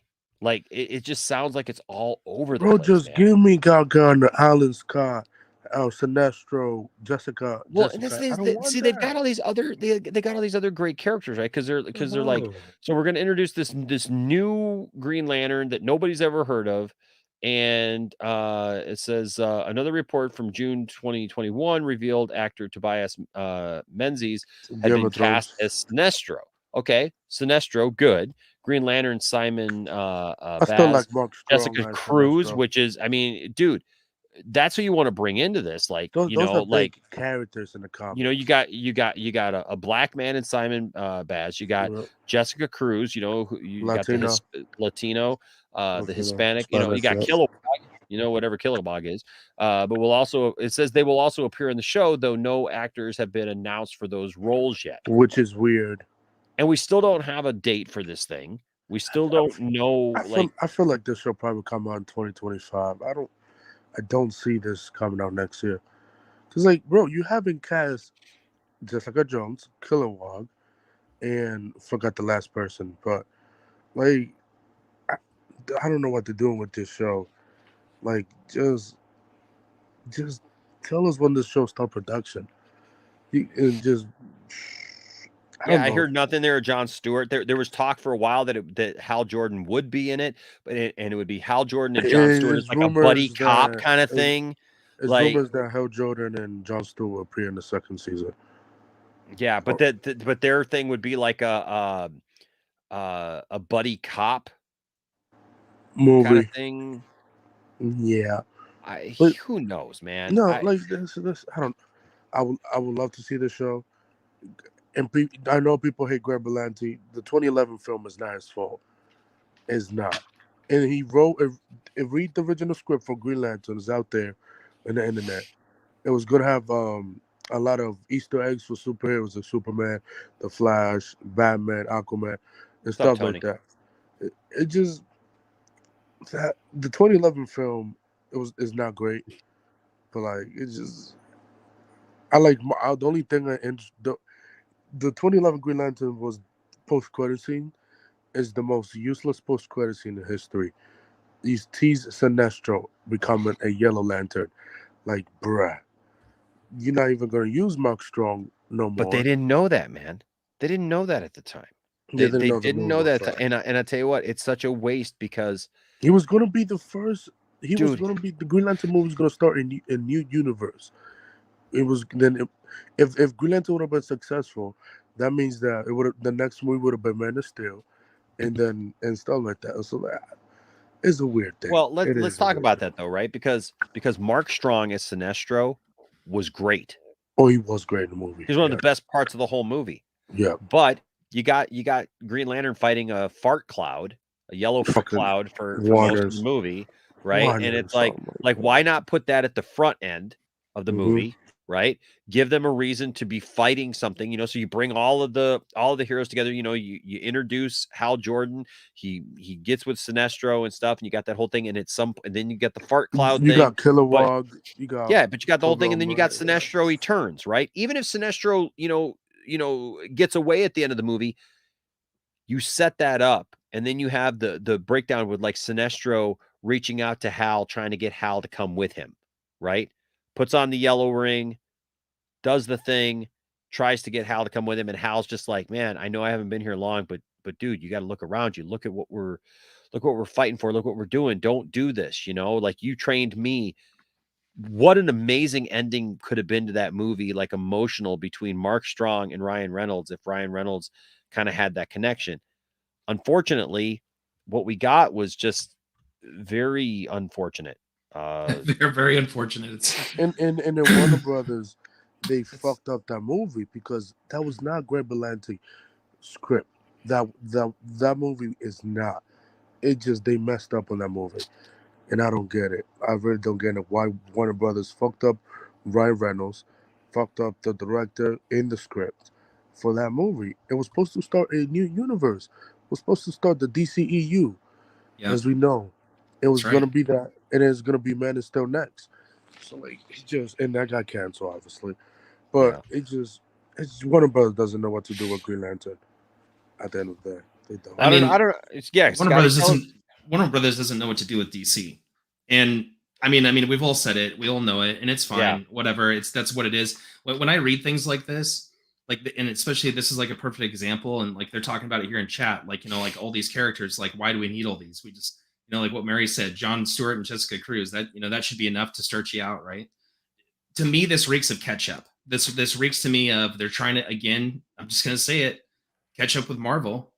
And Marvel, started slow and now has gotten to a point where they have balanced a ton of characters, and for the most part, really well. I'm actually not a big Marvel fan, but I can admit that they're balancing that very well. And I think like these kinds of shows are, they should have already done these iterations like 10 years ago. Yeah. So they're trying to catch up. So they're just trying to pile as many characters in there as possible to see which ones stick, and sort of like write it off as though, we're catching up and we're building this foundation with all these characters. And I don't know, like we're bringing you something that's epic, yeah, and huge in scope. 8 episode Green Lantern series, but we haven't heard shit. What else is there to say about it? I don't know. I just don't put any stock in anything for DC. And I think even when it goes over to Discovery, I think it's still going to be a year or two before Discovery finds their footing. I agree, but I doubt it. But Warner Brothers, it's not going to be a year or two before Discovery finds their footing. You think it's going to be shorter? It's going to be immediately. You've had a year of this merger being prepped. So nah, dude, I can't agree with you there, man. It's gonna that's why they pushed everything out, man, because that's why we now have almost a year. Dude, we have almost a year of stall that they just announced by moving all the movies so that they have time to do that, dude. It's gonna be about a year. I want to hear Williams. These people aren't stupid. Now the delay is part of that expedition. So you're not talking about like as soon as they take over on April 11th, they're going to be twiddling their thumbs. They've been thinking about this, and the closer they get to taking control, that's why you see the delay. This Green Lantern stuff, this article is probably as meaningful as used carbon, used toilet paper at this point, because I don't think, like I said, I don't think it's going to happen this way. I don't think any of the stuff that was set in motion prior to April 11th is going to happen the way it originally was going to. There's going to be some significant changes all across the board, and that's part of it not taking a year to get their footing. It may take them a year to enact the plan that they have been putting in place for a year, but there's no way they're gonna blow a year like that. No, I'm sure that they got things going on, but I'm just saying, like, it's still going to be to the public perception. It's still going to be another year. We know that they've got ideas and stuff, that things that they're going to put in, but DC is not their only thing. You know what I mean? They've got to come in for all of. They got to come in for all of. That's why we've seen these other things with like other Warner Brothers properties being moved out and stuff. Is they have to come in and figure a lot of things out. It's not just one thing, because Warner Brothers has got a lot of problems. So yeah, I mean, with the DC aspect, we're focused on the DC aspect because obviously we're DC fans and we love that stuff. And so I understand what you're saying there, William. My only thing though is that to the public's perception, they're going to come in April. That Flash movie is not coming out, man, until next summer now, right? They could change stuff. So there may be some changes. I believe there will be some changes along the way. So I believe with you, William, that there are going to be things that they're going to be changing along the way that people aren't going to necessarily perceive on the outside. They're not going to start in April and go, well, now we're going to start thinking about what we want to do. I agree with that. But to the public's perception, we're not going to really see what they want to do for another year at least. See, that's where I disagree, because I think what they've observed and what we've observed is the biggest problem that DC Films and Warner Brothers in general. And the reason why we talk about DC, not just because we're geeks, because they are one of the most valuable IPs they have. Out of the handful of IPs they have, the potentially most valuable IPs they have are those IPs. So it's not just them, they have a big company to take care of and some problems to take care of a lot, but these IPs are a top priority. One of the biggest problems DC Films has had is its perception and its marketing. They cannot wait a year for that to take effect. They have to change the perception of their company from day one, because that has been the biggest problem. If they have observed anything, that has to be it. The perception of DC for the past 5 to 7 years has been the biggest problem, not necessarily the product. It's the cohesion, the coherence of their product, and the marketing. They absolutely cannot wait that long. They have to start the perception ball rolling on day one. And that's why when we were talking a couple of weeks ago about them doing a fandom as soon as possible, I don't need a bunch of details for that fandom, but I need a TED Talk. They know they need this because they got a brand new set of shareholders. All right. Time isn't on their side when it comes to momentum. They've lost a lot of momentum, and they've set themselves up to lose a little bit more on purpose so that they can get a better handle on their situation now instead of inheriting somebody else's leftovers. But make no mistake, the clock is against them. because of everything that's going around, everything that's been the previous regime, all the things that they're going to have to put a pause and reevaluate. So time is not on their side. They don't have a year. They don't have it. They've blown enough time. Not their fault. It's not the Zaslav's regime's fault. But the fact of the fact is there's been so much time wasted. They don't have another year. So if you think a lot of these things are going to get scrapped, what are you expecting in that first year? What I'm expecting in that first year is they're going to make some announcements. You're going to see a lot of the stuff that's already been planned, but as you can see, it's been pushed. There's probably going to be significant changes to Flash. There's probably going to be significant changes to a lot of their big tentpole films, and you're probably going to see buzz and things around. I would say 4 months. I would say 4 months. I mean, like to me, I mean, like Flash is what pushed to like June 2023. Yep. But right.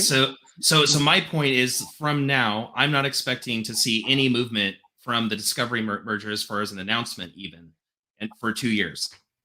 I don't think we're going to get anything until at least 6 months after Flash. Maybe that's when it starts. Yeah. If that happens, that's a death sentence. I think that's what's going to happen. What were they going to fit in? I mean, and look, William, you know way more about DC than I do, so I'm not fighting you on this. I'm just curious. Like, what could they possibly fit in? I think a lot of it's going to be an information campaign. Okay. A lot of it has to be. There cannot be a void in between April 11th and the Flash. The biggest problem that the Flash had up against it is the fact that they got 4 or 5 movies between that, man. Huh? It's not like April and then the Flash next year. They've got like 4 or 5 movies. Like, okay, they got Shazam, they got Black Adam, they've got what else is coming out? I mean, they got all these other things that they're working on. So they have a bunch of crap thrown on a table that needs to be put together into something we can get excited about. Yeah, but they're not going to cancel all that stuff. No, I didn't say they were going to cancel, but they're going to have to reshape this destiny. They cannot. There's going to have to be some buzz. We can't like right now. We're basically waiting for the Flash to come around. In between now and the Flash, there needs to be a ramp up of excitement about everything they do, and there hasn't been that under the previous regime. There's just these movies coming out, a couple of bits of here, and there's, like I said, there's crap thrown up on the table that somebody with a better acumen has to come in and piece together and possibly put in some stuff of their own to connect with the stuff that's coming. Because right now we have this with crumbs on the table is what we have. All right, we need a full meal, and that's what has to happen in between the sign-on date and these movies coming out. There has to be more meat put on the table and not just these turds floating in a giant ocean. That's what we have now. We have a bunch of turds in a sea of nothingness, and they need to change that, and they don't have a year. I agree with you. They don't have a year. I just don't think there's anything they're going to be able to do in that year. There's a lot you can do when you run a company like this. No. I get that. I don't think that Discovery is I don't even think Discovery is the company to do that. I don't even think this is the one thing I've disagreed with you guys a lot on. I mean, I personally think that DC is going to be squandered continually through DC or through Discovery. And after a couple of years, they're either going to start making deals with other production companies or they're just going to sell the property altogether. What history would give you that with the way that the company that the new CEO has been running? Where's the? I mean, I need some. If it were a schmuck taking over that we'd had a history of schmuckism, then I would say, dude, I agree with you, Scotty. But we're talking about it. This is where I'm coming from personally. And again, look, I'm not claiming to be a DC expert, right? But I'm taking a look at the numbers of the Batman, right? Which are good, but they're not phenomenal, right? And I don't see anything on their plate that they've announced or they even could announce in the next year and a half that could top what the Batman is. The Batman is going to be what, 600 million right now? Yep. Roughly about 600. And remember, you're the person taking over. I've said this from day one with the Batman. People are caught up in the 1980s box office wins and losses bullshit. The value for the Batman, it comes in 45 days after the Batman was released. All right, the value in the Batman is on HBO Max. All right, it made 500 to 600 million. That's a bonus. But that money that it made from April 19th on is 100% Warner Brothers Discovery. 100%. Yeah, but I'm taking a look at like the trend here, and if you take a look at the trend of the Batman movies specifically, I mean, like that's a downward trend. It's a downward trend from like where they were from Batman Begins, Dark Knight. I think Aquaman. I think Aquaman was their most profitable. Movie that they've made, and Aquaman 2 is kind of off the rails right now. You just can't mention those and not mention the circumstances around each one of those movies. Batman Begins barely broke 400 million. All right, Fair enough. You had But an upward trend between Superman or Man of Steel, BVS, and had there not been any meddling, you would have kept that upward trend. So the circumstances around those are nowhere near. This movie, The Batman, was never going to make $1 billion. I guessed that it was going to top out between 750 and 8. But that's also before I knew what the runtime was. But you had a lot of if Batman's a success. When you figure I agree where they were coming from. I'm just saying what's bigger than Batman. So for me, Batman, it's like if Batman isn't going to top, let's say it does get to about 800 million, right? Let's say it's a streaming success and they do really well selling subscriptions and getting retention out of that movie. Mm-hmm. What do you see coming down the pike that Discovery could possibly do that tops the Batman? Because if they can't, then to me that means they're not making another $1 billion movie for 5 years. Well, first of all, the $1 billion goal is bullshit. That should be thrown away. Okay. I'm not saying that, but I'm saying, like, if you're asking me where I'm getting this from, I'm taking a look at a downward trend of how much money they're making in DC properties. It is a downward trend. Your prize is not even. I'm just letting them talk.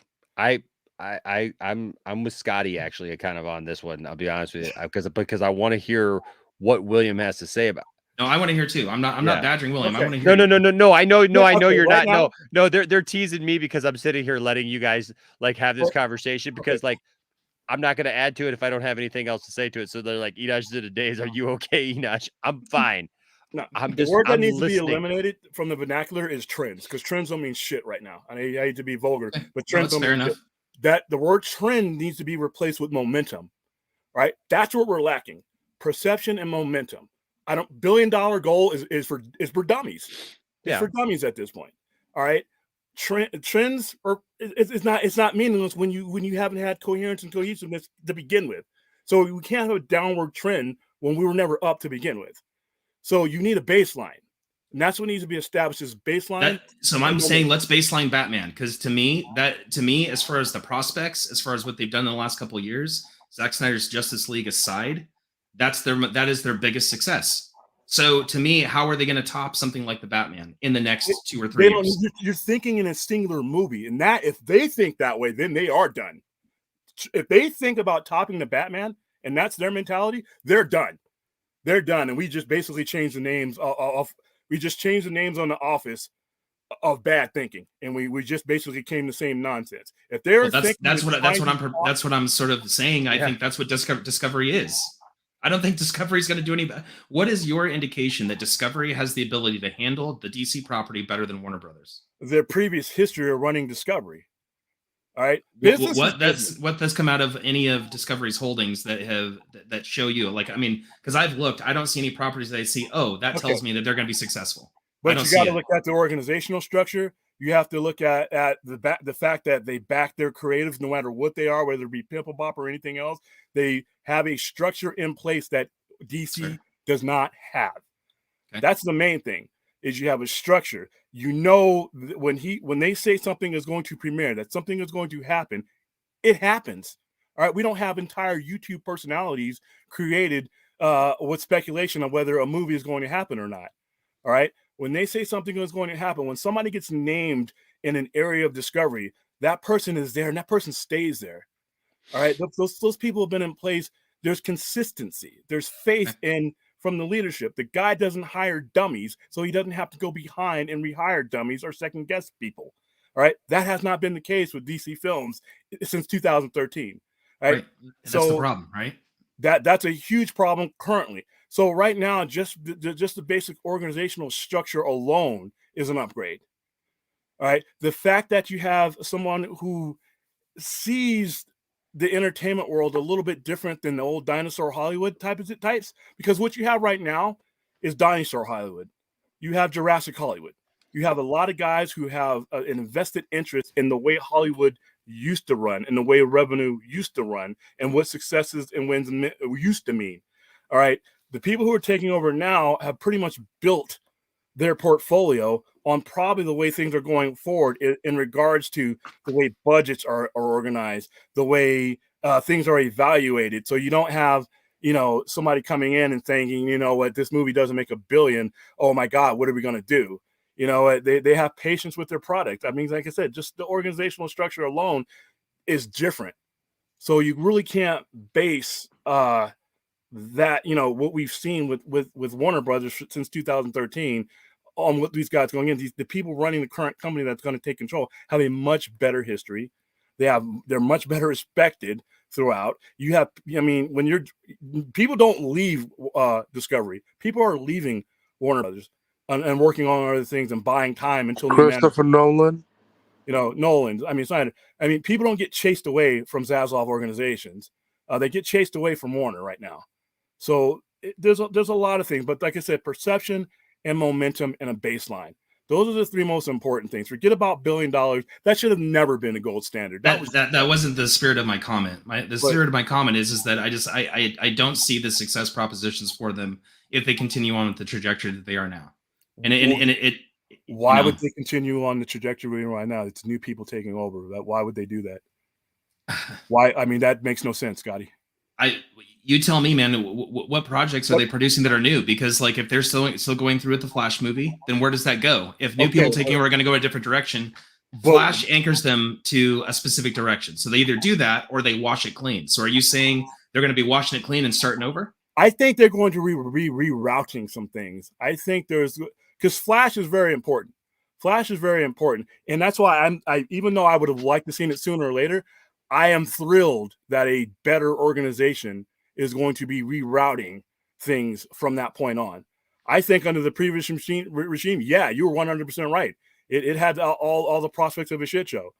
But the fact that it's being pushed, the fact that they're giving themselves time, not only to reroute things and make that a better and maybe a different movie with a different outcome, but they have time now to basically put threading in between everything that they're doing. Because right now, the Batman being as successful as it was only does something for the Batman. It only does something for that Matt Reeves universe. But that's not where your momentum comes from. Your momentum is going to come from the connectivity with your tentpoles. And that's why the Flash is so important. That's why these upcoming movies that were delayed and moved around are so important. A new regime needs time to take a look at this and do it right, instead of rushing these things and doing them wrong. The fact that they were delayed tells you that there's a superior mentality coming in prior to the one that's leaving. So you're thinking that they're taking a close look at Flash and seeing how they can build a better future for DC from that. And so go ahead. I'm sorry. So I was just going to say, so when you say, like, you know, they're going to be capitalizing the first year, I'm just making sure I understand your points here. That you're saying that right now they're making the planning. They're like, look, we're going to have the Flash movie in 2023, and we're going to plan right now so that we're going to be releasing stuff directly after that, in like the next 6 months after Flash, to keep that momentum going. I'm going to go even further than that. I'm going to say that the momentum train starts from the moment they come in up until that point. All right. Okay. And then they're reevaluating everything. Like whatever plans you had, these movies are what they are, but there's connective tissue that can make them a hell of a lot better and a hell of a lot more meaningful. All right. Because like I said, agree with that. Batman is great. The Batman is great, but that only means something for the Batman. Yeah, they got spin-offs.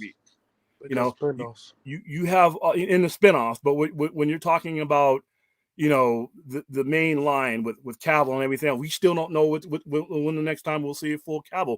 That might get revealed. I'm pretty sure that when a lot of times when we hear these things, they've already happened. When somebody signs a contract to do something and it's under wraps, it's happened months ago. So we may find out that things have been happening in lieu of. But I think the most important thing is for them not to sit around from April until November or until, you know, the Flash comes out, you know, just waiting for these movies. They need to get the buzz going. You have to get back Christopher Nolan back too. Well, what you need to do is you need to make a clarion call that it is the place to come back to. They don't need to. They really need to reshape the perception of the company to where people want to come back to. You know, what it was in 2004, from 2004 to 2013. You know, nobody. Well, that's because of Alan Horn. Alan Horn used to be a great. Well, you had Rubinoff, you had Alan Horn, but then you had Kevin Tishihara that really burnt a lot of bridges. Yep. He came in and he burned Zack Snyder. Yeah, and from 2000, you really haven't had good management since 2013, and the perception of DC films is been hurt. You have a lot of people doing a lot of hard work on these films, and it doesn't matter because the perception of DC films is what needs to change first. And so these movies being pushed out gives them time to change the perception of that ramp up, the perception of that momentum, and possibly announce their own things. Because be honest with you, you're right. You may not be able to just make movies within the next year, but guess what? You can get the buzz going. If I do a DC fandom, and I'm just going to give an example, and I'm whoever Silence Scotty, you're DC Films president right now, because it's not going to be Zaslav talking to us. It's going to be his head of DC Films or DC IPs. Silence Scotty, I'm handing it over to you, and you have a special guest, don't you? And let's say it's Cavill, and you announce a Superman. We know that movie's not going to be made within the next year. But if I have you sitting there and I have you making announcements and it looks like you have a coherent plan instead of the breadcrumbs on the table, that alone is a massive upgrade. You're all the confusion and all the goofiness that's gone on. Like I said, we've literally created YouTube cottage industry off of DC confusion. Yeah. If you solve that alone, forget about having a movie ready and all that. I mean, if you say, and we got it signed, we're done, we're going to do this, we're going to do this, we're going to do this. And it's how does it connect with what we already know? This is how it might connect with the Flash. Keep an eye out. You lay out a roadmap for the fans. You've automatically changed the perception and helped those pre-existing movies. You've automatically helped the Flash because you've built an infrastructure of excitement around it. That's not happening now. That's not happening now. And that's what can happen before these films come out. I think the hurdle there that I see is, even if you do that, let's say they make a roadmap. They'd be making a roadmap. They'd be making that plan based on hoping that Flash succeeds. And I'm not saying there's an indication that Flash won't or that it won't be a good movie. That's not what I'm saying. But it's hard for me to see that executives would say, okay, we're going to make this plan and we're going to commit to it and tell people about it before we really know how successful, without having any sort of litmus test to how successul that will be. Okay, because you'd be dealing with scared money. I'm not just thinking about that one movie. Yeah. I'm not just thinking about that one movie.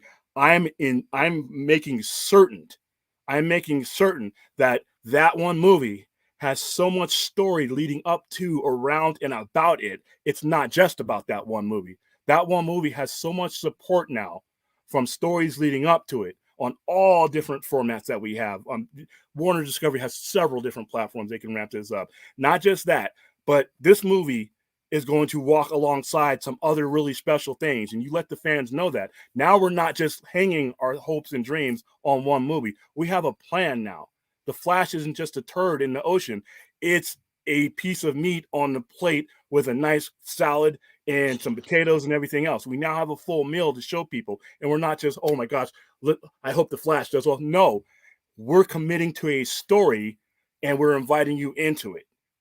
It's not just one movie we want you getting excited about. We want you getting excited about this entire universe. So you want people to get excited of Blue Beetle because that's the last DC movie in 2023. But like I said, under current management, Blue Beetle's a laughingstock. It's a stupid plan. But when you lay out that plate and all these other things, you've augmented anything you bring up. There is no such thing as a throwaway character. So will you move Blue Beetle back to HBO Max? What's that? Will you move Blue Beetle back to HBO Max? It all depends on what their plan is.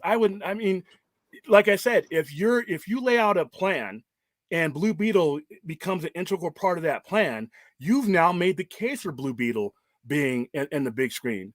As things lie now, no, because they're disorganized and they're just throwing things out there and saying that there works. And fans see that. Fans can sense disorganization, even if they're not the 1%ers on a YouTube screen like us. Fans can, they're either going to turn off to it and not care about it, or they're going to be like, what is this? Or they're going to be confused when they're engaged. So, like I said, the biggest thing that they can take advantage of by pushing these movies is building an undercarriage of something that people can grasp onto. So no one movie is the home run, your base hits. We're going from second, we're going to third, we're getting triples, we're getting singles. You know what? So by the time that the Flash does come out and anything else comes out, we're on a ride now. We're on a ride and we're believing in the product. Right now we don't have that. We don't have a roller coaster ride. I don't want to get on this roller coaster because the shit might not even have the tracks on it in the middle. That's DC now. But like I said, there's a lot. Well, I think that's how a lot of the general public feels about DC right now. Yeah, I don't and think DC is even on the radar of the general public. Exactly. They don't. They're like, yeah, DC what? Like, I don't know. Like, yeah, 100%. But that can change. That can change. And just Batman. like I said, but that's like I said, that's a singular movie that helps that little pocket, which is fine. I loved Batman. I mean, I can't wait to see it for my second time because I'm not spending another 3 hours. Just don't have that kind of time. HBO But- Max, April 19th. Yeah, but there is so much you can do marketing wise, momentum wise, to augment what's already there. And then you can add to it. Now you get people talking about, wow, now I see it all coming together. That's what you want your fans to think. You don't want your fans guessing like they are now. You want your fans being like, okay, I understand now. Don't spoil it for me, but I see where you're going. That can be done. That's just a matter of good management. That's the difference between good management and bad management. You know? Hold on just a second. We'll continue this. This is funny. So Black Star Afro, that video is like 2 years old. Oh my god, that video is dope. That's hilarious. No, we were actually raising money. It was at the height. Jody's Corner was mad at us. Andy Signore was mad at us. That whole side was mad at us. And so we were literally we took a night, and I had said any super chats that came in that night were going to suicide prevention, and we did that. Sean was a big fan of Jody's Corner.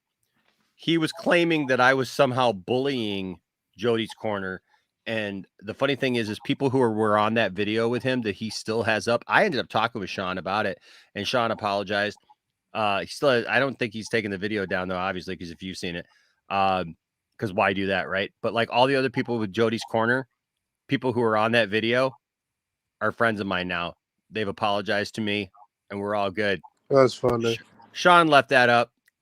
You could ask Sean why he left it up. It makes no sense. It was literally a video of like, we're trying to raise money for suicide prevention. And I said, because we were talking about something specific, and I said, I don't feel right with keeping super chats tonight for me. So we're going to give that money to suicide prevention. That's why there's a video. I think it's hilarious. I don't know how I, as a channel that I think had 8,000 subscribers at that point, and Jody's Corner had like 55,000 subscribers. I don't know how I was bullying Jody's Corner just because I had an opinion about how they were treating fans at the time. You all should know that story, but yeah. All their acolytes were also bombing the chat that night, well up to any of your comments. So yep. I was in that chat that night. So many trolls. Yeah. Scotty was there. Scotty could probably tell you better than I could about the analytics. So Black Star, let me tell you, just like generally, it's like, if a bunch of people come into your chat and start harassing, the people in your channel and start saying things about Enosh, and Enosh says, hey, look, like Jody's Corner is a joke. Like, I don't care. Like, stop doing what you're doing. Is that bullying, or is that responding to people coming in? Because we didn't go to his channel and do that. They came into our channel and did that. So there's some context for you. What are you eating? I'm eating nachos because I'm enjoying this conversation. DC is on a roll right now. Let me read this real quick. Which, by the way, while he's reading that, Scotty, look what I got for you, buddy. No one is doing hell yeah. it. Completely changed the flash. All right, I shined it up and everything, bro. And they have the story telling. Okay, Nick. It's got the book. It's got everything in there, bro. Wait, what is that? The Cylon Battlestar Galactica. I got that at the store. Yeah, the classic. All right, Nick, that depends on what you consider to be a role.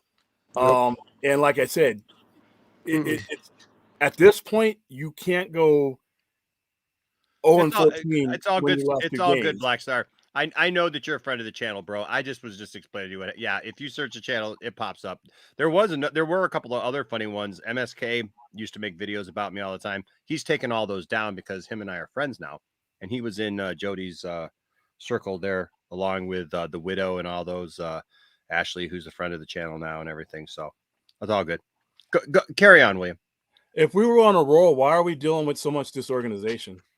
If we were on a roll, why don't any of these movies have momentum going? A roll literally is momentum going into one thing into another. They tried to do it. When I step out of one movie, if I'm on a roll, I'm excited about the next. That hasn't been the case for DC in nearly 5 years. Are you excited for Black Adam? I'm cautiously optimistic about Black Adam, but not based on anything that they've done before. When you're on a roll, like I said, not all movies need to be connected, but there has to be consistency and quality. And we go from Birds of Prey to, I mean, it's a jumble. Birds of shit to Wonder Woman 84. Yeah, to, Wonder Woman 84. I to mean, the Suicide Squad. To now I've already explained pretty much this. I know this goes back. I mean, they're not going to completely change the Flash, but they're going to change some things about the Flash. And if they're smart, they're going to change the campaign and momentum leading up to the Flash. Like I said, if we're waiting up to hear good information about the Flash a month into the Flash or leading into the Flash, that's dumb. That's where we were headed right now. We were pretty much headed into this just pretty much being their home run. Well, I've told you all. Ezra has flat out said he's fighting for a lot of the things that you guys and me included have been fighting for. And one thing is that now you add another like year and a half Yep. to that fight of being able to do that, and a regime change and people who actually like want their properties to be popular and want their properties to, reach out to a myriad of people. Like Ezra's been fighting for Ray Fisher. Muschietti, whatever you want to call him, whatever his name is. Andy. Andy wanted Ray Fisher in his movie. Am I saying Ray Fisher's going to be in the movie? I don't know, but I know people are fighting for it. And plus, still yet. Now, when the movie was going to come out at the end of this year, that makes it a whole lot tighter to be able to film anything or do anything or change anything. You add another year to that now? Yeah. Who knows? I don't know. Even Zack Snyder people who signed on to do the Flash movie, they say, hey, we was done with DC. We was done after Zack Snyder Justice. We was done. But we saw the Flash script and we changed our mind. And they signed on to it to do the CGI with the Flash. Ben Affleck Zack Snyder crew came back to do one DC movie. The fact that Ben Affleck is in that movie, Anthony. Yep. Ben Affleck didn't have to do that film. He did. And Ben obviously has a close relationship with Zack. I don't believe for a second that there's any reason for Ben to come back, especially when he came back and did the nightmare scene in Zack Snyder's Justice League for free. Yeah. He shot that on Zack Snyder's driveway. There is no reason for him to come back and do a film that's going to crap all over Zack Snyder's work. That makes absolutely no sense. That's like me and Scotty got like this great working relationship, and William's like, hey, I know you liked, working with Scotty and everything, but we're going to take this thing that Scotty did and we're just going to crap all over it and make our own film. Would you want to sign on for that? I mean, you don't have to, but does it sound like fun? Yeah, I'll totally crap all over my friend Scotty for no good reason whatsoever. That makes no sense. No sense. And Ben Affleck respects Zack. He loves Zack. He's not going to sign on something. Oh yeah, this is not good. He even wrote some stuff for himself in the Flash movie. So he got approved by Warner Brothers. So he's not going to come into something like, oh yeah, they effed up my Batman. I'm not doing this. No. He came back for Ezra Miller. He believed in Ezra. He came back for Zack Snyder one last time. So he's going to continue. If he doesn't want to continue as Batman, that's fine. It's Ben Affleck. He changed his mind 24,007 times. You're welcome, some dude. Every single one of these movies, besides Wonder Woman 84 and after, received positive by critics and audience. So how's that not roll? Because your baseline was so low that seems like success. When your baseline and your expectations and the standards have been brought down so low, stuff like you rolled out there seems like a success. If things are operating and functioning like a fine-tuned machine, these things aren't a roll. The Suicide Squad is a flop. These things are an expected minimum baseline. All right. Any other company, this would not be a roll. But because it's DC Films, it seems like a roll because you have to base that roll off of what came before. And what came before was disorganization. Well, wouldn't a roll be like that Aquaman made $1 billion and then the next thing like made a good amount of money instead of like made next to nothing? You know what I mean? Like, Joker doesn't count. Joker doesn't count. Look, I would say this. I actually like Birds of Prey. I make no bones about it. I like that movie. My wife likes that movie. We both like that. Everything in that movie feels cheap. whatever. I still like it. You can say whatever you want to. You can call it birds of shit, whatever you want to call it. I just don't care. The point is that I like that movie. That's all I care about anything. Do I like a movie? Do I not like a movie? It can make $1 billion. It can make $2. I don't care. The point is that I like that film, but even I look at that and go, the general public obviously didn't like that film. Now, I think that there are some other circumstances that went into that. They named the movie horribly. So they caused themselves a lot of issues, because I knew people who, a month after the movie had come and gone, people were asking me, hey, isn't that Harley Quinn movie going to be coming out sometime soon? And I'm like, that movie's already been done and out like that. And they were like, what are you talking about? Well, that Birds of Prey movie, that was that. Yeah, that was that. So, so it is what it is, but at the end of the day, there's been no upward trajectory for DC films. There's no way that you can look at what has happened with DC films and think, oh, they're knocking it out of the park. They're doing a great job. Like Scotty said, like they're not even on the public's radar at this point. Nobody's clamoring for this. Like they're literally hoping for that movie, that film that does something that sparks it back.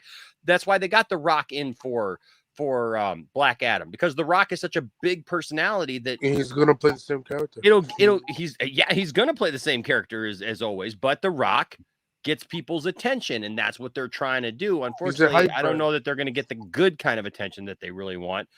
It's more, of this same stuff. But can I highlight one more thing real quick? Now, yeah. All right. Yes, there is a difference between something being received positively, okay, and having overall corporate momentum. West Side Story was received greatly by everyone who saw it. Yeah. Not a lot of people saw it. All right. That is when you're talking about the general public, which was the other 97%, those type of things lend towards your momentum. All right. Blade Runner 2049, my favorite movie of all time now, was received greatly, was received positively. It was a box office bomb. At some point, it being critics who mean less and less to me each day, but critics receiving something and upper end people receiving something greatly and positively, it doesn't matter. You have to have a momentum to the point where, like Shazam, you brought up Shazam. All right. And if things are going humming along, a movie like Shazam doesn't barely break 400 million. All right, a movie like Shazam, no matter what it was, breaks at least 750 or more. Now, I'm not saying box office means quality, but it lends towards your overall public perception of your company, and a winning team and a losing team, and it's just what it is. And another person asked a question. All right, well, so this right here. Hold on just a second. I wanted to address this. So yeah, no, this is true. Affleck made the comment that what he did in the Flash movie was his favorite thing of being Batman. So whatever that was too, obviously that meant a lot to him. And there's rumor that there's nothing that has been solidified of this, but there's been things said that coming in, he was able to make changes to the script. So and WB approved it. Yeah, the WB approved it. H Bart's here with a $5 super chat. Thank you, H Bart's. Says I think Affleck also left was because they got rid of Zach. His death was taken away, which means he could have been stuck as Batman. You mean his death arc? His death arc was taken away. Oh, his death arc. Yeah, okay. Was taken away, which means he could have been stuck as Batman for years, maybe. But because Justice League 3 would have come out in 2021. Yeah, this would have already been all done. Like his technical run as Batman would have been done unless he got a solo film that like told a different story, like before all this stuff happened and everything. His story would have been done. Would have been done at that point. Yeah. Deathstroke versus Batman versus he was gonna have Batgirl in it, and Alfred and other people in there, and a flashback to Dick Grayson, obviously. So it would have been a lot of stuff for that movie to happen. I wish that movie still happened. Maybe it happened one day. Who knows? Yeah. All right. So, some dude, William, I heard you lay out what should happen. What do you think? Actually, will it happen like over this next 6-12 months? All right. Now, keep in mind, comparative to a corporate guy who's done this for a career in entertainment industry and run a network, I'm a dummy. So if I'm bringing just the obvious stuff to the surface, the guys who do this as their lifelong careers, they're probably way ahead of me. And we all can see that the perception and the marketing and the momentum is just isn't there. So those guys with the big degrees and the extra zeros on their checks, they're probably thinking with a much larger part of their brain than I ever could when it comes to this. So they're probably going to be very aggressive in the marketing of these major IPs across the board. I mean, like I said, even though they have a big company to run, Superman is still Superman. Batman is still Batman. These collective IPs mean a lot more to a general audience that will never pick up a comic book or put on a cosplay or anything else. So these are very important IPs. I think they're going to be aggressive, not just to bring these IPs to the surface, but to change the trajectory of their company. Right now, Warner Brothers doesn't have a good name when it comes to filmmakers and faith in projects. I mean, we have sporadic this, we have sporadic that, we have a good movie here, and we have this.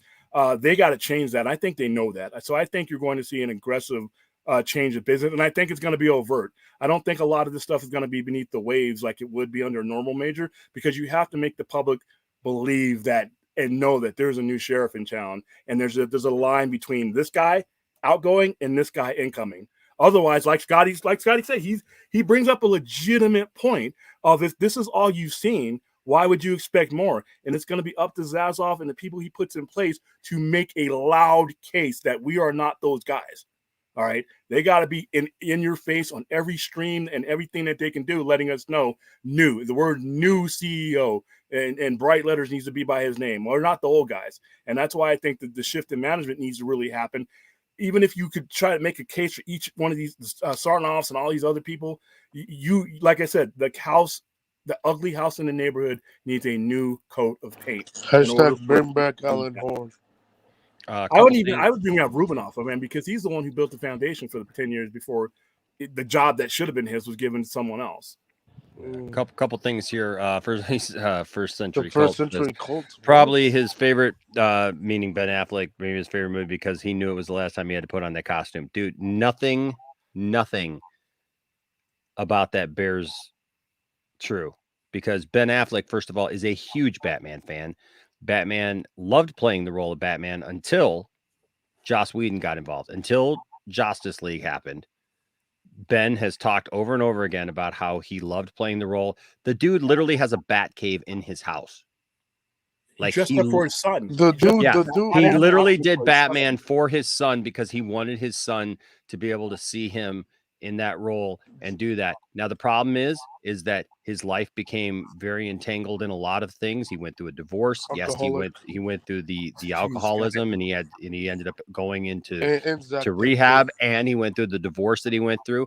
And then at the exact same time, there was a toxic situation at WB with Joss Whedon. Joss Whedon put everybody through hell. And I think at this point, we could pretty much all, like, wherever you were at one point on that subject, I think we can all agree now that, like, obviously some crap went down with Joss Whedon, right? Yeah. Like, I mean, like that's the thing. Whether or not you believe Ray Fisher or whatever, some major crap went down. Everybody's pretty much come out and said it. Except for Ben and Henry, who've kind of stayed above it because they got the two biggest roles probably in that whole thing. But Jason Momoa, Ray Fisher, Gal Gadot, like they've all come out and said it. So it has nothing to do with putting on that costume, and he doesn't have to choose between J-Lo or Batman. That doesn't make that's like saying that like he's not going to act in anything else ever again because he's with J-Lo. Like, I don't get. He's clapping those cheeks. Dude, that has nothing to do with it. But H Parts here with another $5 super chat says, "I got a GoFundMe up to support my travel to the universe where these movies are out." Dude, you might not have to pay that much. I mean, that's awesome. That's awesome. Yeah. And Scotty says, "I'll save a spot in the DeLorean." We'll all go together. H Parts. Jared's mother says, H parts, you got to bring everyone who donates too. Yes, that's got to be part of the. That's got to be one of the tiers, man. Is that It's gonna be like Elon Musk is that we all go together. With another $5 super chat. Thanks, buddy. He says, I will always say this. I love the Batman, but if I had the choice to have Affleck version, I would have that. It's a travesty. If nothing happens, if nothing ever changes, and we never see Ben Affleck as Batman again, and he never gets his own movie, that will be the travesty. That'll be the travesty of that situation, is that he, quite frankly, is one of, if not the best, and in my personal opinion, I feel like he's the best Batman we've seen. He's the most comic accurate Batman. He's the Batman that I've always wanted to see. And I was not necessarily on. I was not super excited when he first signed on. I was like, oh boy, Ben Affleck, really? But I'll tell you what, he proved himself to me. And the travesty would be for him to never get his own solo movie where we just see him being Batman. No team up, no, trying to bring everybody together, none of that. Just him as Batman in Gotham doing Batman stuff, man. With That would be awesome. H versus I'll bring Enosh. That's funny. And then we got another super chat from H Bars. Wow, thanks, man. Really appreciate it. Says, imagine Affleck's son threatened Affleck to be in the Flash. Dad, you're gonna be Batman. That'll be fun. You're gonna be Batman. So okay, cul-de-sac Jack. I mean, dude, that's like your opinion, man. Yeah, you know the game. But nothing has said that he's just over it. Everything points to the fact that he loves Zach. He came back the first time for Zach. Remember, he famously said, "I'm not Batman." Walked away. Didn't want anything to do with it when it was a toxic situation and he had no control over it and he absolutely had no voice in it. Hold the sack, Jack. I just realized. Yeah. He came back. I mean, so everybody can make all the, look, man, nobody's here to try to change your opinion, like, and let's, at the end of the day, we're looking at things. We're looking at the exact same stuff, right? We're all looking at the exact same information. Some of us look at it one way and some of us look at it another way. At the end of the day, it's really not going to matter one way or the other because guess what? It's just a movie, right? They're just movies, but we have fun talking about it, and it's fun to see things differently, and we don't have to be rude about it. Yeah, you're gonna kill me for taking over these things, but I'm sorry, but I just see some things. Dune is fantastic. I agree 100%. I think it's one of the best movies. Is it? It is, Enosh. It is. Okay. See, we can have differing opinions on this. To underscore your point, Nick, and to answer your question at the same time with this comment, if you heard otherwise, that person is dead wrong. What's the matter with it's subjective? If I had to have a sentence or something, a situation that describes mismanagement, it's not making Dune 1 and 2 at the same time and saving yourself millions and millions and millions when you ultimately knew that this was something that was going to be a franchise, when you knew Denis Villeneuve was speaking beyond just 3 movies, to know how expensive this movie was to make on location in places like that, where they're going to go and stagecrafts, to not make those movies back to back, and to, even if you weren't going to announce it until the 1 week in the movie to get your box office bump off of that one, that to me is the type of stuff that they don't have faith in their own plan sometimes. And when you don't have faith in your own plan, everybody sees it. Like I said, when I was a sergeant and I had people under me, if I flinched and had fear in my voice and I wasn't confident in the plan I'm laying out for them to go execute, they're going to see that. All right. And fans are the same way. Fans, executives, confidence and faith starts from the head down. And when the head doesn't have it, the rest of the company doesn't have it. And not doing Doom back to back, one of the best movies of the year, not being ready for that.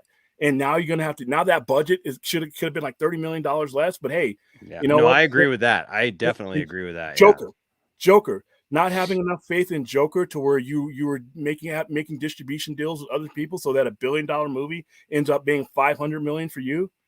I mean, these are things, they do things that say that they don't have faith in their own plan. So why should the audience? And the audience is like, you know what? Why am I going to plop down my money for something you're not even into, dude?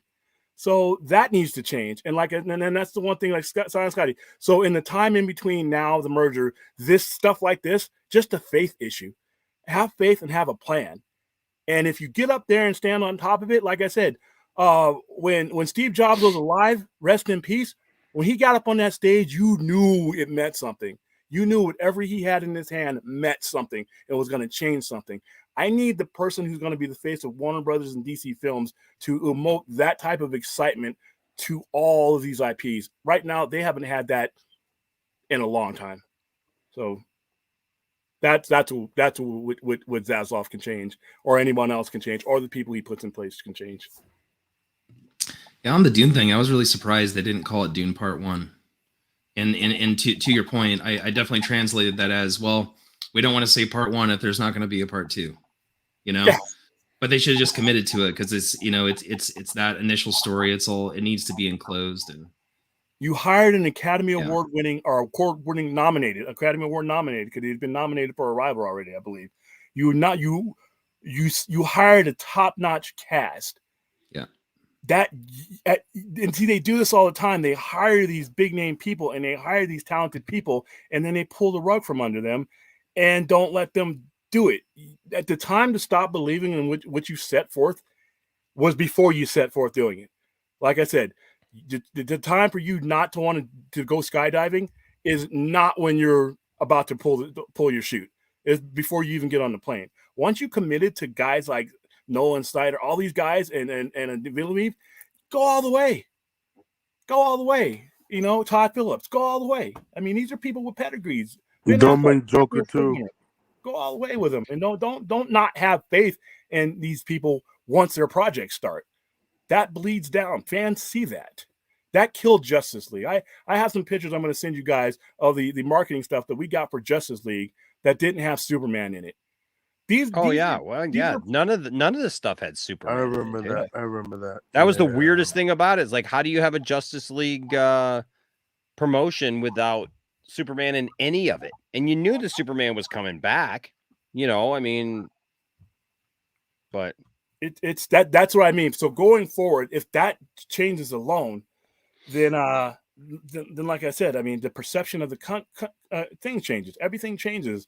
You know, charisma is free. All right, you don't have to pay millions of dollars for it. And another thing, follow through. The biggest detriment that the DC film has had, as not just for us Snyder Bros or us cultists or whatever people want to call us. Bottom line is this: finish what you started. All right. If you can't finish what you started, nobody's going to even step on your ride, let alone go halfway. The biggest thing hanging over their heads now is the biggest thing that they had done up to that point. They haven't finished. So whenever they announce a project, it's a joke now. We're like, 50-50, that's never going to happen. And we laugh, right? Instead of being excited, oh, I can't wait when that comes out, we laugh because they have not shown the consistency to follow through on anything. All right. And like I said, the biggest thing that could come out of a Justice League 2 or 3 is the fact that you finished something. So when you invite me to something else, I might just show up, you know? Yeah, even a lot of people are pissed with WB.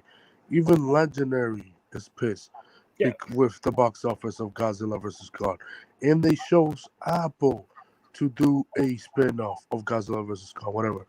And it was going to be an HBO Max thing. But nope, let's pick Apple because they still mad at WB for what they did. So it's but change of management can change a lot of that, though. See, those, you know. A couple things. Hold on. I'm calling me an idiot. I just accept that, Claire. I'm calling me an idiot in comparison to the people that are running these corporations. In comparison to what, if I can bring up something to the surface like this that we can all see is like momentum and not momentum. He's not talking to you, man. Oh, he's talking to Mary. Oh, okay. Sorry. No, there was another discussion there. That's what I was just gonna say, yeah, because she says, don't think I'm an idiot, Nick, just telling you my take. So, okay. So I would just say, like, make sure, like, everybody knows this about the chat. Like, I see what you guys are saying to each other. Everybody's passionate about their feeling. I'm not yelling at anybody. Let's give each other the benefit of the doubt, right? stay on topic, and just remember that we're all friends here. We're all nerd family here, and we're all just here to talk about this stuff. But that's it. H Bart's here with the $5 super chat. Thank you again, H Bart's. He's rolling So, in. he is, man. He says, if I were Affleck, I would go with J-Lo over Batman. Why does it have to be an absolute? Why can't I tap both? Damn. I mean, why, she's not going anywhere just because he does Batman. Well, I don't know. It depends. Well, he's got some feelings about Batman. I guess so. Jeez. What Ben Affleck is doing is clapping those cheeks. Dude, she may not have it for Batman. Oh no, she might be playing Catwoman. You don't have to wear the costume when he's doing. I mean, it's an acting role. Just saying, she may not like the Batman so much. She may want him to step away.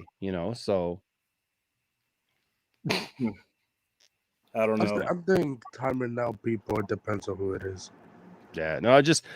So no. No. I mean, I guess even me, man. If I have to make a choice between Batman and J-Lo, man, That's I guess not a fair choice. There's been others who've had to make a choice between dealing with Batman or going a separate way, and like Batman's arch villain. Batman's arch villain, right? Yeah. Yes, Commissioner. You'll never guess who's on the loose. Your old arch enemy. Maddie Signor. Good heavens. Him again. Can you come to headquarters right away? It'll be a pleasure, Commissioner Gordon.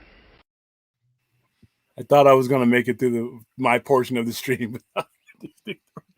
I know, right? He's been pretty reserved with the clips tonight. I've been pretty surprised. I have. Well, there's been great conversation going on. So, can we do Andy Senor right now? No, please. I'm so far on the outside of this Andy Segura thing. I don't know anything about. It's been 3 hours since we haven't done. Just saying. I mean, there's always great room to update and know what's going on. I know it's all bad. Master Castless, I banish thee to the 7th realm of the dimension, Icano.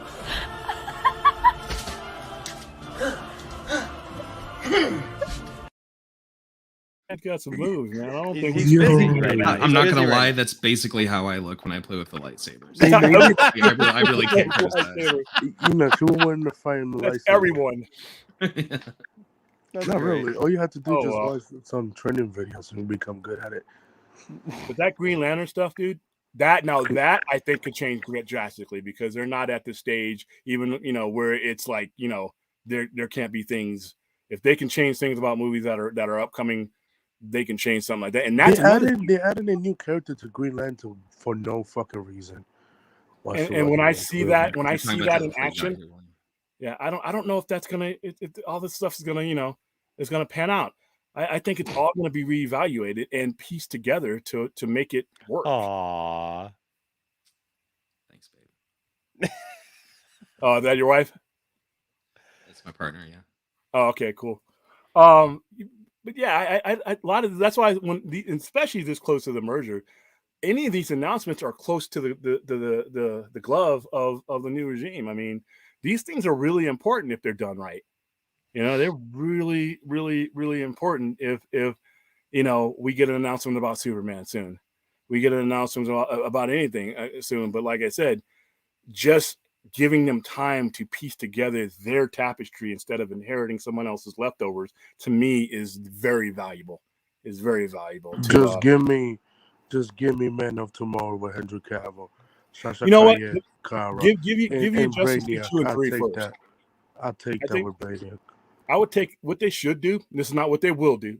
Is what they should do is go with HBO Max and 2 years, a 9 to 10 episode Nightmare, and then the Earth War that would follow it. Those are your Justice League 2 and 3.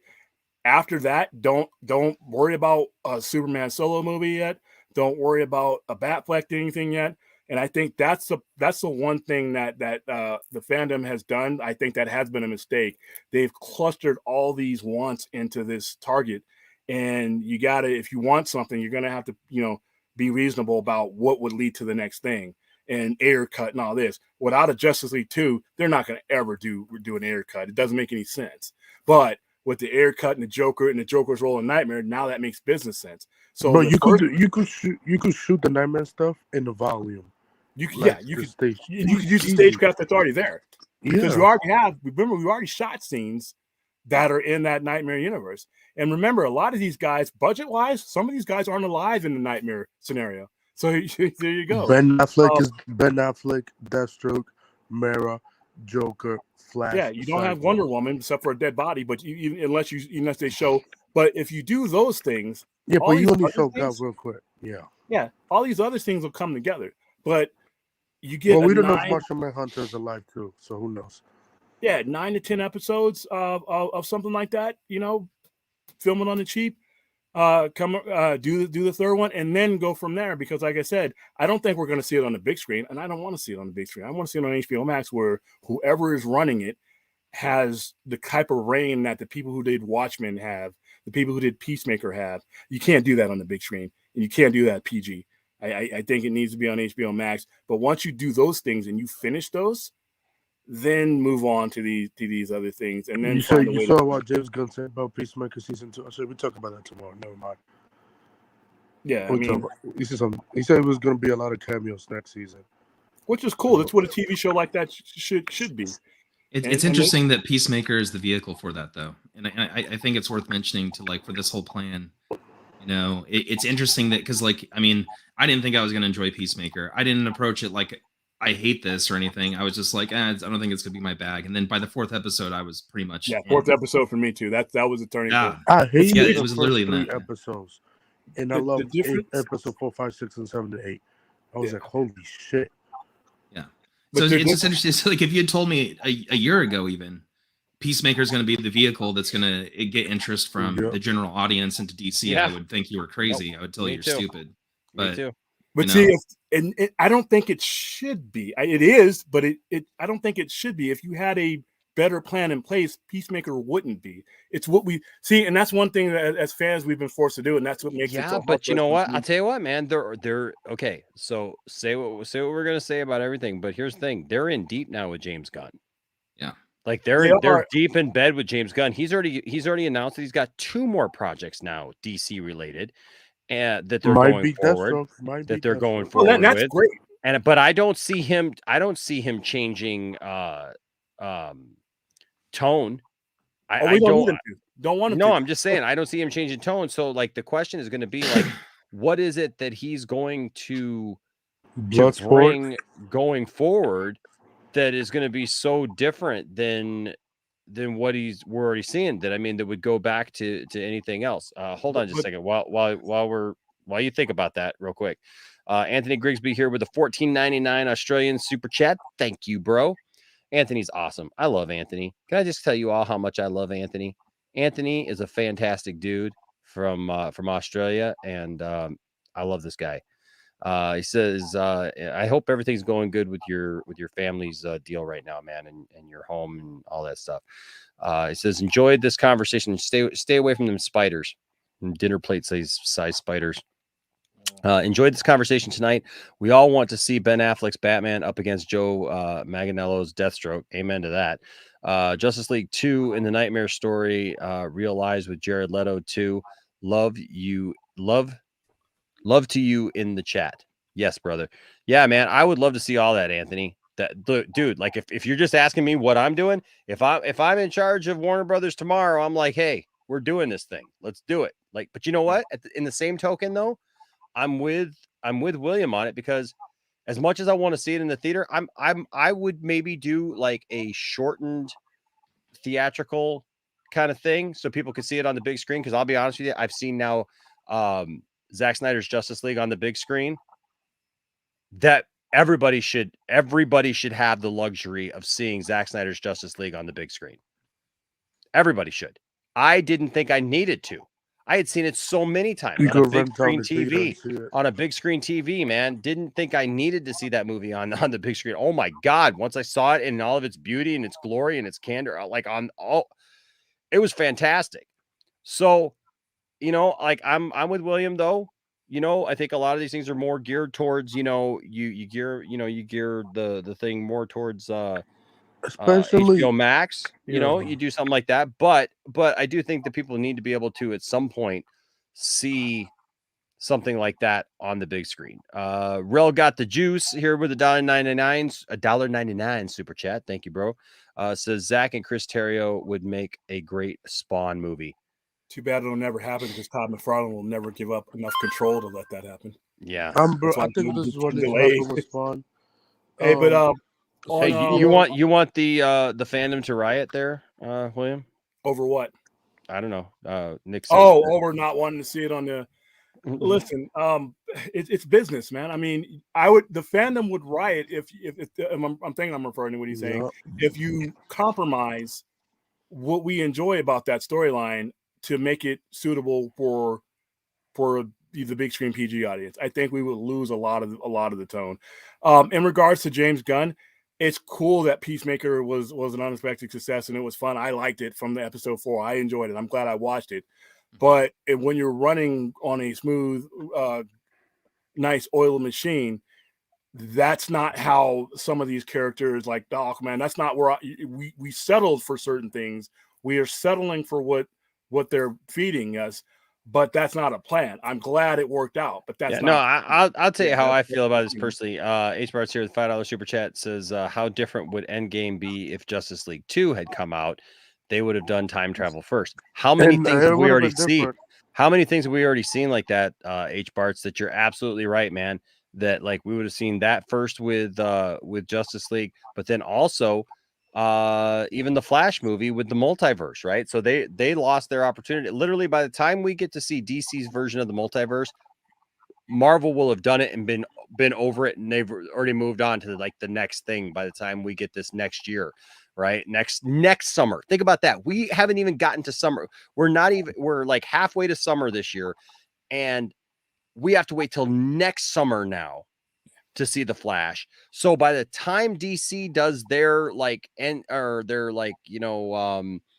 Spider-Man No Way Home thing where they got Keaton and they got Affleck and they got all these, whoever else they put in that movie that I'm going to be excited for, but still yet that's a year. It's almost a year and a half away. And then we'll be getting that, which they would have had the chance to do it first, but it is what it is. But I did want to say with Nick here, he says Peacemaker was great. The people that won't even bother to give it a chance are missing out. Thank you, Nick. I agree. Nick, I'm so on board with you. I've got friends that I love. I love these people. They have attacked Peacemaker. They've gone after Peacemaker. They've said negative things about Peacemaker. And my question to them always is in personal messages, in talking with them, in talking to them on the phone or whatever, is why won't you just watch it? Why say negative things about it if you've never even seen it? You can't say negative things about it. It's because of James Gunn. You have this perceived notion. I get it. You don't like dick jokes, right? You don't like this, you don't like that. I'm not a big fan of some of the things James Gunn has done either. But the thing is for some reason, look, I don't like John Cena. I don't like his acting. I don't like having to look at him. When I'm a wrestling fan, and I got sick of looking at John Cena even wrestling. I just wanted everybody to beat him. I didn't care who it was. It could be Joe Schmo out of the crowd. I just wanted to see John get beat. Even Punk? Because even who? Punk. I especially wanted Punk. I'm a huge CM Punk fan, so that's going in the wrong direction. But my point is like I do not care for John Cena at all, and I didn't. I saw the Suicide Squad. I liked the Suicide Squad. My least favorite part of the Suicide Squad, John Cena. So when they announced Peacemaker, I was like, oh dear Lord, I'm not going to like this thing at all. Literally, what was it? 2 or 3 days before the show came out, people asked me on this very stream, Enosh, are you looking forward? They were asking me sarcastically, Enosh, are you looking forward to Peacemaker? And I went, nope.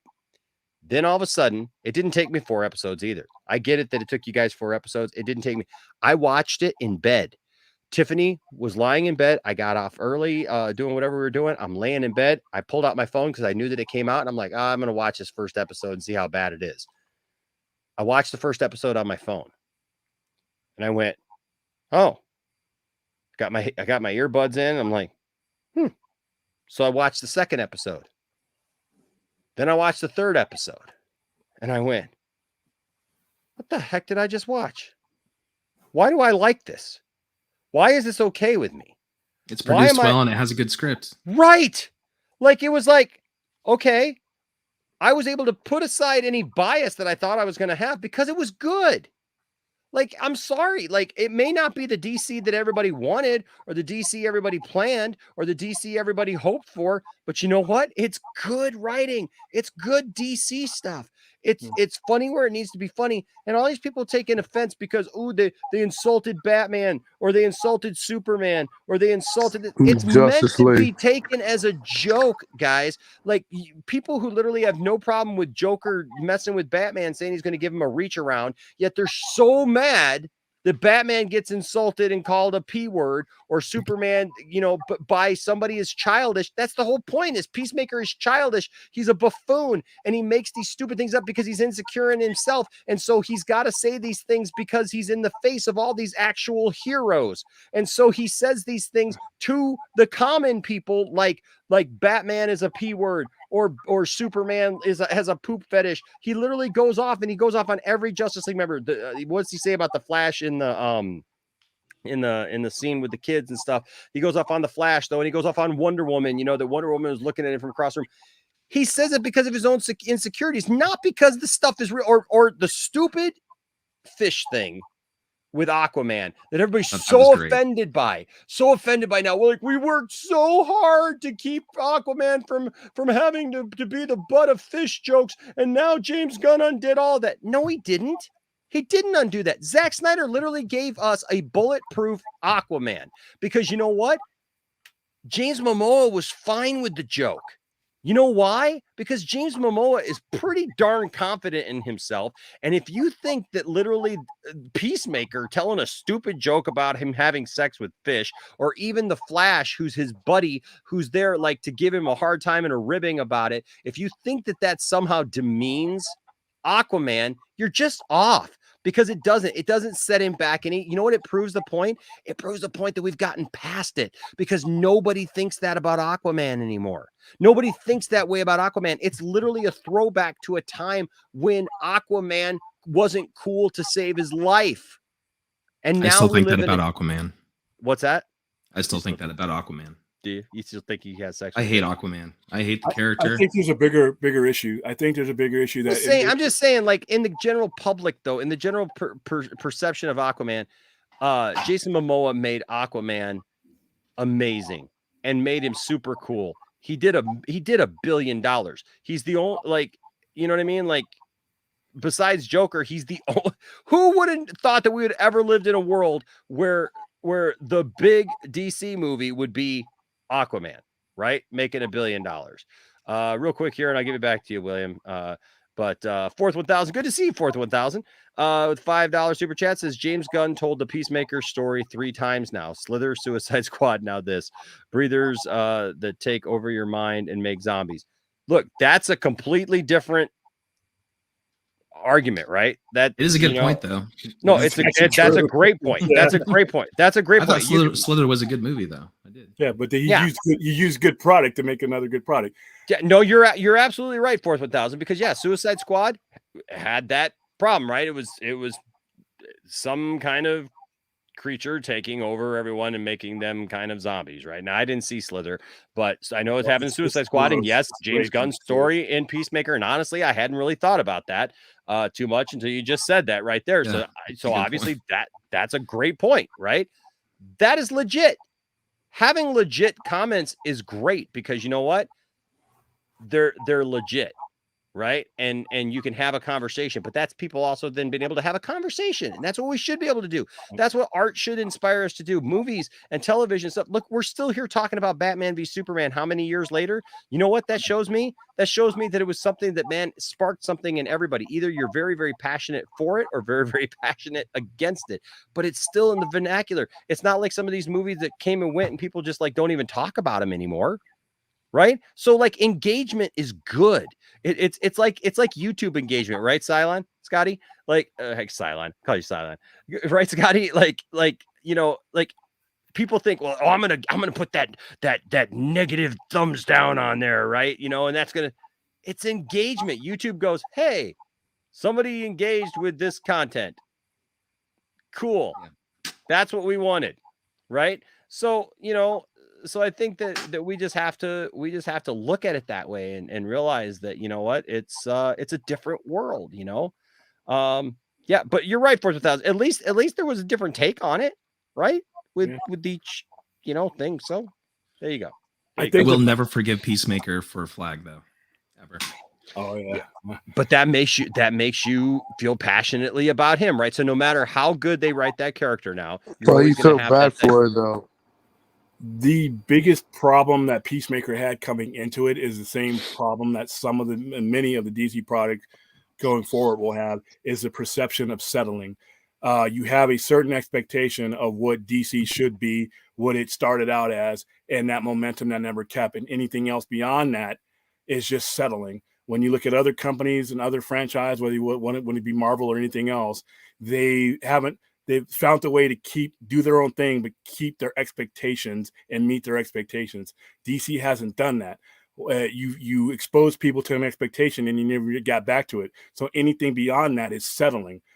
Peacemaker is great. There's nothing wrong with Peacemaker. But if you're a fan that has expectations that they set, then anything beneath those expectations is settling. All right. And that's a problem. Like I said before, that's perception. That's a perception that the new regime has to change, is meet the expectations so that these other projects aren't perceived as settling. Blue Beetle, without the context of a strong foothold, is settling. It's settling because we're not getting our mainline superheroes.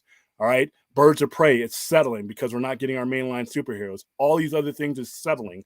And you're settling for the product that they want to give you instead of meeting the expectations that they set. That's the biggest problem. And it doesn't even get any deeper than that. Most people aren't going to give some of these projects a chance because they feel like they're settling because the company that set the standard can't even meet their own standard. And that's a problem that they're going to have to fix going forward.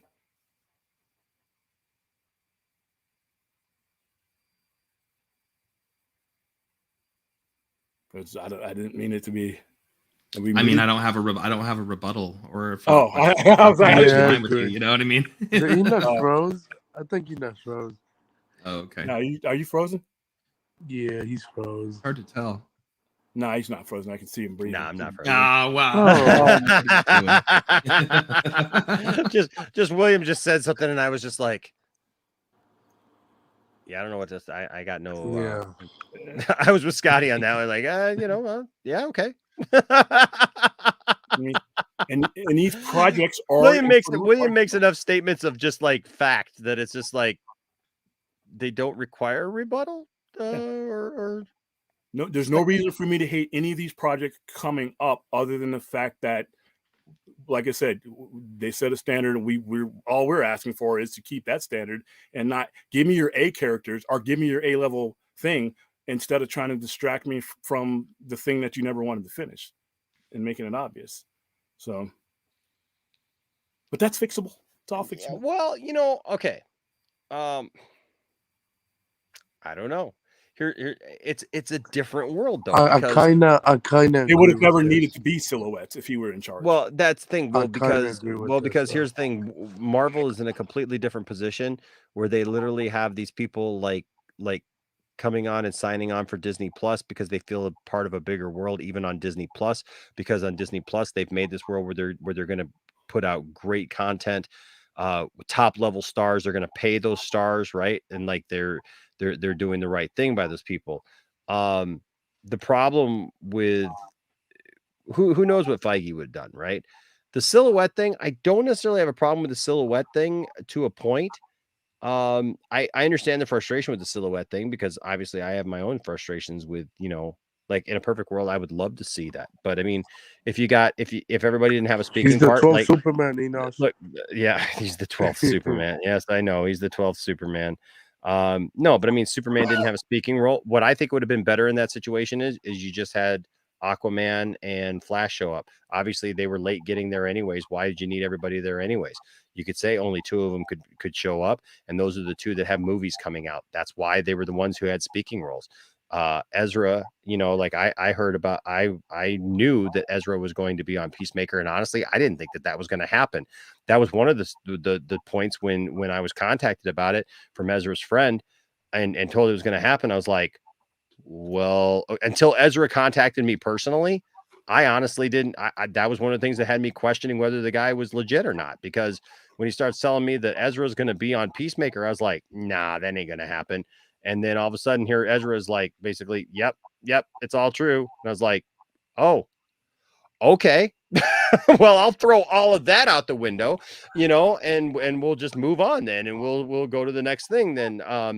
But like, I think it would have been better for just the two of them to show up instead of, all of them. But, they wanted to show them all represented, but obviously Wonder Woman doesn't say anything. Superman doesn't say anything. It just kind of is what it is. They just show up that way. So, but I'm surprised the Cyborg Stangman didn't come out.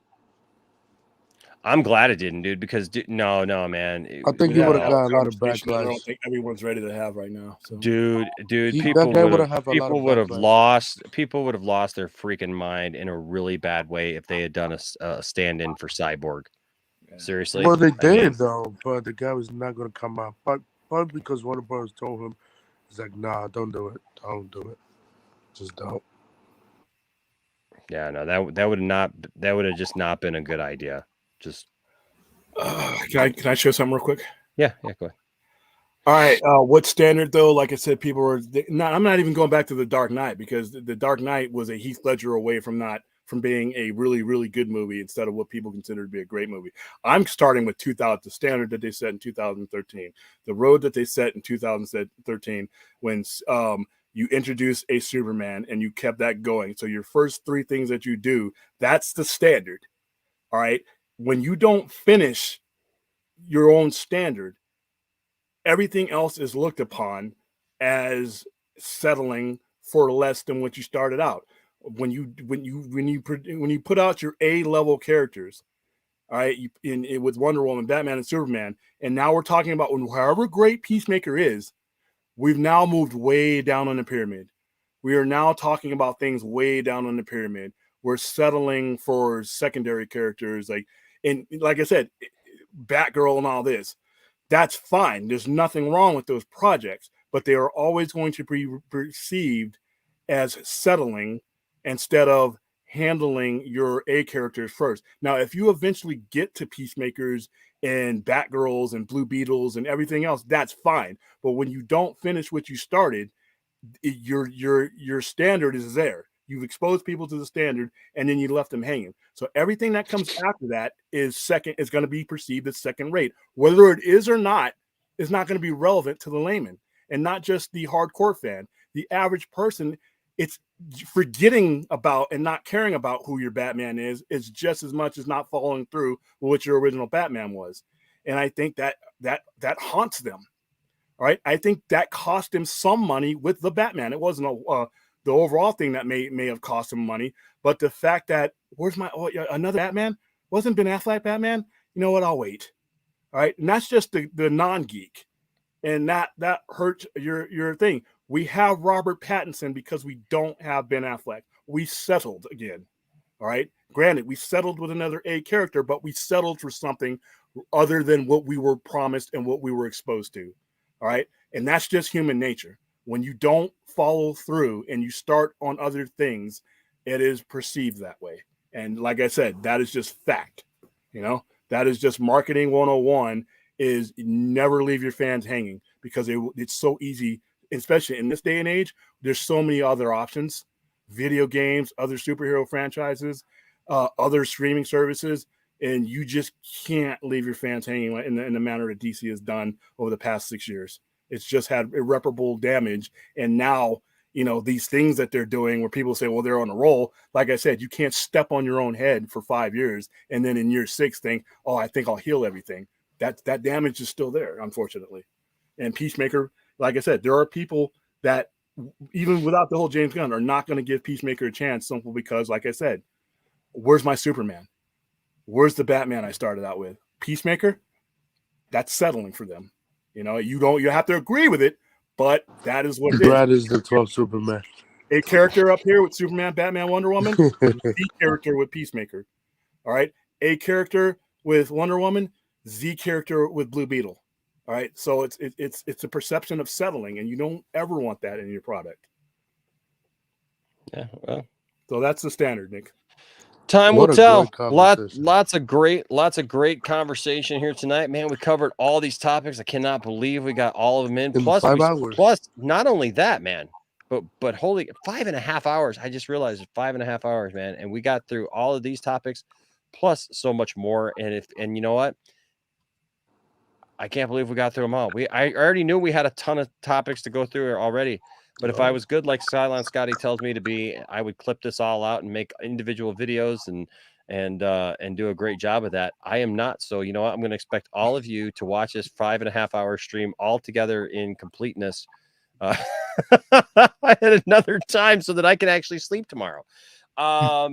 Yeah, unless you'd like to do some pro bono work, anybody for the lounge, let me know.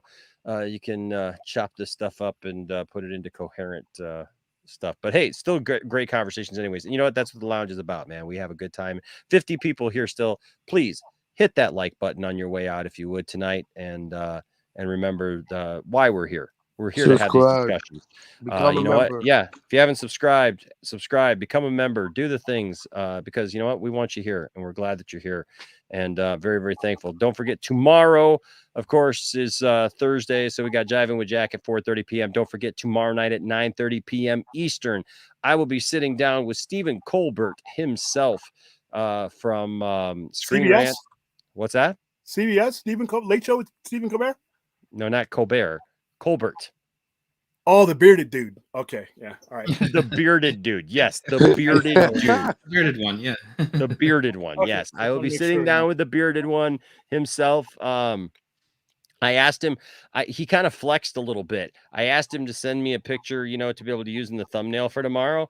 And he sent me a picture of him on the set of Army of the Dead. Okay, replace that with the teacher from Beavis and Butthead. 'cause that's Wow. What Get out of here, William. Whatever, William. But hey, listen, he's a great guy.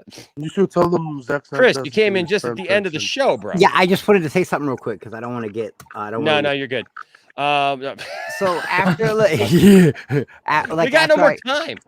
Listen, after I jumped out with you guys, I made my phone call and I said, "Screw it, I'm gonna go watch both Trons." Right. So I watched the first Tron. Okay. You watched the first Tron in that time? Yeah, it just ended. Good Lord, what have we done? Yeah, and now I'm on the beginning of the second Tron, but there's something in the second Tron that never sat right with me, and I guess because I didn't remember the first Tron, right? When Alan goes to Sam's house and he gives him the keys to the arcade, yes, and he's like, you know, wouldn't that be something if your dad really was just sitting there working? I just realized, it just dawned on me. Alan has known the whole time that he's in the grid. He knows where his old partner is. He just can't tell people because you didn't know that. Lunatic. No, I never put two and two together. But then it's been a long time. It's been a long time since I saw the first Tron. That movie's 40 years old. Yeah, it's been a minute. But I just thought that was crazy. Bro, the CGI in that movie is amazing. And the soundtrack, you're right, it's so good. It's so good. Anyway, you guys, I love that we get to end on a Tron note, though. So thanks for that, Chris. I'm so gonna go back and finish watching this movie now. Because you're on a bonus. But you guys be good. Have a good night. All right. Thank you, man. Thanks, Chris. That was awesome. Bye. That was awesome. We have to ask him if Zack Snyder Justice League is a fan fiction. Oh, what? Don't start it. So, anyways, thanks guys for being here. Thanks everybody for your support of the lounge. Really, really appreciate each and every one of you. Don't forget, like I said, tonight, 9:30 p.m. Eastern time, I'll be talking with Stephen Colbert. You guys know him from the Vodka Stream over at Dave Pena's channel, and always love having a conversation with him. He's a great guy. Co-host. Yeah, the co-host. He has great stats. He has great research. Dude, the dude is straight on, man. I'll tell you what, the dude is probably the single-handed only reason why I trust Screen Rant ever. That's a sad truth. Actually. We need. Just saying, man. The dude is on. The dude is on for sure. We need to see you do an interview with Meg. That would be dope. Me and Meg? Yeah.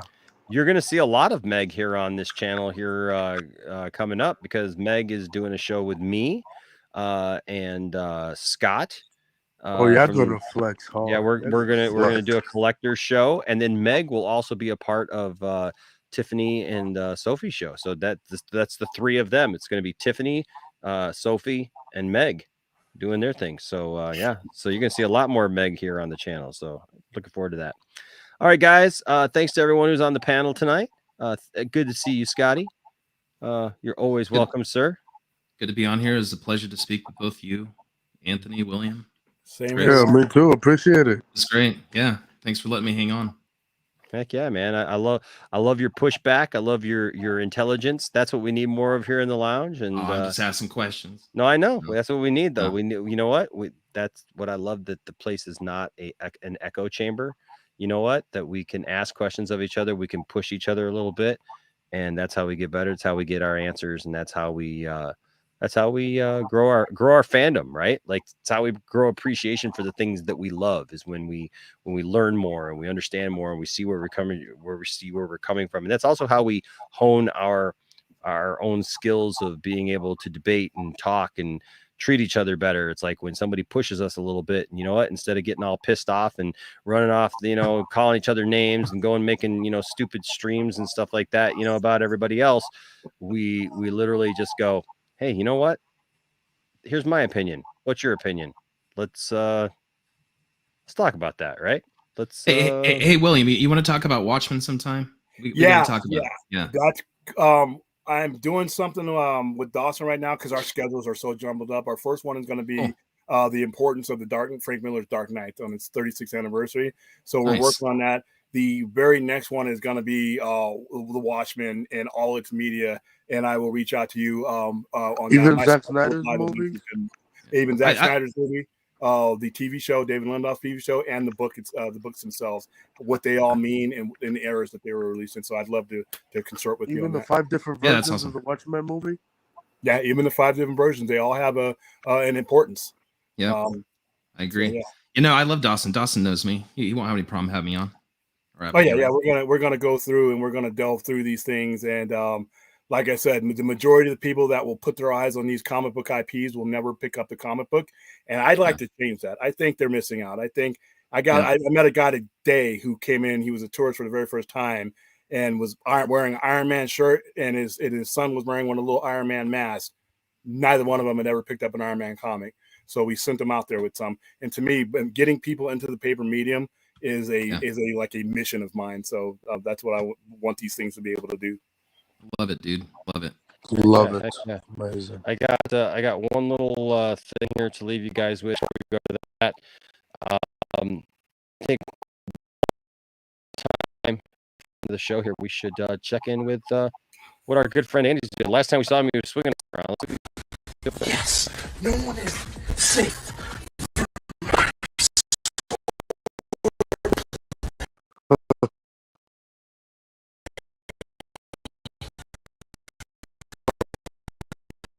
Yeah, join us here at 4:30 p.m. for Jiving with Jack, and then again here tomorrow night at 9:30 p.m. for the interview. All right, guys. Until next time, remember, don't let anybody tell you that your fandom doesn't matter. Don't tell anybody that their fandom doesn't matter. But seek to have good conversations. Treat each other right. Treat each other with respect. As long as you do that, there'll always be a place for you here in the Poindexter Lounge. Thanks to everyone tonight in the chat. You guys are always awesome. Always appreciate you guys' comments and what you guys do. So until next time, bye-bye.